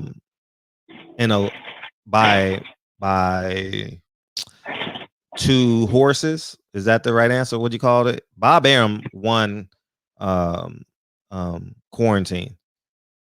And the reason why I say he won quarantine was because the fights were free. Lomachenko was free. I thought that was a real good fight. I was hyped to watch that fight. Terrence Crawford fought for free. Kell Brook. I was really hyped. I actually bet $200 to win like $2,000 on Kell Brook. Then we saw Shakur Stevenson and we got Oscar Valdez. So we got four fights 4 good fights for free. And who else? I think during COVID, I think we got Tank Davis. I think PBC, but he had to pay for that though. I thought Tank Davis was like a engaging fight.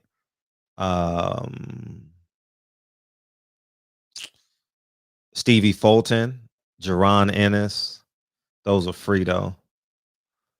And that's what I could think of. I thought Earl was just, I think Earl got a ways to go. I think he needs another training camp, as I said. Yeah, so, we'll see. We'll see what the second half of the year brings, man. Hopefully it does well, hopefully it does well, but I can't tell you will Eddie Hearn do right by the fans, but if Canelo goes from, what's the guy's name? God, Billy Joe Saunders to Caleb Plant, how can we be mad? So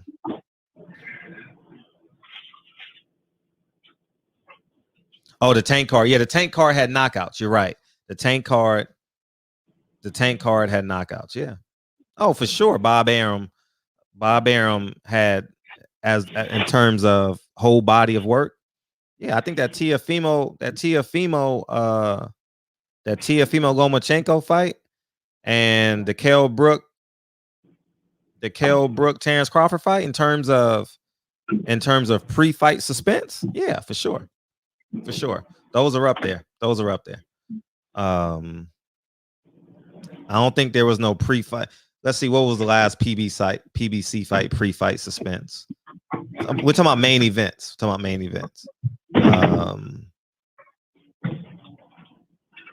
I would say for me, Stevie Fulton and the Angelo kid. I knew Stevie Fulton would win, but I thought Angelo would have a better body attack than he had.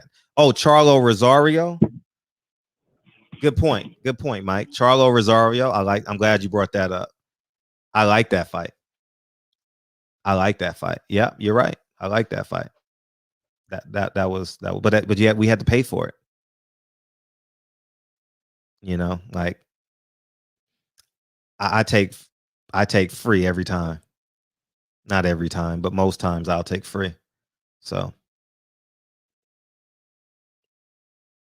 that's it. DB. Yeah, I forgot the question.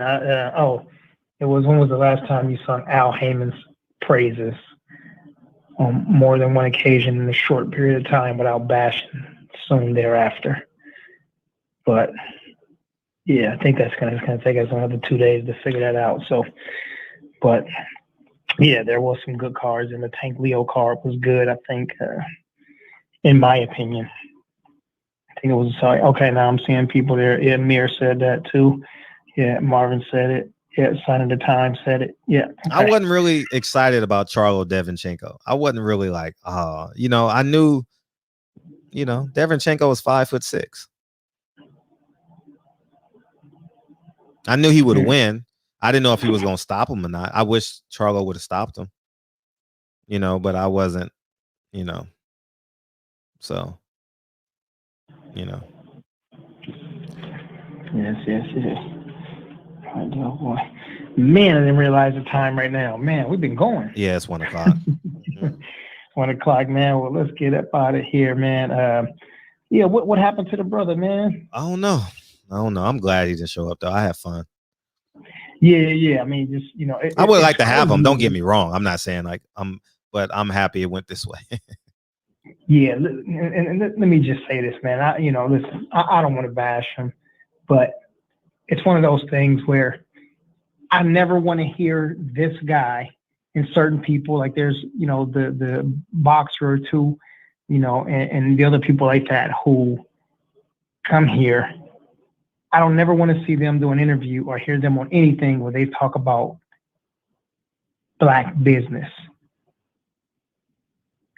Because and I can't be sure, but I'm almost certain that if it was a really big platform, if it was for sure. if it was what's Ebro and Hot 97. Hot 97, or if it was with Charlemagne and Indy and Angela Yee. Yeah. You understand what I'm saying? Yeah, for sure. Right. So, but you come here and you treat us like it's nothing, and we're giving you an opportunity. Yeah, we got you here, but we're doing it to help to promote you. And yeah, you're right, Marvin Rollins. He said just unprofessional. Yeah, that's it. And I think everybody here heard PPD speak at one point or another. Very professional, good energy, and how can you say no? So he probably heard a pretty woman say yes, and then after that realized it was going to be two dudes on the phone with him, and he was like, "Yeah, I'm gonna pass." But yeah, that's weak in my opinion. Yeah, you know what I'm saying? Right. By the way, let me respond to Brandon. Let me respond to Brandon Washington first. Yeah, Fred, keep driving the narrative. Anything that black man does is secondary to the Caucasian. Good job, Fred. Change your name. That's all I'm gonna start saying to you, Brandon. Change your name, brother. Change your name, brother. I know you at work. Change your name, though. Anyways, he bought 40 acres. Did you see that? Who was that? King Randall. No, I didn't. He bought 40 acres. Crazy. I don't know. Did you tell the story about the snow bunnies popping up afterwards? No, but go ahead, tell the story. Why don't you tell them that part real quick? I just thought it was funny, man. I would because it caught me. Take them back to get the visual. I think you might be better at it than me. No, you, because I'm a part of it. So you know what I'm saying. It was okay. So I'm gonna tell you from my perspective what I saw. Okay, I don't know. Okay, so anyways, we have the kids and stuff, right? And we're basically done. And you know how adults always talk after an event goes off. So basically, we're in the middle of a church parking lot, right? Shout out to the preacher, shout out to DB for setting that up, right? And so we're just hanging out, right? And these two white girls shows up with cookies, and they walking up to King Randall, and they like, "Hey, we got you some cookies," and it just threw me off. It just I don't know why or how it was funny to me. I don't know why it was funny to me, but it was just funny to me. And so what I said was, "Oh, we got to replay this shit, and we got to copy it and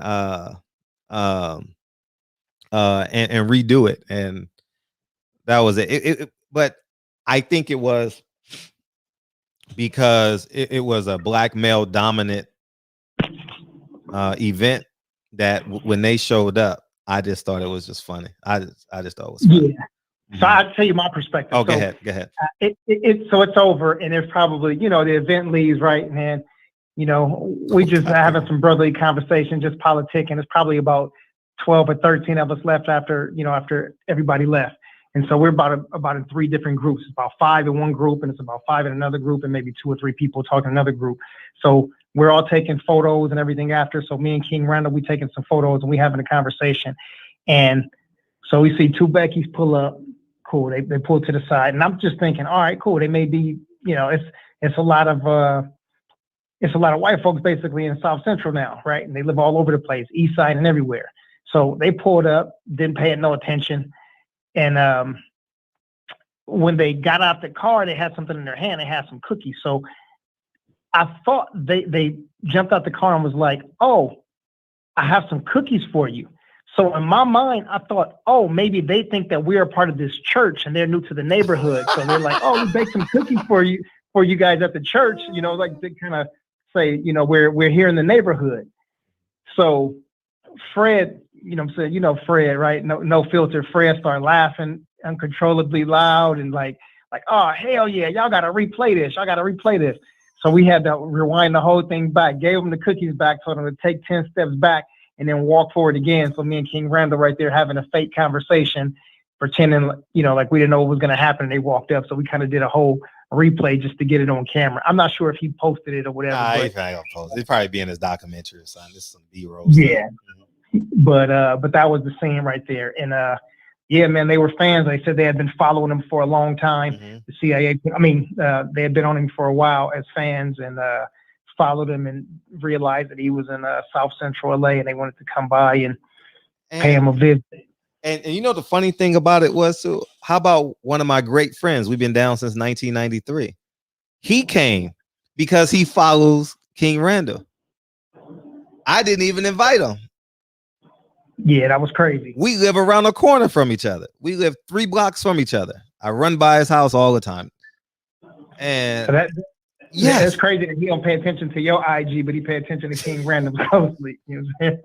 I don't even think we follow each other, man. I don't even think we follow each other on Instagram. You know, we see each other so much. But I was like, that's pretty funny, man. That we've been down for so long, man. That's damn. Yeah, Alan, man, that's my dude. So yeah. Same thing. How old boy, when he was when he was getting my IG. Afterwards, he was like, "Man, y'all cool, man." He was like, "I want to connect with y'all when y'all have some more events in the neighborhood or in the community. Let me know. That way I can contribute whatever y'all need." So he was like, "Man, I want to give you a T-shirt." So we walking over to his truck, or I'm walking over to his truck with him. He gave me a T-shirt, and we were just having a conversation a moment ago. So, DB King of LA conversation, right? Like 5 minutes before that. So anyway, we walk over to his truck. He gives me a T-shirt and he was like, "Yeah, so what's your IG?" So I'm giving him my IG and we're going back and forth. So I guess he saw on my stories, he saw some jiu-jitsu taking place. And he was like, "Oh man, like you into the fighting thing?" I'm like, "Yeah." He was like, "Oh man." And he was like, "Yeah, you would definitely know my boy." Right? I'm like, "What's your boy name?" He said, "Eric," right? And I'm like, "Oh, what's his last name?" To me, his last name. I'm like, "Yeah, man, that's my cousin." So it was just funny though. And the crazy thing is my cousin Eric's wife is the best friend of the girls who church that is. Yeah, that was pretty crazy. But yeah, he just, he found his way because he was following King Randall and we just happened to all be there, man. So yeah, it was great, man. I'm proud of that event right there, man. You know what I'm saying? Too? Very proud. Very proud. Yeah. And yeah, man, we're gonna do it again though. You know what I'm saying? So, even though Fred bashing Al, he gonna give it back by doing something for the kids. So give it back. No, if Al do something good, I'm gonna call him, give him I'm emotionless at this point. I'm not emotionally attached to none of them. Al, Bob, Eddie, and y'all gonna come to grips with this. They all the same. They all businessmen. They all the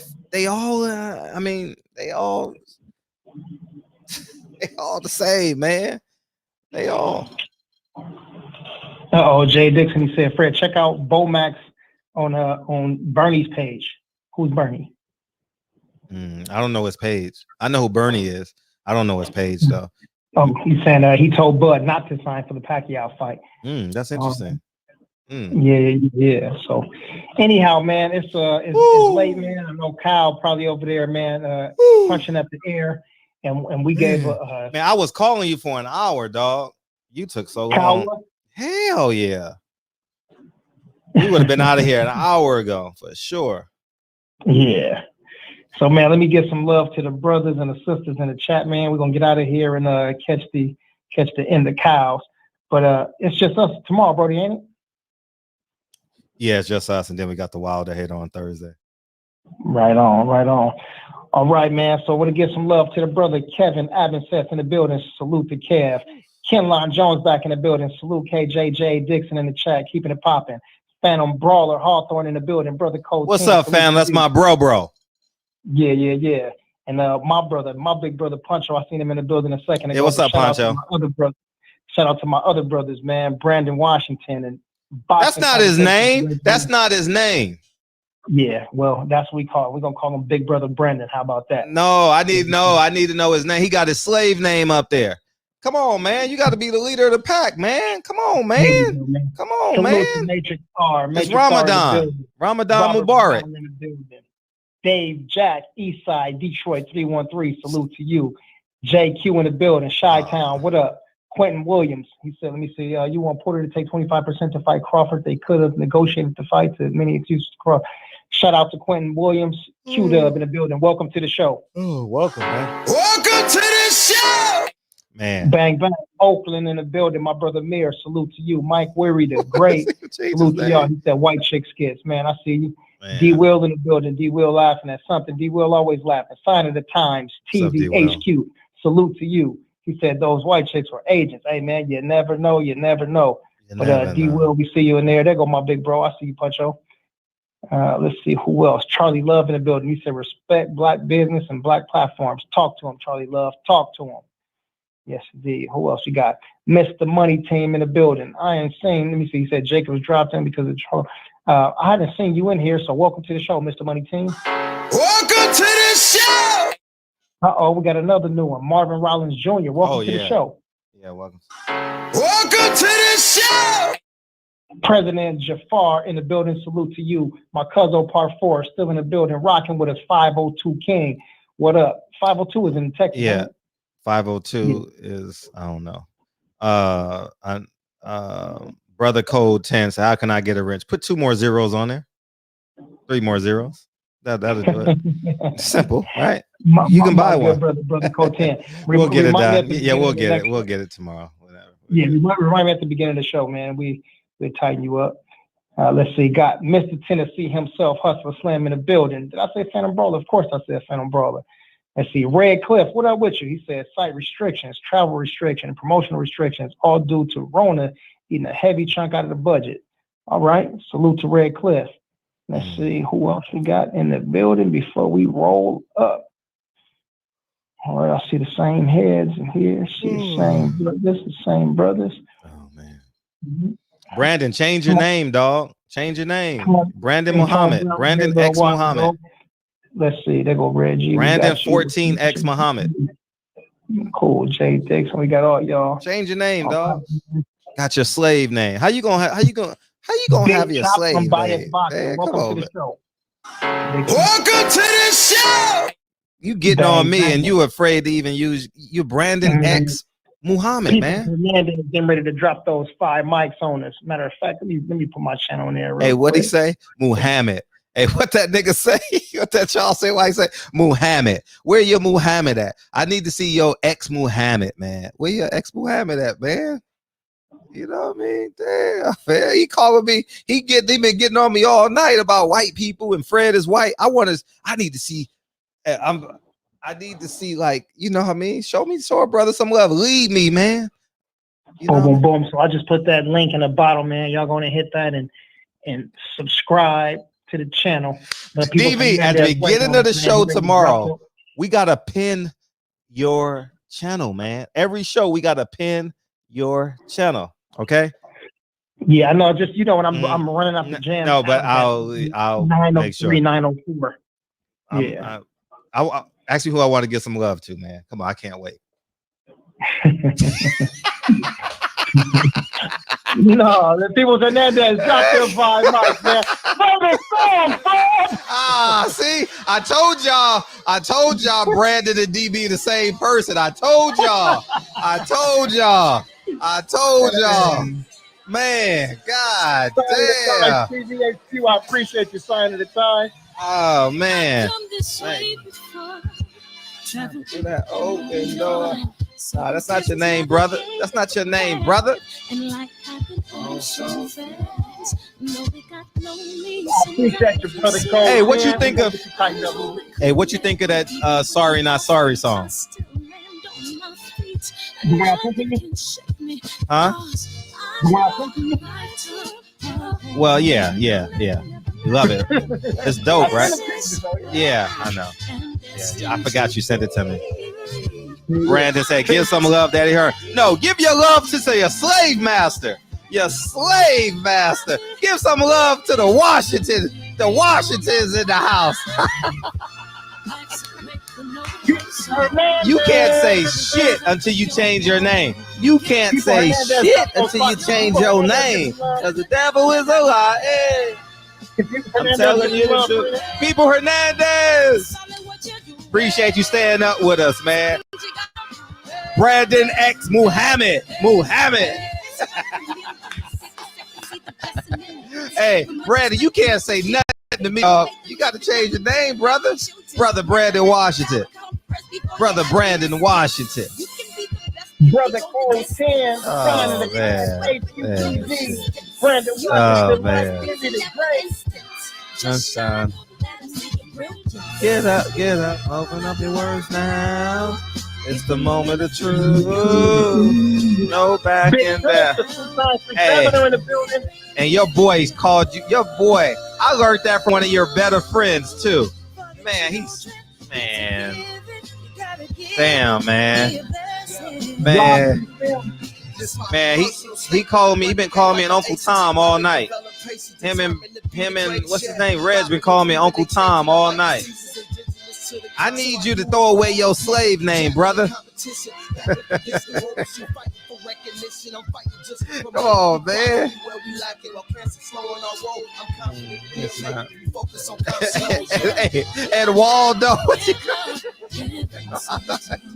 And Waldo. And Waldo, man. Oh, what I wanted to say too is like for real. I applaud everybody going Ramadan. I think it's a great sacrifice. It's amazing. 30 days, 1 meal a day. Man, got to read the Quran. Are you finished reading the Quran yet? No. Damn. You got to read it. You got to read the whole thing, right? Yes, sir. You got to read the whole thing, right, DB? Yes, sir. Woo. Man, good luck. I don't like the Bible that much. Nah. You know, I've never read the Quran. I've only read it online. I've never read it like in a book form. Love y'all, man. Love you, DB. Love Black man. You talking to me or you talking to Brandon? Who you talking to? Both of y'all. Oh, man. Because my hands are white. You see? Man, I'm gone. Love y'all, man. Peace, man. Peace, all right, peace. Love y'all. See you tomorrow, DB.